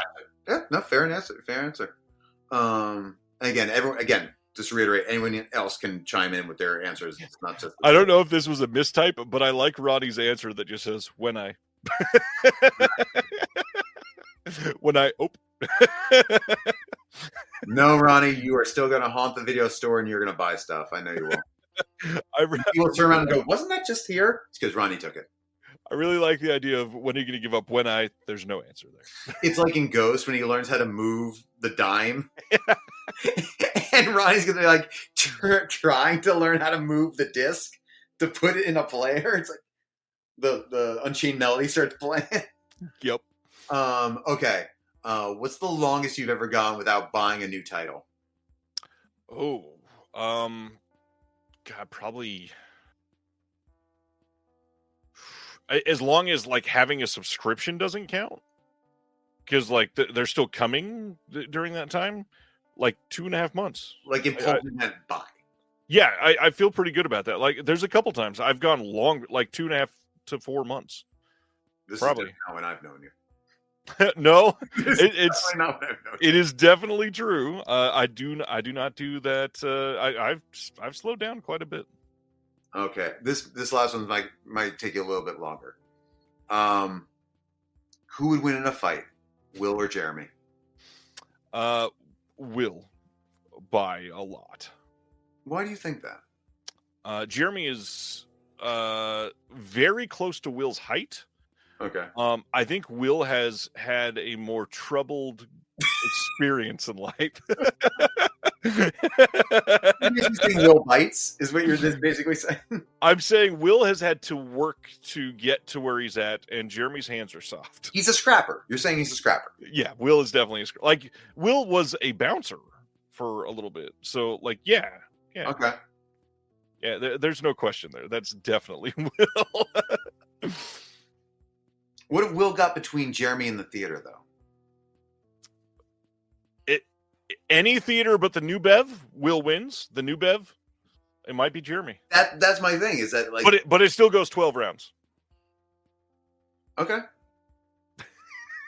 That was a really good one. I'm going to say some things could make Jeremy snap. Oh yeah, for sure. Will's got this.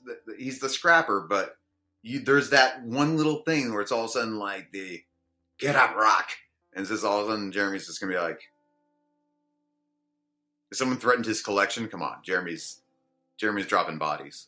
That's true. All right, that's my last truth or dare that I had. So you all right, because then I've got I got FMK then next. All right, so I am changing something on the thing that I had set up for next. Let's see. It's so weird because I'm reverse on the screen, so when I started tapping my finger, I'm like, that's not my hand. That's so weird. Let's see. That's right, Kev. We are fighting.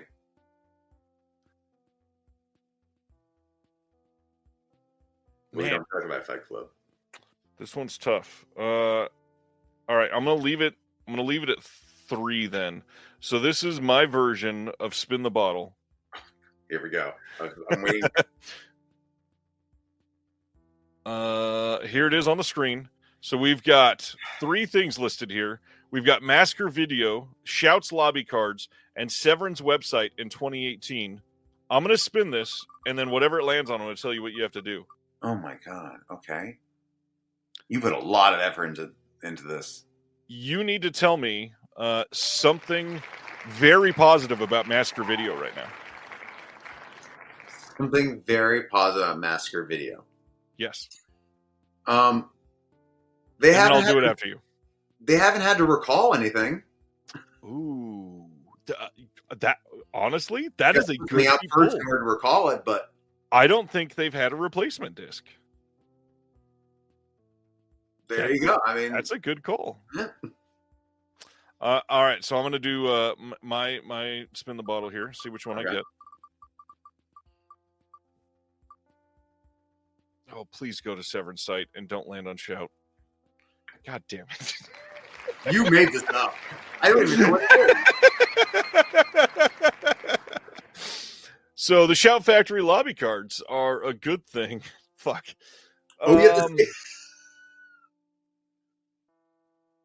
I have had so much negative to say about these. I mean, honestly, they're decent quality. They're not poor quality. They're just overpriced. My big thing, okay, and I've said this before. How has the images they pick? Honestly, I don't know. I've never ordered any of the ones with the lobby. But you've seen the examples of the okay. I honestly don't remember them offhand. That's fair. That's fair. I'm not sure. My big gripe here: how has no boutique released like a lobby card album?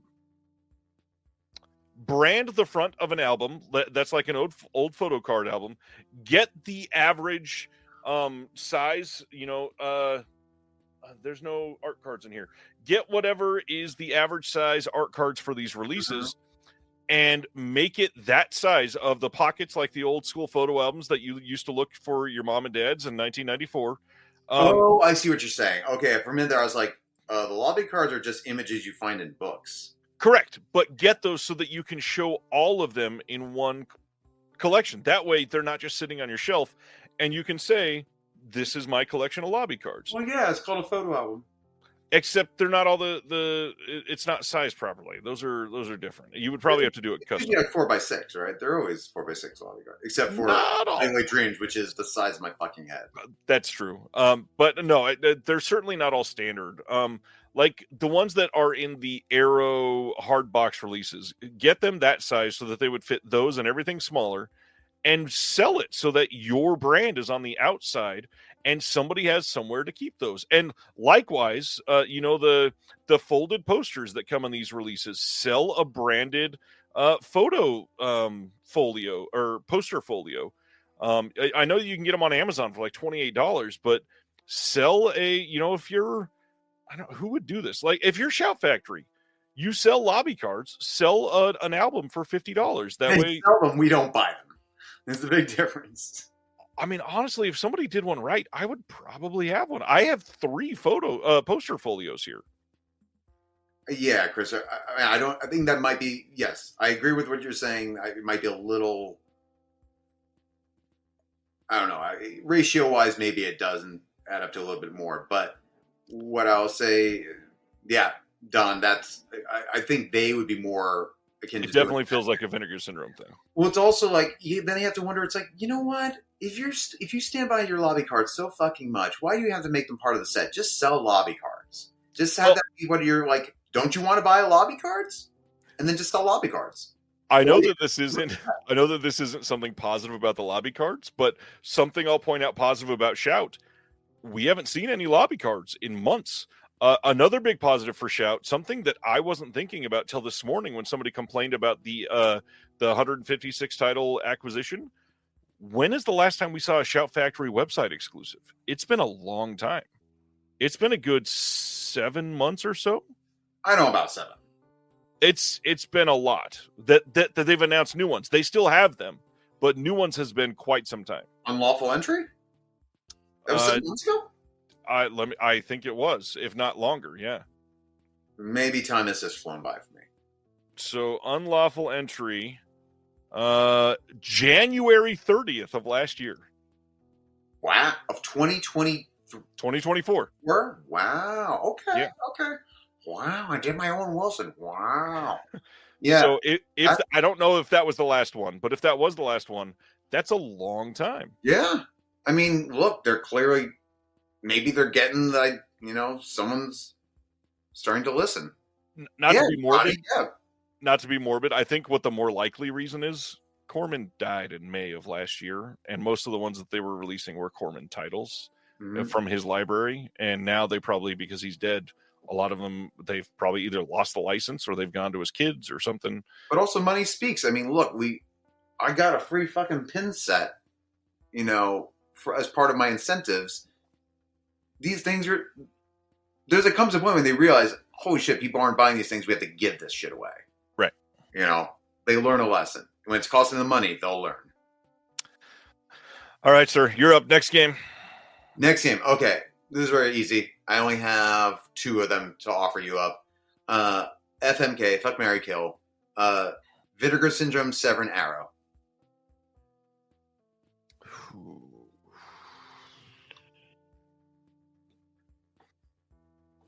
That's a good. Are we saying the next one's gonna really kick in the nards? Are we saying like right this moment, or their entire catalog forever, or you can take it however you want, man. That's what she said. Right. I'm sorry, Jesus. All right. I am going to I'm gonna marry Severin long term. I like the direction they're headed. Okay. I appreciate the personalities in David Gregory and Andrew Furtado and Kayla Janice and Zach Carlson and some other people that we work with behind the scenes with Severin. Mm-hmm. I'm going to marry Severin. Okay. I am going to fuck Vinegar Syndrome. I think that they have some one-offs that are very fun, but overall, they've done quite a lot of films that are just not great. I think that they've had a lot of good for the industry, a lot of not so great. You're gonna pump had some VS, okay? Yeah, I'm gonna pump and dump VS, and then honestly, Arrow has given us like some of my favorite releases of all time, and many of them are needing replacement discs. Many of them are not definitive releases of titles. Many of them are a problem. In his defense, Christopher, I did not give him that option. And Dark Force would not ask permission. That's the problem. Is that they would. That we're looking at some crimes there. I don't know. But, funny enough, Dark Force is in my FMK for Sib. Ronnie's right there with you. Ronnie has the same exact order. Oh, nice. Yeah. Look at that. I mean, Don, you are correct. It is literal porn. But Severin's got enough smut to Severin has the sleazy titles at least. Where it's just like, yes, but that clitoris is art, and this is just yeah. Severin is very much like the lady in the streets freaking the sheets label there. Yes. Vinegar Syndrome is shaved.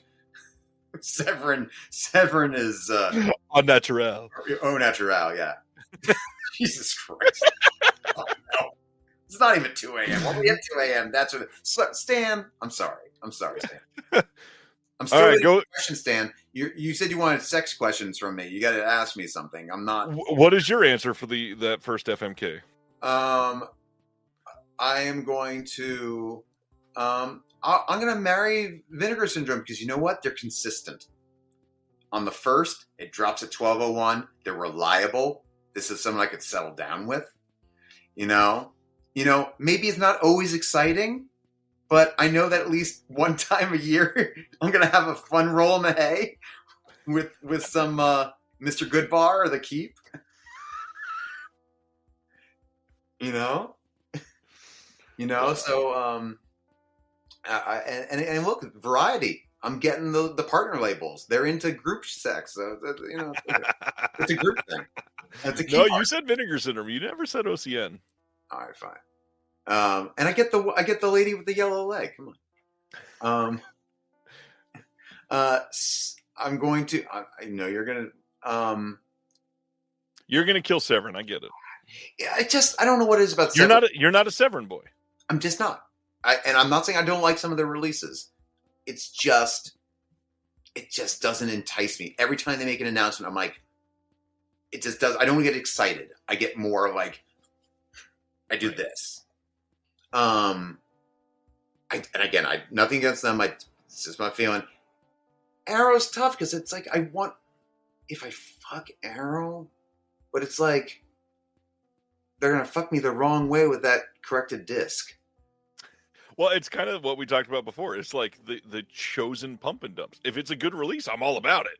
Here's the thing: is that with Arrow, it may not always work, but there's always the odds that I'm going to get that one sweet, sweet time. This is so weird. Where nothing bad happens. We're straddling the line between I'm literally fucking a disc and I'm talking about it metaphorically. All right. Yes. Next FMK. Okay. You're not going to like this, man. Oh, God. This might take like a half hour for you to work on it. You ready for it? No. Second Sight, Radiance, and Criterion.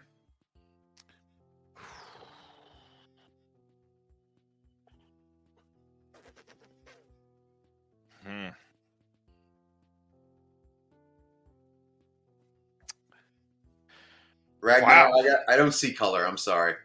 Her leg can be whatever color it wants to be. I don't know. It's 2 a.m. How did that you is the Dick Demon? Because I heard the Dick Demon figure broke. Only for some people. Mine's fine. Why do I have a Dick Demon figure? How'd you not break it? Let's see. This is hard.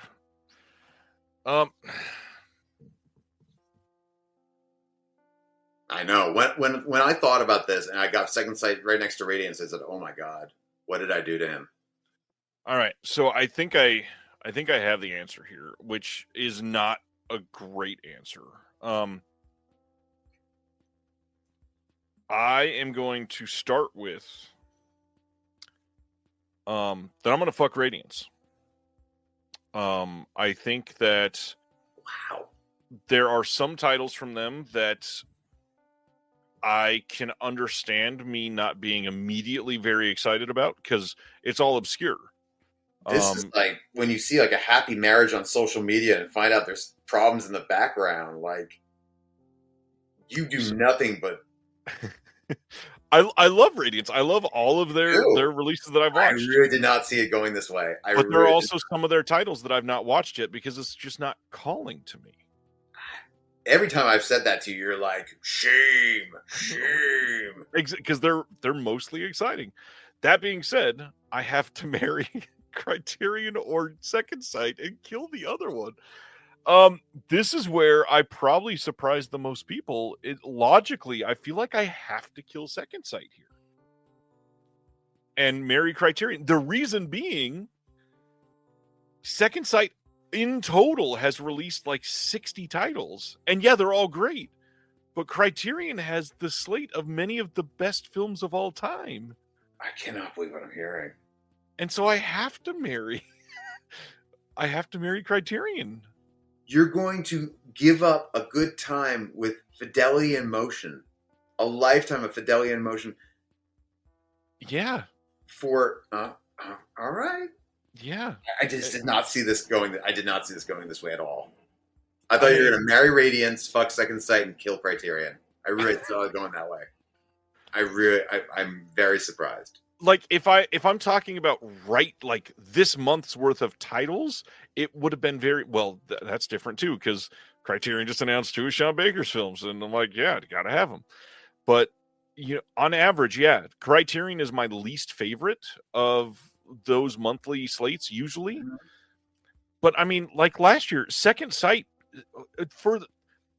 this is the biggest difference here. The Shelf Shock Rewind Awards for this year. Mm-hmm. Small slate boutique. If you have less than 15 titles, you qualify for small slate. Second Sight put out less than 15 titles last year. they're all like, I won't say they're all. I would say out of those 15, I love probably 12 or 13 of those movies, And they're which all is deluxe. a really, really great hit ratio. Mm-hmm.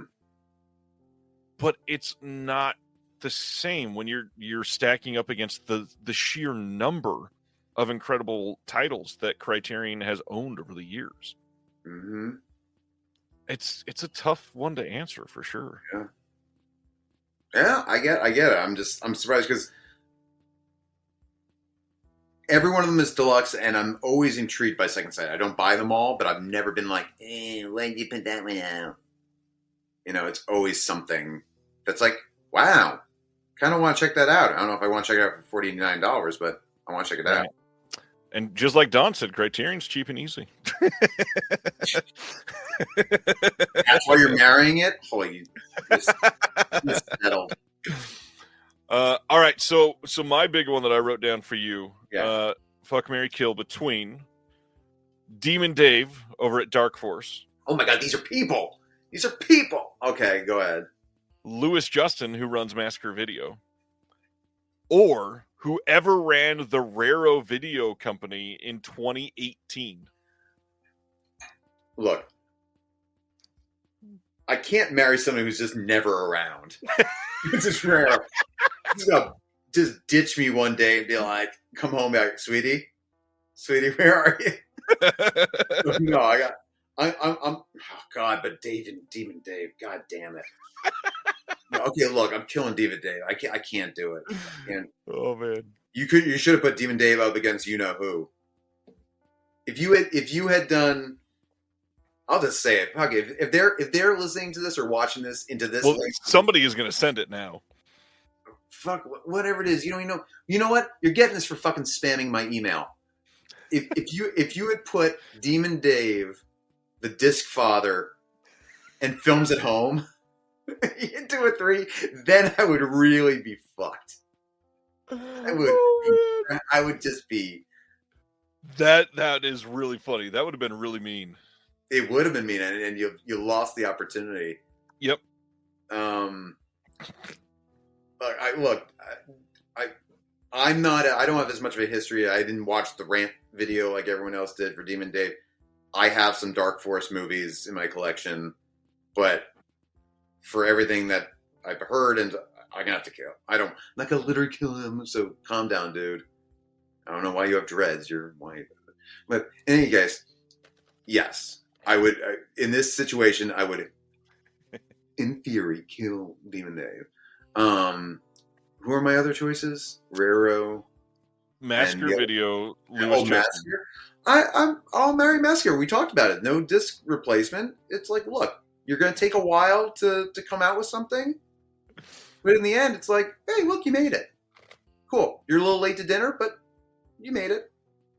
Raro's like, sorry, I have to cancel on you at the last moment because I'm... Even worse, you paid for it, and you'll just never get it. Exactly.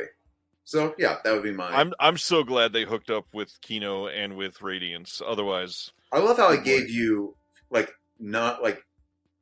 non-living people titles and actual human beings. All right, so the only other one that I had set up to go through... Mm-hmm. This is 2 that exist and one that is one that's a hypothetical, because I'm going to throw it out there because hopefully you look at it the same way that I just did with the number of titles and all that stuff. Benefits for everything. FMK between Vinegar Syndrome subscription, TerraVision subscription, and a hypothetical Second Sight subscription. You're throwing in a hypothetical, a label that you are a part of. And I mean, I've been a part of many of these at this point. But you're really directly with TerraVision. Kind of. I'm just specifically talking about the subscription. I'm sorry. I'm jotting back between you and Ragnar because Ragnar is trying to stoke fires in me. So I'm not taking the bait on that one. Are you seeing? Yeah. Okay. Yeah. I'm not. We all have our own opinions. It's fine. It's better. Look, everything's got a purpose in the great cycle of life. I choose to ignore some. Anyway, So what I got a potential second sight subscription, Terror Vision, and to be 20 they found me. Adam comments, I once ordered from Raro No, Italy. you were making this. No. First they sent an empty box. I complained, and then they posted the box again, this time with a copy of Photoshop 5. No, you did not. That is real, Adam. Oh my No. goodness. That did not Also, for the record, 2B20, another very rare, expensive title nowadays. By the way, also Photoshop 5 is probably more expensive than a Raro title. You could probably just resold that thing with the code for a lot. Possibly. At the time. Well, like not now, but the code was probably used, let's be honest. Exactly. Okay. It's just a drawing that says Photoshop 5. It's a Photoshop. It was a Photoshop using Photoshop 4.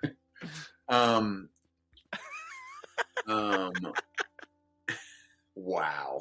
Jesus Christ. That's a legendary. That you should be famous for having that story. That is crazy. All right. So what was the third option of a second site? Okay, let's forget the subscription. No. Oh, shh. Sorry, you woke. You know who? Okay. You know, Vinegar Syndrome person, the Amazon person. Sorry, Jeff Bezos. Yes. Vinegar Syndrome subscription, TerraVision subscription, or hypothetical second sight subscription. Primarily because, again, they don't put out many titles. Well, here's the positive to that. You're going to have to then try to evaluate what would the cost of a second sight subscription be.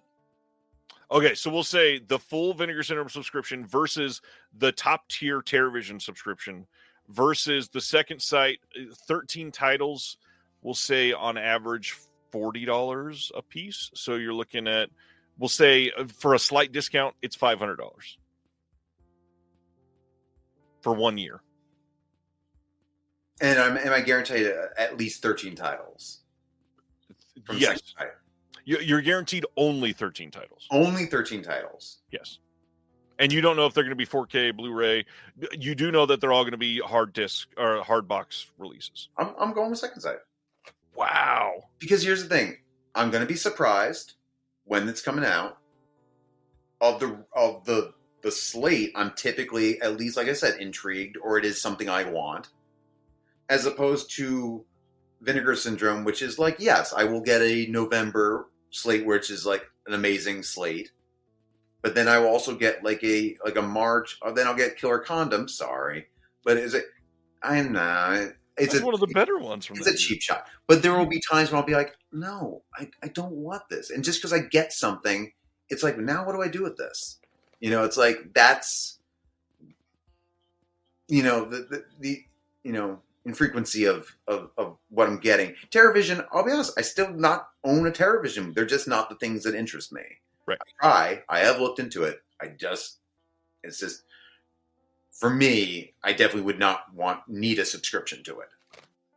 But between the two, I mean, yeah, I actually, in fact, I was thinking about this when everyone subscriber week hit, and everyone was talking about if they're going to subscribe or not. And I was like, I don't even like the idea of getting everything. I like the idea. I know, Santa. I've never seen it, so I shouldn't take cheap shots at it. It's just the title, you know. We've lasted longer than the Aussies, finally. Hey, Paul. Thank you for hanging on. Thank you. And the thing is with the Vinegar Syndrome thing, it's like the oh no, I'm blanking now. I'm blanking on what I was going to say. Yeah, I don't want to have everything. I like the idea of picking and choosing. I find that makes me feel like I'm curating my video store, my video store. Right. It's like when I've told this a bunch of times. I think I told it on KB's channel. I need to watch Killer Condom. I've told this a bunch of times, but when Kino has a sale, one of my greatest pastimes is I will sit down, I'll go through the whole sale a couple times, I'll add anything I'm possibly even remotely interested in to my cart. Yep. Then I will go through each, I will watch a trailer for each to see if it's something I'm not familiar with. And then I will start weaning the ones I don't want out. Then the ones I do want, I will then go through all the reviews online, like Blueberry.com or DVD version, and I will look at reviews. And I'm like, is this a good release? And then I really, chop it down to like my nice little box of like, yeah, these are the top ones I want. And that's like a fun thing. It's like I turn off all the lights and I do this. It's all I'm thinking is I can't waste the 24 minutes to do that for a $6 Kino release. Just buy it. But it's the fun. It's the fun of figuring. No, I get it. I was just being puzzle. It's the puzzle of it all. Yeah. Yeah, I mean, cherry picking is like. Obviously, that's the right answer. Is cherry picking everything is the way to go. Nobody's arguing that. That's just saying if you were forced to choose one. I don't think. Sorry, go ahead. What I was getting at more with that question is all of the inherent benefits that come with them. Like the TerraVision one, sure, you may only want, with the highest tier, I think you get 50 titles. Mm-hmm. Say in 1 year they put out 30 and you only actually want 18. You can tell them to skip the other titles for TerraVision. You can't do that at other places. That's what I should say. If it's the thing that you're interested in, right, then TerraVision is giving you the most bang for your buck. Yeah, absolutely. When you ask me personally, what would I put my money into if I had to? Because I don't like doing subscriptions. It would be that one because I know the odds are I'm going to get at least something I'm interested in. Right, and it's going to be in an addition.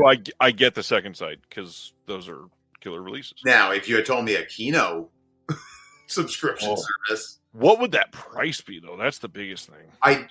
You wouldn't be everything. Obviously, you can't do everything. I think it would be like every month you get to choose a certain number, like a tier. Do you want to have to be like you get to choose a Blu-ray or 4K depending on which one you pony up for, and it's like 10. Well, you could do a Blu-ray only tier or a Blu-ray plus 4K, and then you can choose of that collection.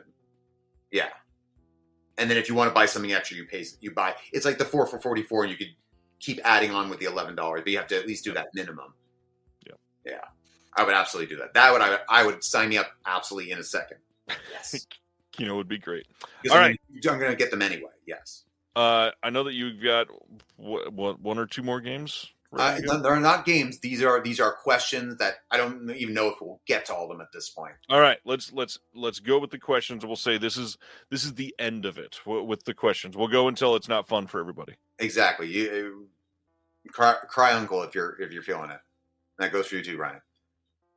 Okay, I've already asked you the illegal if physical media. Okay, what movies? Okay, this is easy because we're just speculating at this point. What movies are just never coming out? Like never. Like it's just not going to happen. Song of the South, I don't think we'll ever get a release. Good one, yeah. Damn.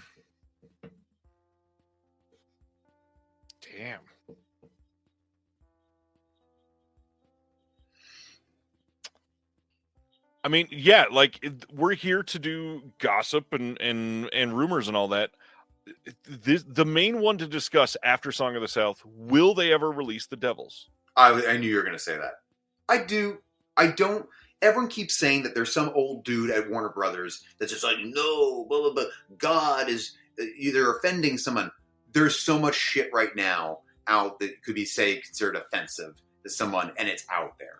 So I cannot imagine that there's still some, person, tooting their bullhorn saying, no, you cannot have the Devils. There's got to be something else to it.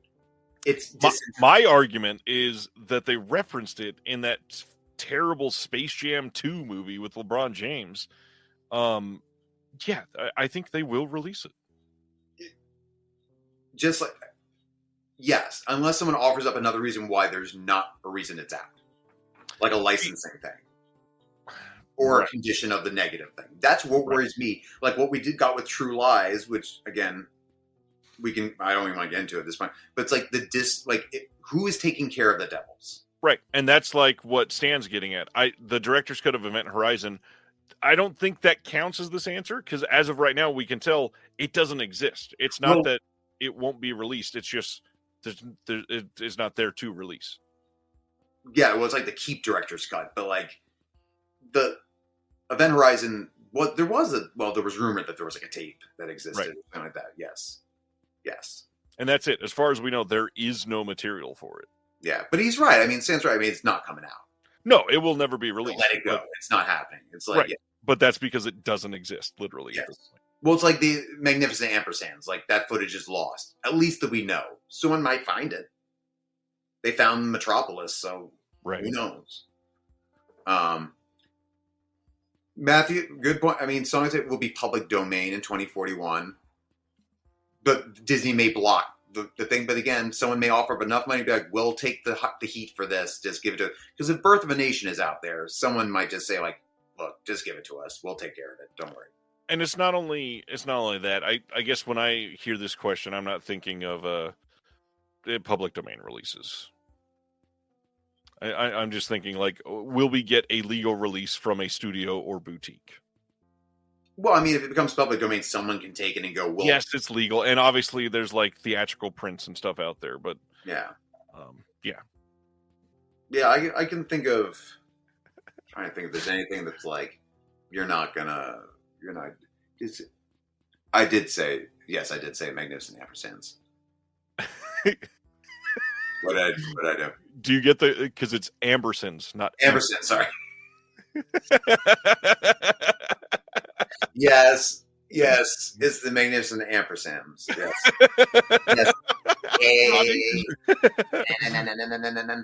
Yes.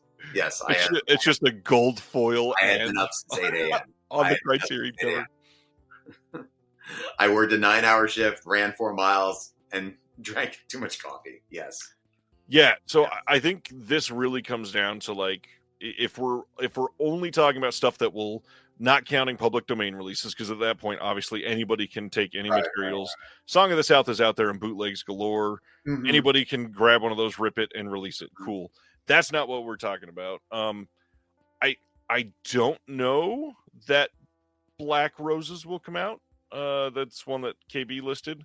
That's one that I think there is enough licensing wise that would probably prevent it from happening. Well, however, if Vinegar Syndrome can do the Keep and Looking for Mr. Goodbar and Who Killed Teddy Bear and everything that they did in 1 month, I think they might be able to get Black Roses, to be honest. Well, you know what, Vinegar Syndrome, I throw the gauntlet into the ring and I tell you to go get the day the clown cried. Well, and that's, yeah. He said it's okay at this point. At this point, he said, after I'm dead for this many years, you can put it out. They screened, I think, like 20 minutes of it in the festival this past year. Right, and so many people heard that and said, "Oh, it's getting a release. It definitely will." No, that's not what that means. That still doesn't mean it will get a release. Simon Birch at least needs a Blu-ray release. I mean, Simon Birch might. I mean, there's all kinds of stuff that's gotten like German bootleg releases that needs an actual legal release and like proper remastering. I think Simon Birch is Touchstone, though. I'm pretty sure. I don't know. I thought it's one of Disney's. Yeah. Yeah. Yeah.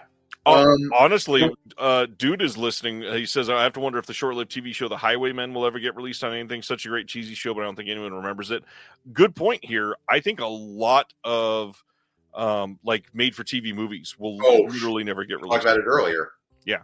They're just not. Also, I don't think I'm about to say Linkin Park.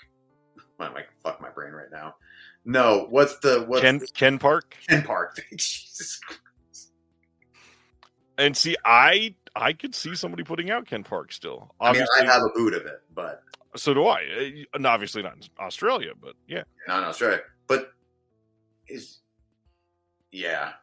maybe someone will put it. I don't know. But I feel like there's another reason why it was not allowed out, or was just banned.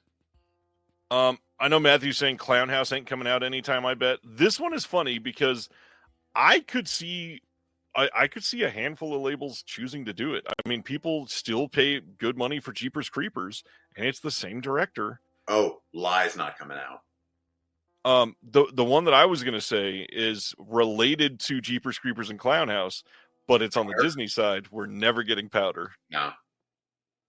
Sorry, Sean Patrick Flannery. But Lie's also not with Brian Cox. Lie's not coming. Yeah. This is a good question. Will Warner Brothers ever let Abby get released? I think it's possible. I don't know what Abby is, so you're gonna have to... it's basically a Black Exorcist riff. Oh, that's WB. I could see someone like a Severin or a Vinegar Syndrome negotiating it.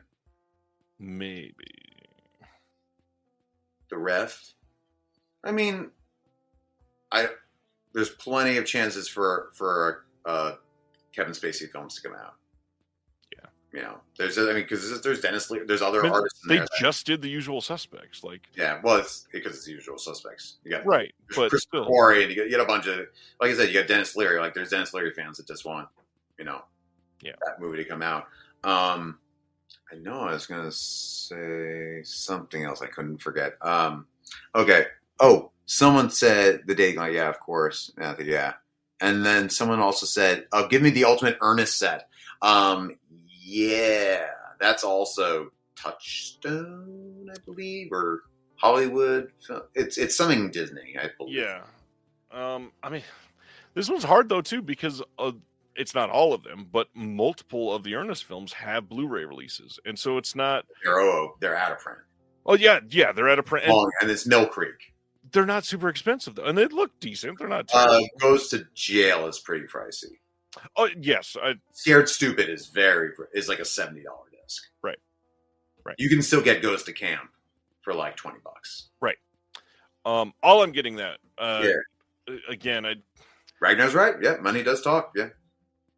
Money talks for everybody except for Disney. I think it depends on who's helming Disney. And right now, I think that is true. Still. I think you look at Warner Brothers all of a sudden kind of loosening the restraints on their stuff because of who's in charge and wanting every little penny. And I think that once you have a different person in charge, and obviously Bob Iger they're trying to find his replacement at the moment, you might get, when you get a younger person, I am not saying Bob Iger's not old, but if you have someone younger in there that's like, hey, you know what? Like, people like physical media, man. Like, let's put it out there. Like, and actually, you know what? I shouldn't even say that about Bob Iger, because Bob Iger has actually really championed physical media and said in a one of those board meetings, he's like, we should start looking at physical media again. So, never say never. All right, so let's get it, because I feel I don't want to take this long late. Okay, what's the movie? Okay, I think we already covered this, but what's the movie you're going to keep dipping on? Like, you just will never stop. Is it Texas Chainsaw? No. I'm definitely done. I'm done. Honestly, I think I'm done with all of the major ones. The only thing that would really make me double dip on some of these is... Thank you, Dude McMahon.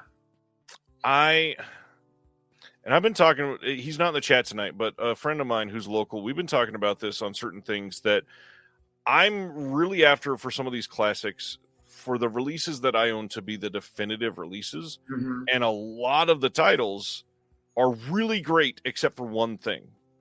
And I would double dip if something fixed that one thing and kept everything else definitive.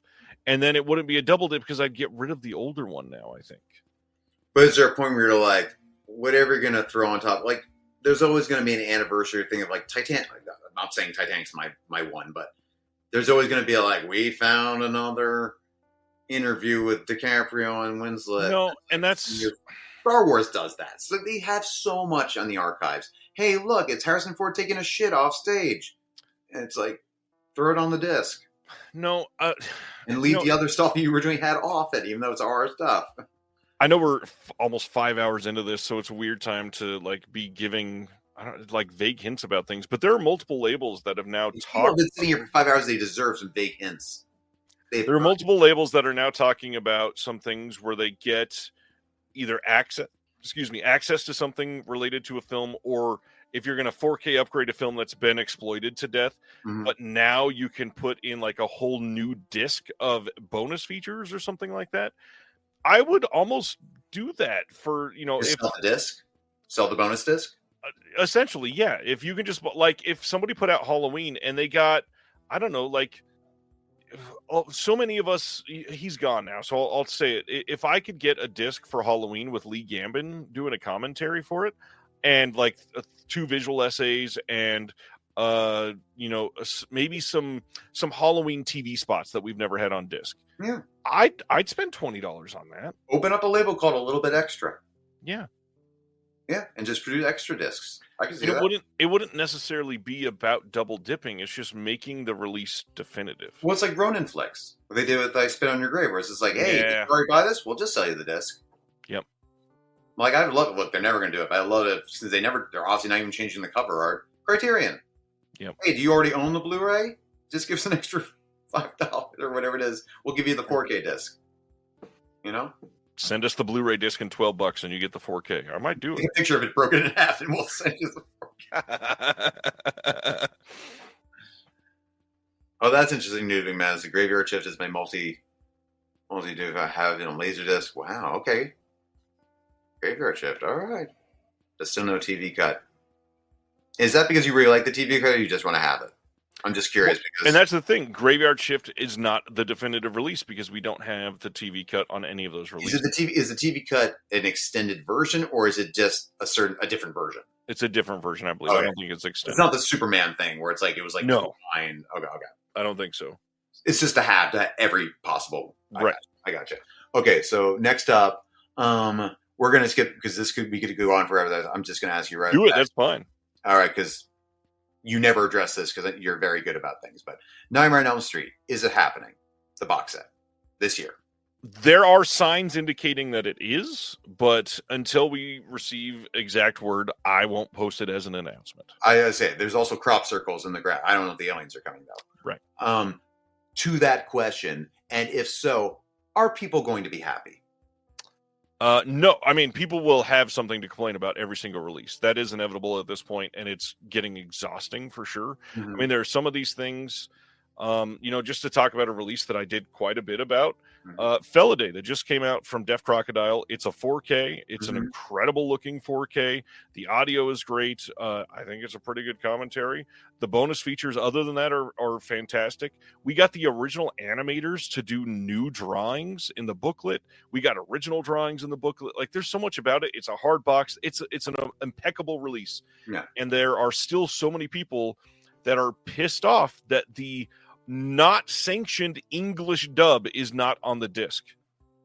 It's not something that you can license. It was never a part of the original release. That's not how that works.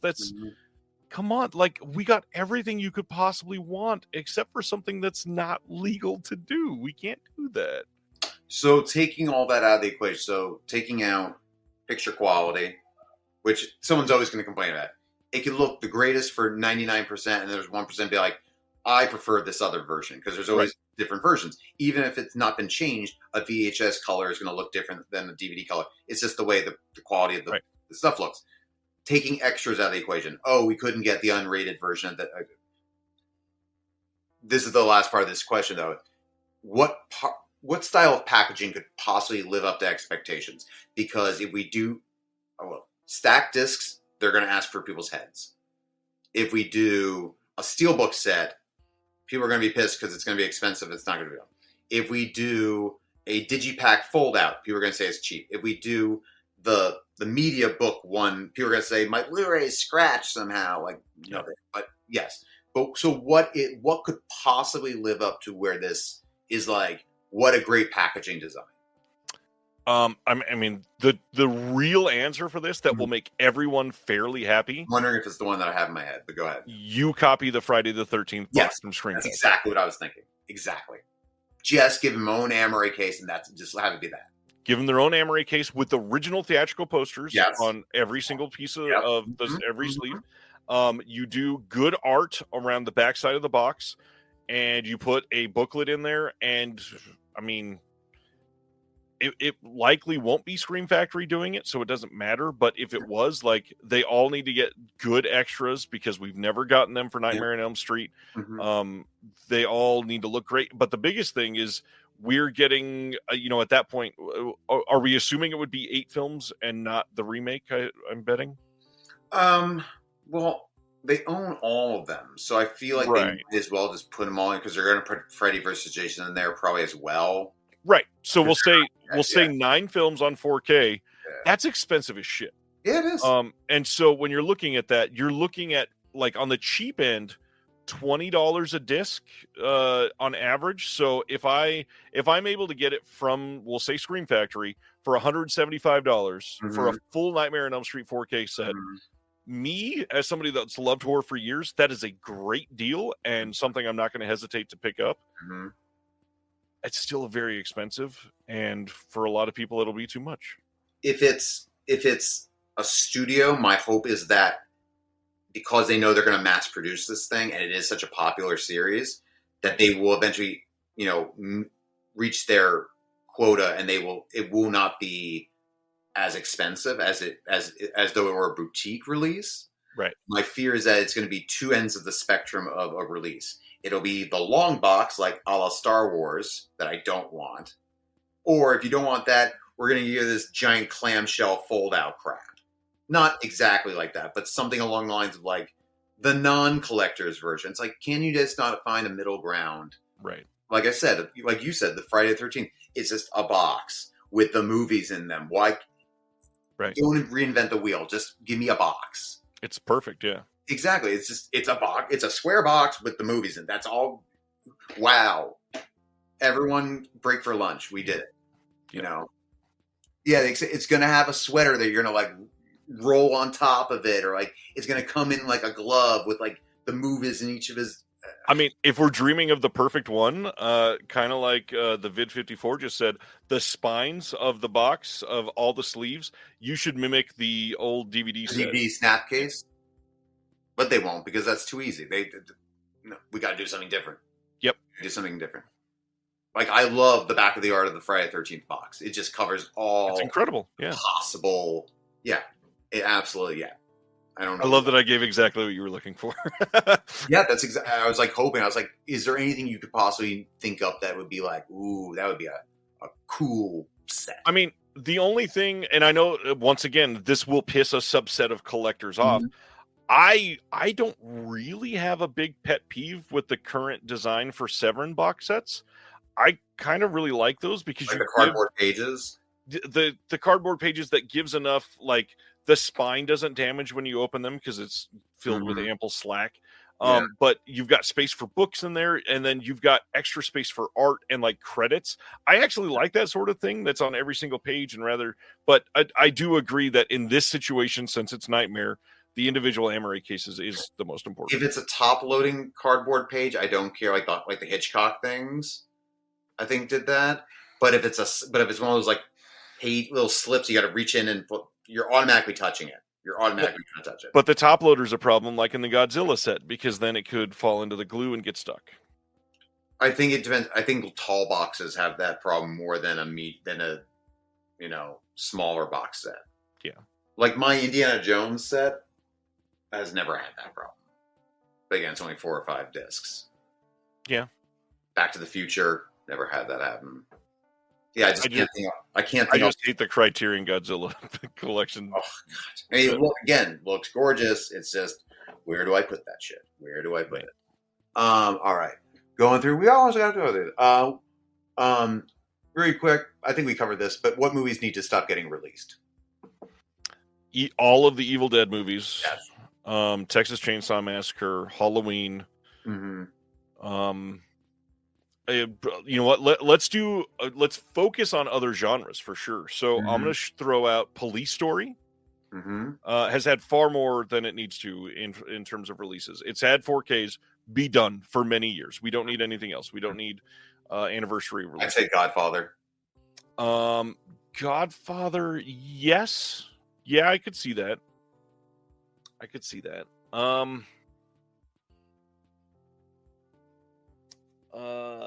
Let's go with I don't buy them, but I will say the Fast and Furious movies need to stop being put. I mean, it's not like they're getting tons of releases. At least. Just go to the bargain bin, you'll find one. Don't worry. Right. Just grab it. I'm gonna say what is the title of it? Platoon. Okay. I'm gonna say stop putting it out because they never get it right. Well, if you don't put it out, then you're never going to get it right. I don't think they will. You got to get it right and then stop. Let's go with The original Mad Max films. Yeah, I can see that. Yeah.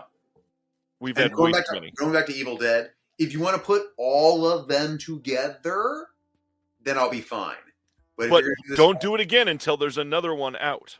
Yeah, but none of this Ash special edition with 1, 2, and 3, or 1, 2, and Did 4. you see that one is going for like $200 now too? It's just boxes. People love boxes.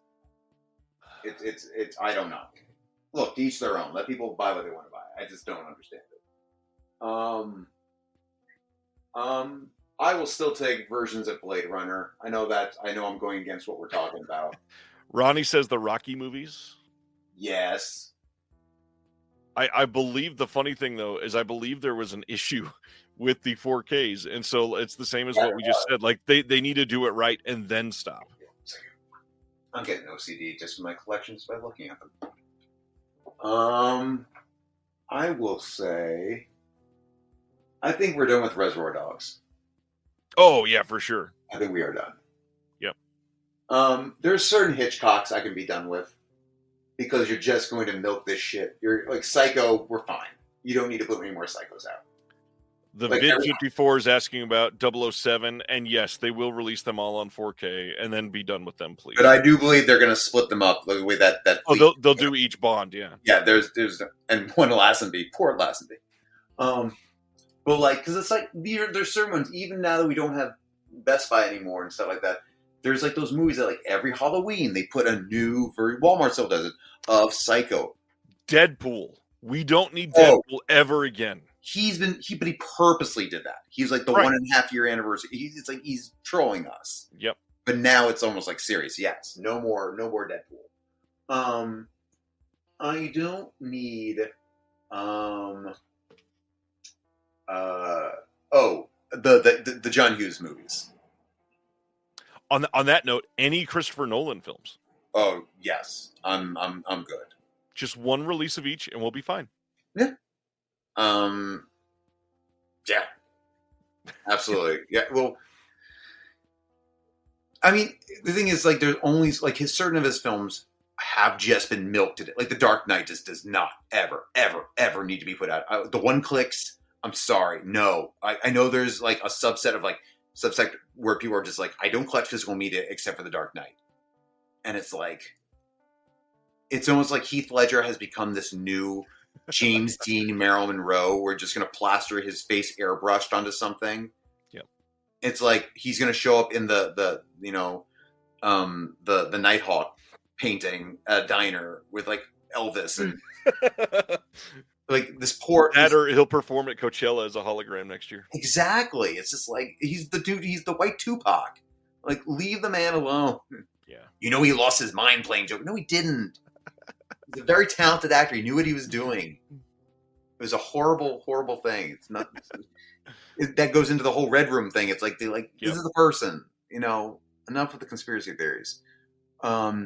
What do we think the April Fool's gift will be this year? Okay, so this is actually a really good thing to speculate on because each year they've leveled. Yes, I can't say each year, but after last year's, to level up, you got to do something kind of wild. Like the first year was $7, $6. Well, then take your slip, $7. Yeah, that's pretty cheap for a slipcover that sold and still sells for quite a bit of money. But the next one was more expensive, and it was actually, I'm sorry to say, it was my opinion, not as good as slipcover. No, it was real bad, real bad. And then, honestly, $24. The moment that it was $24, I went, "Oh, we're definitely getting a movie." I wanted to believe it. I was after the whole Antiquary thing when people are like, you told us we could get every slip that was available. When that complaint happened, I was hoping it'd be a movie, but I'm like, someone's going to complain like, excuse me, also I'd be getting every Vinegar Syndrome release of it. So I wanted to believe it, I just couldn't. Well, but for $24, I'm like, and that's the other thing, it's that if you're getting a hard box or whatever it is, if you don't want that movie, now you're just stuck with a box for something you're not going to buy. That's the other problem with packaging. I never looked because I'm still. When you make it a slip, that's the problem. Is that the slip if it's not in conjunction with something you're going to buy, now you just got a slip for nothing. Well, and that's why specifically the subscription thing says you will get everything in the Vinegar Syndrome main line. Yes. And the Side Roads comes and it says VS 2024 Fool's Day. So it's not in the main line. It is its own thing. Yes. Its own standalone thing. Do you agree that it's like if like going forward, like if you don't buy that movie, you just have it like otherwise they're going to assume you're going to sell it online. Yeah. Because then why else are you buying a slipcover for a movie you didn't buy? Yeah, and that's where, and this might be blasphemous for anybody else, but I almost feel like if you're just going to do something cheap like a slipcover, you kind of got to make it where like only subs can purchase it. Ooh, that would piss a lot of people off. It would piss a lot of people off. It's bad enough that those exclusive movies on there, that Hot Time in the City or whatever that thing is calling to me because it's exclusive. Ragnar's right. There's more than enough Jaws. You are correct. Absolutely. Good question here from Ragnar. What do you guys do with your variant slips? Do you buy another movie to slide in or just a blank case? I have been lucky to not have a lot of variant slips. Sorry, go ahead. No, just explain your answer. What do you do with the ones you do? I honestly only have one variant slip. As far as like you mean like Shout Factory, Scream Factory, where they send you two or something like that, or Vinegar Syndrome? They had one title where they put out 5 slipcovers. From my experience, because I've never subbed. So basically, I got the Deadly Games. It's Deadly Games, right? Deadly Games. Is it Deadly Games? I don't know. It looks like the Dementor from Harry Potter, and he's throwing. No, I know. Yeah. I don't. Yeah, it is not Deadly Games. Deadly Sports, Deadly Olympics. I don't know. Killer Javelin. I don't know. Killer Javelin. Deadly Games was released by Arrow. Okay. And also, Deadly Games is Dial Code Santa Claus. Also. Okay. Whichever it is. So when you have the variant, what did when I have that, I just did not touch it. It's just I just don't do anything with it. It's just there because I thought I would probably just sell it because I didn't buy that movie. So I was like, I'll just Fatal Games. Thank you, Ragnar. Jesus Christ. It just sits. I have not done anything with it. Thank you, Ronnie, as well. The only one that I have really an alternate one of is, and it's actually right there, is Bubba Hotep. And it just stays in the envelope. I have nothing to do with it. I'm not putting, infernal rapists in a Bubba Hotep slip, which actually I should probably just do to avoid uncomfortableness until I want to show someone Bubba Hotep and I put in the wrong movie. So my answer is really funny. I just reached over and grabbed my steelbook of Piranha. I have a steelbook protector on this. It's one of the G2, so you can slide it out still. It's one side exposed. And when I bought these came in packages of 10 or 20, and they came in a Ziploc bag, basically, to hold them in their bundle. And it was the perfect size for a folded variant slip. And I have all of my variant slips in one of the baggies. Ooh. What about a slipcover photo, a slipcover album to show off your slipcovers? I need to just sell them. It's just called a photo album. Just sell. I absolutely need to sell them. Slap a logo on it. There you go. Put a C on it. Criterion. It's crazy because I do have a lot of them. I don't have obviously anymore because I don't have all the Scream Factory, but like the original run of the alternate slipcovers that Scream Factory did for like Return of the Living Dead and the original Child's Play. And they did like 5 back in the day, and I had all of those. And then they started doing them for like every other title. So I had those original 5. I've got all of the cutting class slipcovers for Vinegar Syndrome. I've got a couple of the extra ones. Fade to Black. I do have both for Fade to Black. I've got the extra one for Invisible Maniac. I don't need them. I don't want them. I need to get rid of them. You have more variant slips or posters?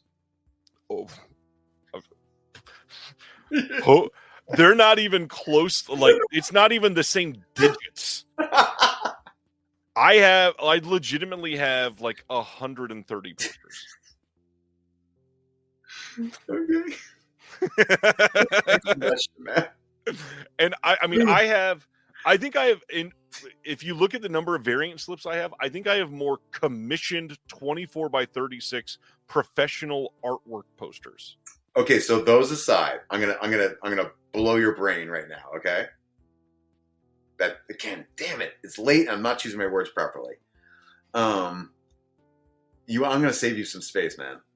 So if you just make a list about which tubes have which things, you can consolidate and just tightly wrap all those posters up over each other and slip them right into that tube, and you can cut down like 130 to like 20 tubes. Well, I don't, factory ones. I don't have all of my tubes anymore. Like I said, I have poster portfolios. I have most of them out of tubes in flat portfolios. How big are the posters again? What's the measurements on those? Those are... like this is a Scream Factory one. It is 18 by 24. Oh, okay. I see what you're saying. Or 16 by 24, I think. Oh, okay, gotcha. I didn't know you could backlight like those.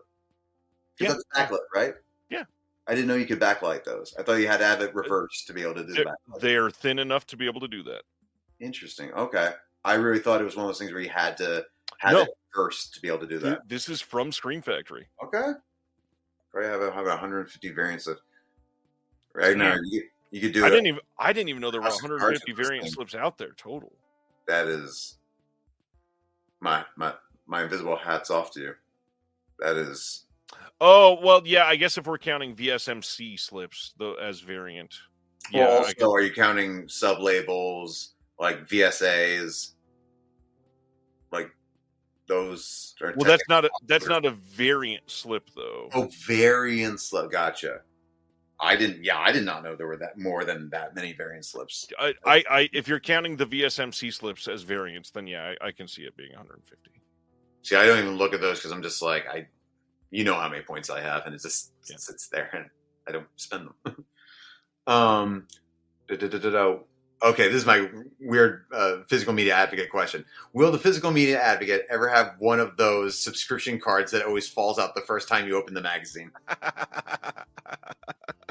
No, definitely not. Okay. I would almost love to be able to do that, but yeah, it's impossible the way that we do it. I was just curious. I thought that, I don't know when I thought that. I was like, yeah, I can't throw that in. I have toyed with the idea of releasing a disc with a physical media advocate. I think we talked about that. Yeah. Never on the air. But yeah, I think... I'm glad Stan appreciates that. I would love to buy, like, from Amazon myself, like 150 copies of one issue and sell 150 limited edition that if you buy it from my website at this time, you get this disc alone with it, which it's nothing special, not slipcover, just a disc in a little sleeve shoved inside the magazine, sent to you media mail. Wizard magazine when it has exactly, but you're one of only 150 people in the world that can have it. One lobby card in each edition.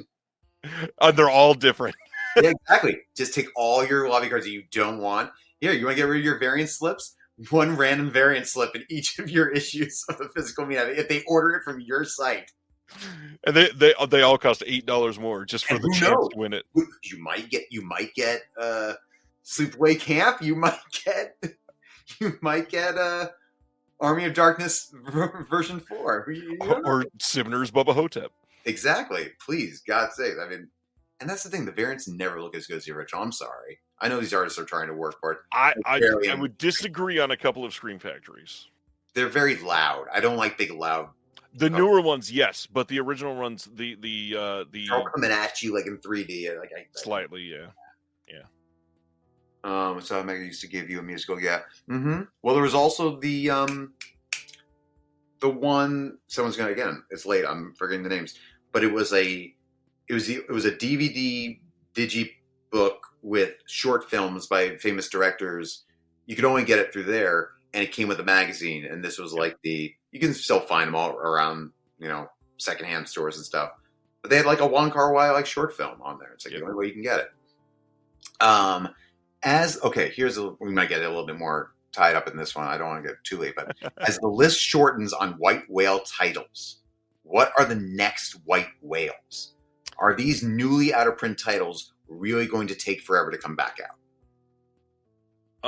This again. Go ahead. No, I was gonna say based on the writing that I did, that might be coming out soon. Like stuff like that, Right. where it's rescinded because basically they wanted to be on a streaming network. But like, how long? 28 days later? Like, what how long are we really waiting? Is 28 days later the next Third Man?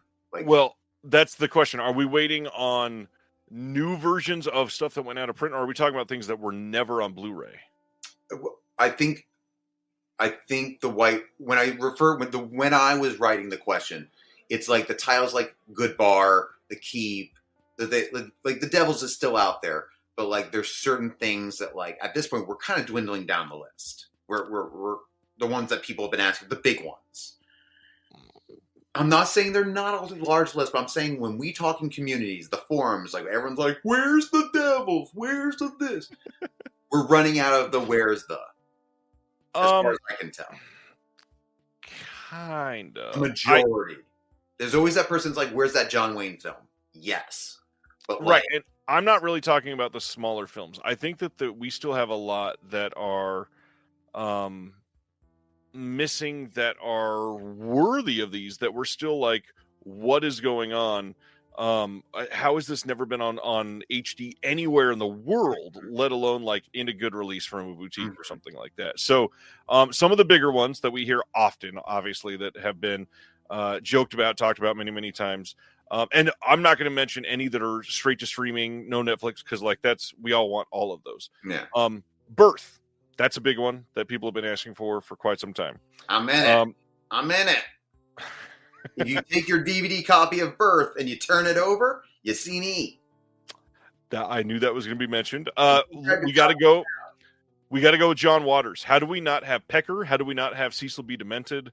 Is there one more? I think that's still not on Blue. I think as it progresses, I think we'll see that with Criterion. I mean, I hope so, but it's also been years now. I think John Waters is their next Wes Anderson, where it's like we're just going to put them all out gradually. We'll see. Dead Presidents. This is one that we've obviously heard for a long time. The Devils is a big one. The Don't Tell Mom the Babysitter's Dead. The original is Disney. One that everybody's. It is Disney, of course. What about Bob is a big one.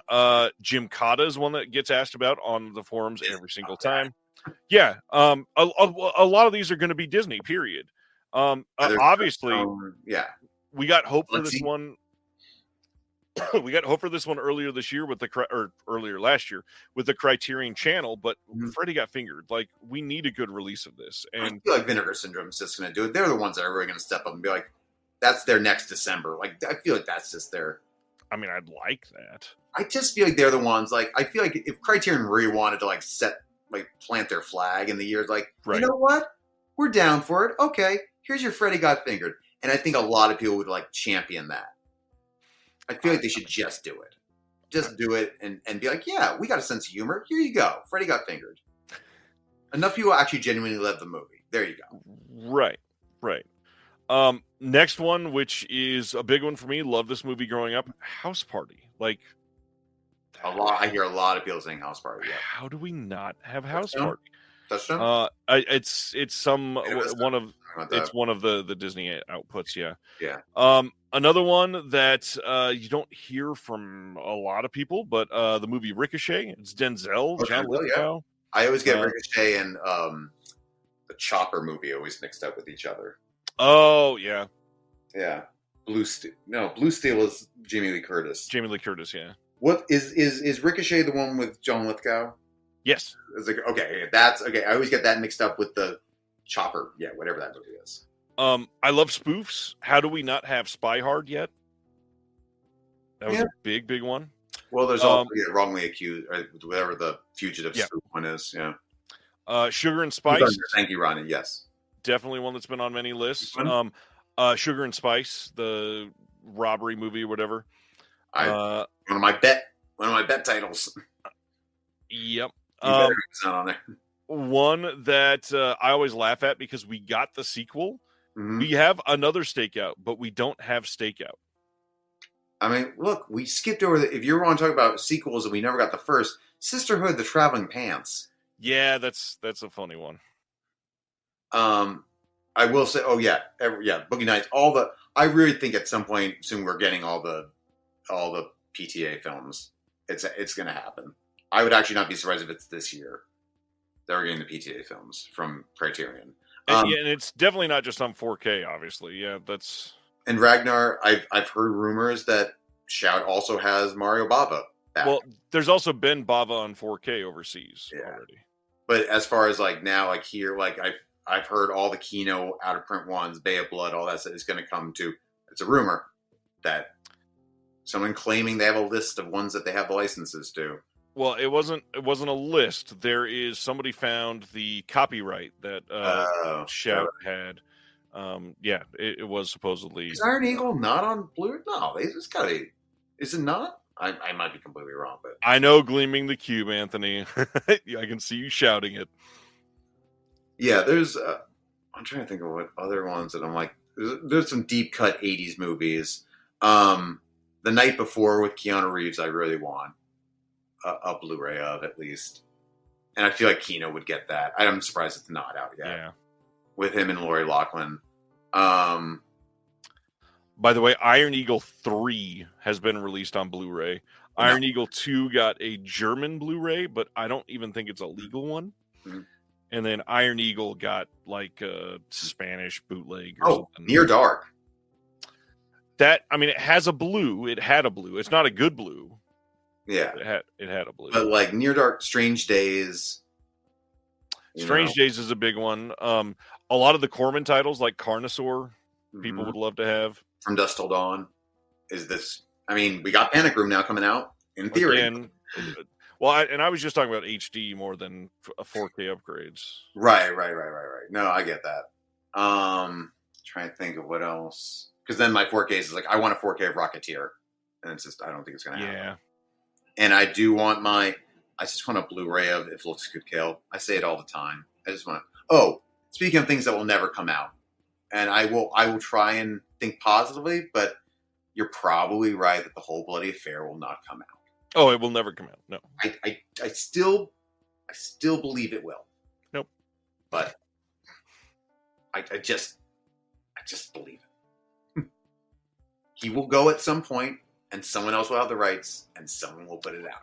I don't think it's about rights. He literally had one print, and it wasn't even a good print, supposedly. There's not materials. I didn't say it would look good. I'd say it's going to come out. Okay. And unless he's like J.D. Salinger, he's like, after I'm gone, you cannot put this out. Like J.D. Salinger's like, you can never make a movie of Catcher in the Rye. That's it. You'll never change that. Okay, but then what are these films that are now out of print that are we going to wait forever for? Right. So there's a lot of those, obviously. So like this is where we're going to get mostly into Disney and Fox titles. So like the Ernest movies, are those ever going to come out again? I'd love them to. I think those are still older library, like early Blu-ray titles. But I'm talking about like, the new stuff, like 4K. Like there are now 4Ks that are just starting to slowly disappear for whatever reason. Okay, then I didn't understand the question. Sorry. So I said like this, like these new ones, like again, like Underwater is out of print. I think it just got re-released after you wrote that, by the way. God damn it. Are we sure? Look that up, because I don't want to look like a moron. I'm on it. All right. I can't believe you tell me this while we're alive.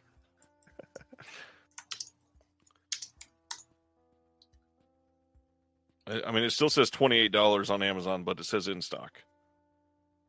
It says DVD and Prime Video, but it does not say Blu-ray that I see. If you click on the link on Blu-ray.com, it'll take you to Amazon, and you can buy it for $28 in stock. But it's Newtown Videos. It's not fulfilled by Amazon. Okay. So it's not in full print. Like, Disney's not printing them. And I had seen an indication that was maybe happening. So I apologize. Okay. For right now, I still don't look like a moron. Okay. My first article, man. Leave me alone. But yeah, so but again, there's like things that are starting to disappear. Things that you're like that's not available anymore. Okay, or I can't find it. It's just not there. Yeah. I There mean, used to be a 5-film version of Blade Runner on 4K. They took that away and said, no, you just get the final cut. There you go. right. There is a big one, the Neon Demon on 4K. There you go. I think you can still get the Blu-ray. Yeah, you can get the Blu-ray. I'm just saying the 4K went out of print like immediately. Oh yeah, that thing it's like Suspiria 4K. Yep. Forget it. Yeah. Not the Argento, the Luca Guadagnino. But it's in print and elsewhere now. In print. In print. Yeah. Oh, thank you, Stan. I appreciate it. Hopefully I get some point across without completely being outdated. Yeah, the hard part is I don't keep a close eye on a lot of these, especially if I have them. Yeah. If I'm not chasing after it, I don't know that it's out of print unless somebody points it out. I feel like I start noticing, like when I start like going, obviously it's not as much with Best Buy being gone and stuff, but when I start like I'll see something at like a secondhand store and it'll be a little pricier, or I'll be like, oh yeah, I haven't seen that advertised as for sale anymore. And I mentioned the Wizard of Spending Time in an interview. Hopefully they won't make it to Blue. I don't even know those films, but I'm intrigued. I think that's one film, The Wizard. Oh, it is. Oh, okay. I don't know it either, but yeah, I think that is one film. Yeah, but there's certain films, and again, I feel bad that I can't make very direct references, but certain things where I'm just like, yeah, I have not seen that one on a shelf. I have not seen it advertised.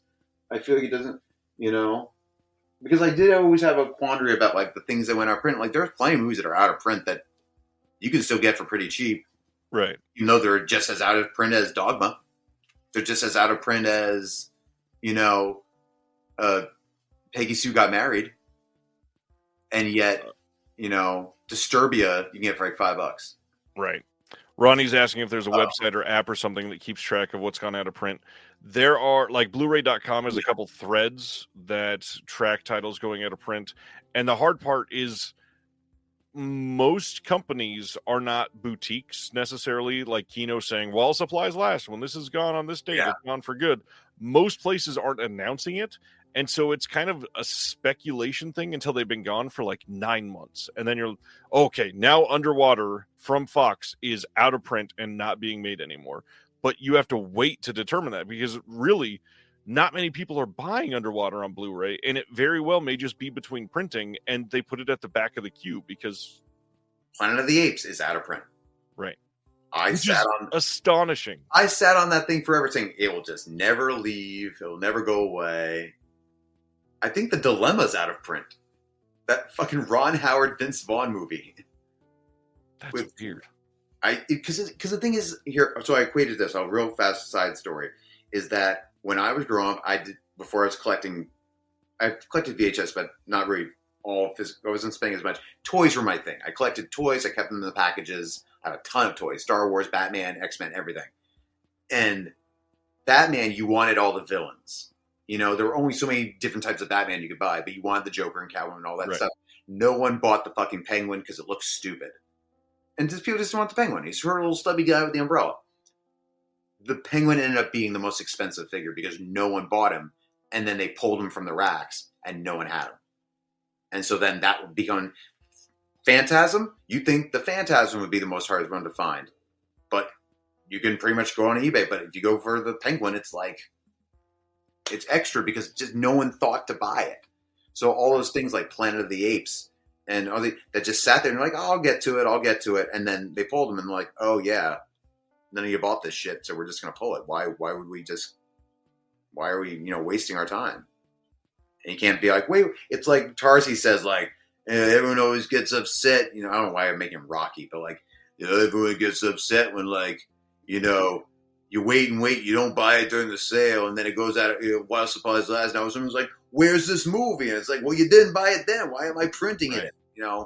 It's like me it's my own fault. Fox is $150 now because I didn't buy it for $10 on a sale. Well, and funny enough, any boutique label is going to say, well, similar to what you just said is exactly why we only do 1,500 of the limited item, and then we'll do a standard edition for 3 years, and then it's out of print because Nobody's going to buy the one that's not the special one from a boutique. That's a standard edition unless it's on sale for like $6 like Kino does. And then eventually everybody has it. So why do we still sell it? Yeah, it takes up. It's a warehouse. We need space. We got more stuff coming in. Why would we? Right. Look, the slip cover for The Shallows, the 4K lenticular, not the Blu-ray slip, the 4K lenticular slip is For a studio title. For a studio title is like $50, $70. Yeah, that is like I could order the lenticular slip for the Blu-ray right now for like $7 on eBay. But if I want the thing saying 4K, forget it. You're shit out of luck. Yep. Okay, last question I have here. Okay, this is actually because Ragnar did bring this up earlier, and I promised I would get to it, and I have not yet.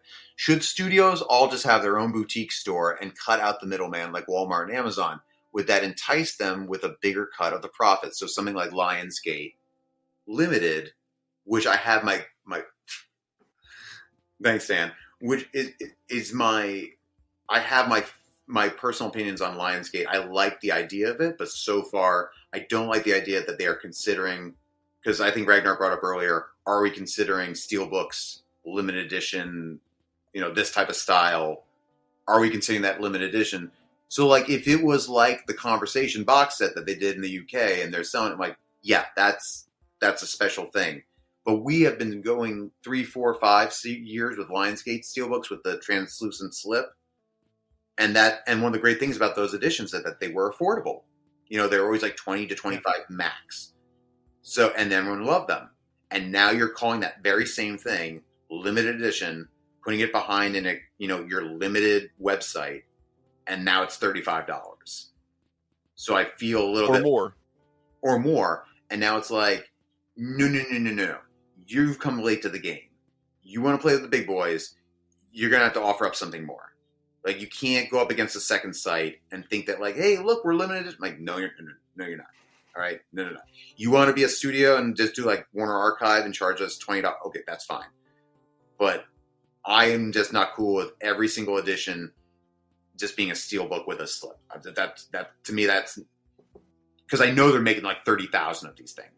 They're not limited edition. Well, and that's the thing. So we need to...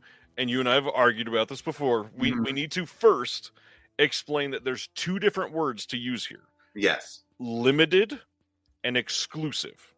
Right. Right now, the Lionsgate Limited site, which is a bad name if you're not going to limit the items. Okay. It's a bad name. Yes. Is the exclusive place to buy these. So it's the only place that this item can be procured. Yes. Now, I will say, this site has not been around but 3 months, 3.5 months, something like that. So we technically don't know if these are going to stop being sold either at a certain point in time or after a certain print run, because they've never said this is limited to 5,000 copies. This is limited to 90 days.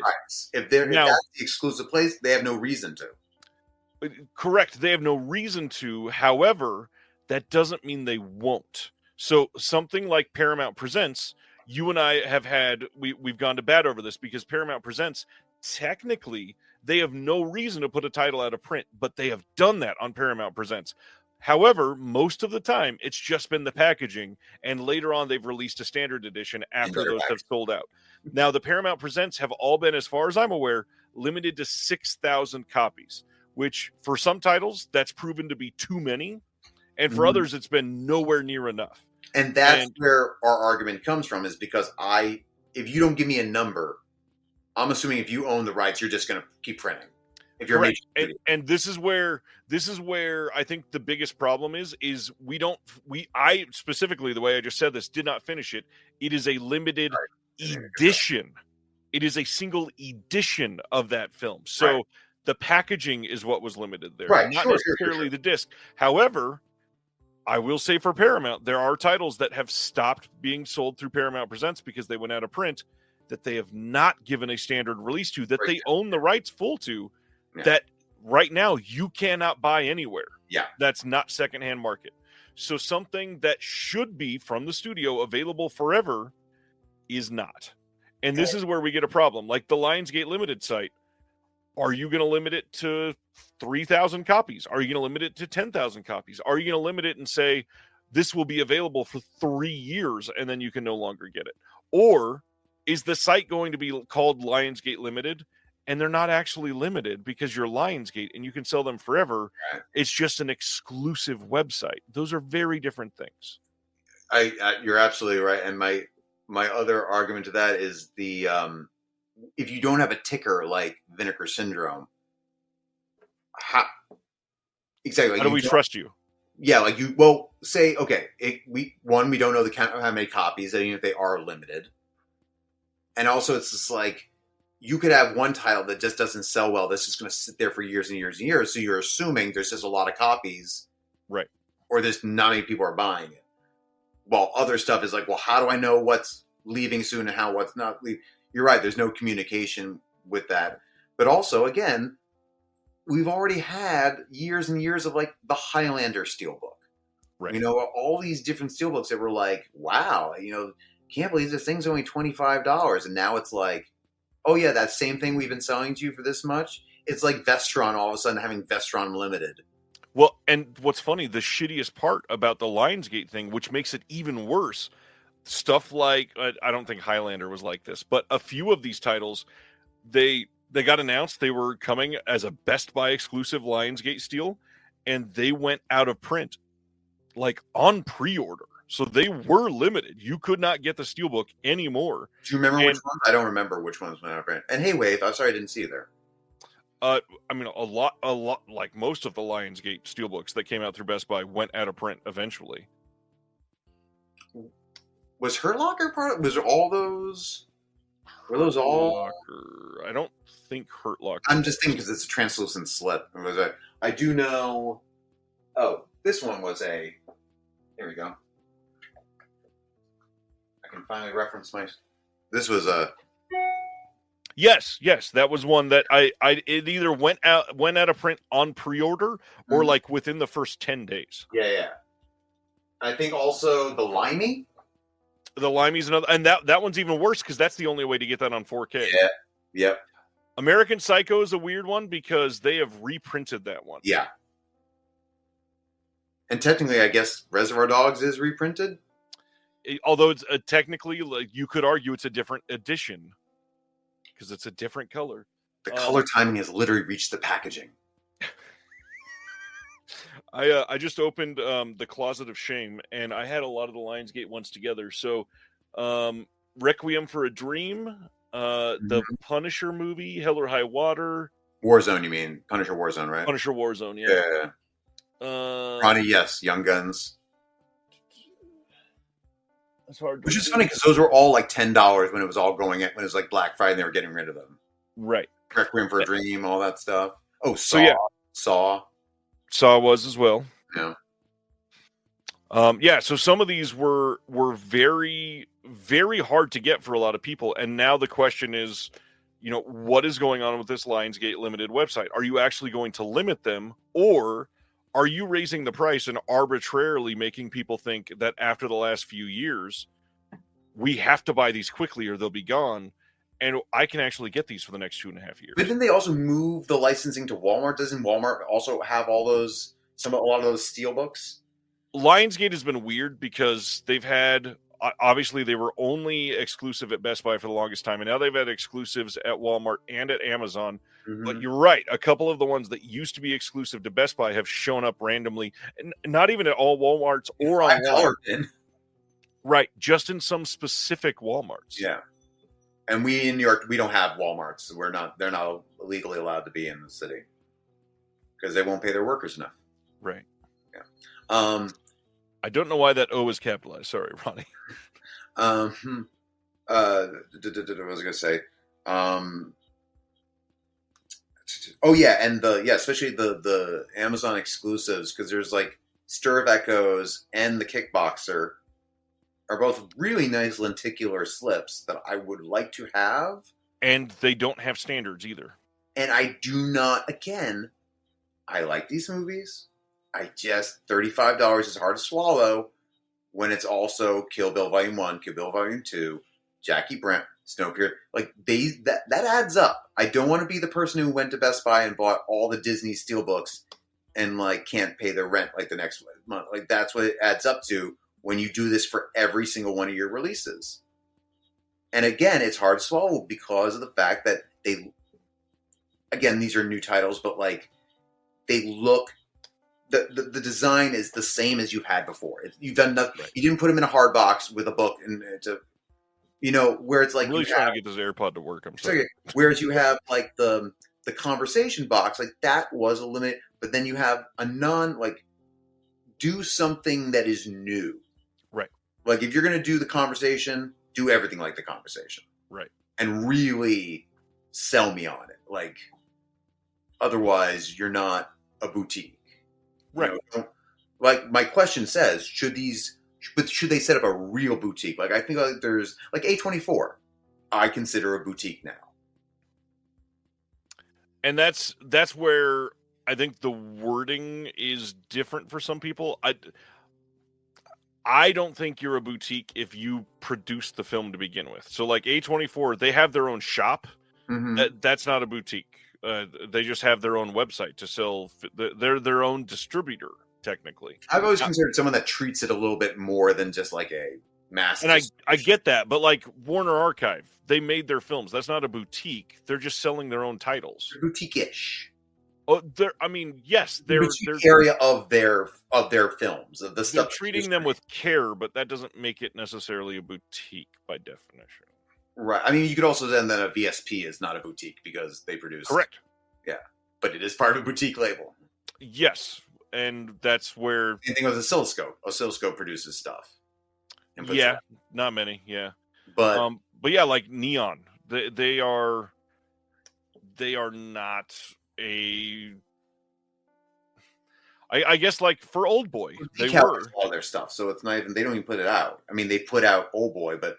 That's what I'm getting. And Old Boy is not one that they made, so that one makes that a boutique. Yeah. Right. Well, then technically, Pie is a boutique because they didn't produce Pie. Well, that's not even their only one. Yeah. It's funny enough, they only have one sold out movie on their website. There's only Cretia? One. Huh? Cretia? Is that what you're talking about? I think that's the one. Oh, because that was the only one. They did that years before they did Midsummer. And they had it on their website for $20 for years, and now it's like $150 on eBay. Yeah, this is what it just sits there. No one wants it, and now it's not there, and now everyone. Well, it's the most sought after title. It's just psychological. Yep. You don't really want. You just can't have it. It's the same thing as with anything in the world. You always want what you can't have. My left AirPod is about to die. And now I can't get my right one to start playing. Do you need the AirPods to hear me? It'll start picking up your voice if I use the computer. Oh, gotcha. Well, again, not to push us out. It's 3:10 in New York. I know that was my last question. I can still go if you have questions or if you have something you want to post to me, or if the chat has something they want to post to me. God bless you all for still being. Let's leave it at that. Chat. If you have anything that you want to ask about this conversation or any more hypothetical questions, if not, we will call it a night. Yeah, and we'll definitely take a couple minutes. And so I'm really disappointed. We'll take a couple minutes to see if you got any good. He started out asking about it, and then nothing. He never went for it, but that's okay. I'll be back. Although I guess I should say I didn't answer the question there. Should every studio have their own like website to sell their stuff? From a financial standpoint, just cut out like, fuck you, Amazon, you don't ship our stuff well. We're just going to take care of it. Honestly, no, they probably shouldn't. No. Why do you feel that way? I don't think I don't want a Warner Brothers website because they don't treat their stuff well. I don't want a Universal website because it will be a bunch of Blu-rays on release day and then 7 months later full of 4Ks of those same titles. Well, I'm talking in an ideal world where it's like we will put out the standard stuff, but we will also have a boutique area where if you want these deluxe boxes, we will put these out. Like what we got with Nightmare on Elm Street. Like that's what we're going to get. In an ideal in a perfect world, if you could think of the best possible circumstance to then have the studios deal with it themselves. Like a Neon be like, we are going to put out our films in what we know to be what they are worthy of having, and we are going to put it out the proper way. We're going to do the right type of artwork. We are going to design the hard bot. We know what you want. Is that more ideal than, say, relying on a mass distribution and be like, no, we're all going to be Vinegar Syndrome. We're don't worry, we're going to take care of this. We're going to announce things on the 1st of the month, and you'll be excited for what we're going to put out. It's hard. I mean, if they do the best of the best, like, there's some of these, like, I don't know that Universal has the titles to make it worthwhile to do it past, like, a year or so. Really? Okay. I mean, like, because Universal's always licensed their films and released them quite a bit. So there's not been a lot that there's no Disney Vault at Universal. Well, Disney now has we've talked about this, Touchstone, but they have people would buy. Right, and that's what I'm saying. Like, Universal doesn't have a vault that they've kept most stuff. There's no deep cut anything. There's there's some for sure. I'm not gonna be able to name one right now, but like they definitely have a few, but like a year's worth. Mm-hmm. And then after that, like, no, like not every label, but never not every studio, but like Warner Brothers absolutely could. I mean, I could see like Sony doing it very well with I mean, Sony puts out some of the best releases every single year. And again, period. It doesn't have to be like the Devils, but it's going to be like, hey, we know you want that deluxe version of School Ties. We're going to put it out. Well, and we know what we have. Think about, the Frank Capra box set that people are loving. Yeah. That thing is in stores for like $175. Mm-hmm. They're selling it on Pop Market through their Alliance distribution for like $108. Yeah. If you sold that on the Sony website for $120, you'd make so much more money. Yeah. That's what I'm talking about. It's like, what if you're capable of doing this and you stand by your stuff, your what you own? Why not? Why not put your hat in the ring? Right. Because otherwise, you're just losing out to other. I mean, look, I don't want Vinegar Syndrome or Severin or Second Sight or anyone to lose out on it. But it's like this is the longest I've ever seen any type of business model look to not react to it, and say like, hey, they're doing this is pretty popular. Why are we not doing this? And I think that's the main reason. Disney's not the only one that thinks like this, but Universal, if they could make $1 million in 1 year doing that, that's like a rounding error to them. Is it worth it to set all that up and hire people to do warehousing and deal with, people emailing them complaining? And the cost is also less than it is for Vinegar Syndrome or any of these other places. For sure. Yeah, you don't have to pay licensing. That's one of the biggest things. Yeah. However, you do still have to pay restoration costs and some of this other stuff. But they also probably have 3 times the size of the team to do restoration. Like Warner Archive has some of the best in the business. Like they're just like they restore a major hit like Ferris Bueller's Day Off. That's got like 25 people working on the restoration when it's like quite likely, yeah. So it's like, what is the confusion between like, we've got the money, it barely costs us anything, because they'll jump on anything. Look, everyone does TikTok, they do TikTok. Everyone does this, they do this. Yeah, they're just out to make money. It's so strange that like, oh, you're doing streaming? We're going to do a streaming channel. People dump a lot of money into streaming. Danny is also in Australia, says, really enjoying the chat. It started at lunchtime and now I've just finished dinner. Now I'm chilling listening to you Friday night down under. That's how we like it. Speaking of which, neither one of us, like, you've stood up and stood on your step stool. I haven't stood up in over 6 hours. Yeah. If I move my legs in any way, they will cramp up again. I know that's what's going to happen. What sucks is after this, I have to allow the podcast to process and post and edit and add my bumpers and everything. I won't be asleep till late. Well, then let's. I think that's a good place to say, because I think this conversation is one that would go on forever. Yeah, I mean, it's a lot of speculation, but it also, like somebody said earlier, it's not something that people talk about enough. A lot of the stuff that we brought up tonight was just fun, good conversation. We didn't even get into a lot of the rumor mill stuff or gossiping or anything. Well, that's the other thing. Is the gossip thing is like, I think the Nightmare on Elm Street is like the number one. Like, is this thing going to happen? Everything else is like maybe the Devils comes out this year. I don't fucking know. Like, there's no signs to point to it. The Nightmare on Elm Street is like literally like, it's like the UFOs. It's like the drones in the sky. Like, everyone's just kind of like, there is a couple places there's been smoke. There is quite likely fire. She's restoring Freddy's Dead: The Final Nightmare. It's okay, all right, but at the same time, YouTube people, stop saying it's definitely like right. Like, you don't know. Maybe it is just Freddy's Dead: The Final Nightmare. We're not getting anything else. But let's make a thumbnail that says it's happening, and let me tell you why. Clickbait, exactly. This is the clickbait. We just say that Daniel wants to kill the guy from Dark Force. That's I think it's everyone to click on the. And Ryan said, "I think I said fuck Radiance." Is that what the quote was? No, you fuck you. I think you did. You. Fuck I don't remember. I think you fuck Vinegar Syndrome. Oh, that's right. See if you get invited to the. Was it Kill Rate? I don't remember. I don't remember. At this, you'll have to go back and process the whole thing. Like, the people who next tomorrow are going to listen to the podcast, you got like 3 days worth of conversation to listen to.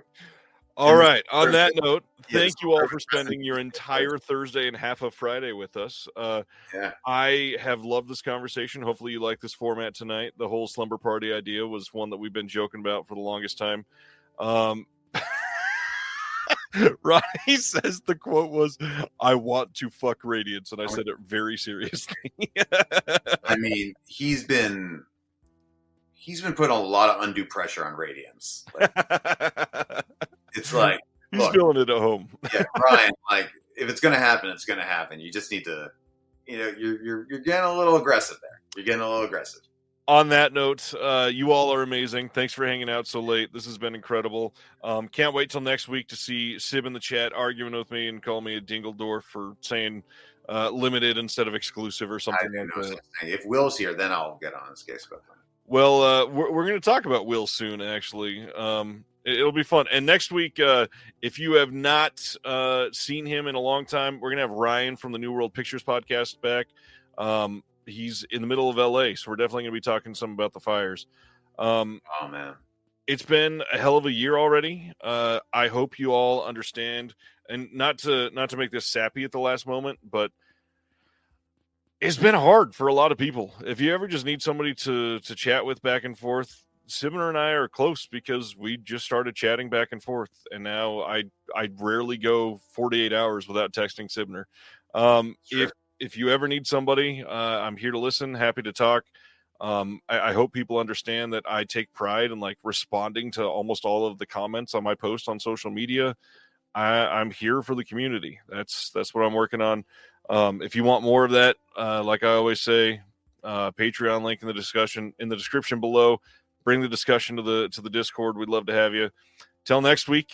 And I would just say, if I could just say, because I know you're not good at touting yourself up. I'll sure. Just, it's not hyperbole. Like, Ryan really is available. Like, to the detriment of his own sleep. Like, he gave me an entire like therapy session, and I honestly was like, I should be paying you for this thing. So honestly, Ryan, I don't know how I got lucky enough to have 9 times out of 10 I comment on a YouTube video playing and no one responds back to me. So the fact that you were responsive enough that 2 years later I'm sitting here talking to you, and again, I've not to go into details, I've had a rough start to 2025, but this chat and all of you, I know I've never physically met Ryan in person. I know yes. better than the rest of you, but honestly, like, I see these screen names pop up, and I love you all. Seriously, this is a family, and like Thursday night is just a guaranteed safe harbor, especially with not just politics, everything going on, everything personally, professionally, everything. Stan, I love you. Seriously, hugs to everyone. I cannot. I'm not trying to be sappy. I am genuinely saying this. I was looking forward to this. Ryan knows how much I was looking forward to this. all week. We've been planning this for like 6 weeks. I was like, it's going to be a big one. There's so many big announcements, and it was like everything got added. It was like shout. I'm like, oh my God, that's going to be a 45-minute conversation just by itself. It kept getting bigger and bigger too. It kept. So I'm not shocked by 3:30 in the morning. I'm not at all. I thought it was going to be 5 in the morning. I'll be honest with you. So, and again, to everyone who's literally still chatting, honestly, God, I love you all. Seriously, this is a great community. I love physical media. I absolutely adore it. It's just, every time I think I have too many movies, I just remember that movies are the things that I love, and it's the things that brings us all together, and it's the things we all love. And it's like, look, life is short. Enjoy the things you love. That's just all I got to say. On that note, have a good week. We'll see you next Thursday. Be safe. Thank you for watching The Disconnected. On the way out, make sure that you are subscribed to the channel, that you've liked the video, and that you've copied the link to be able to share it with someone else that may appreciate this.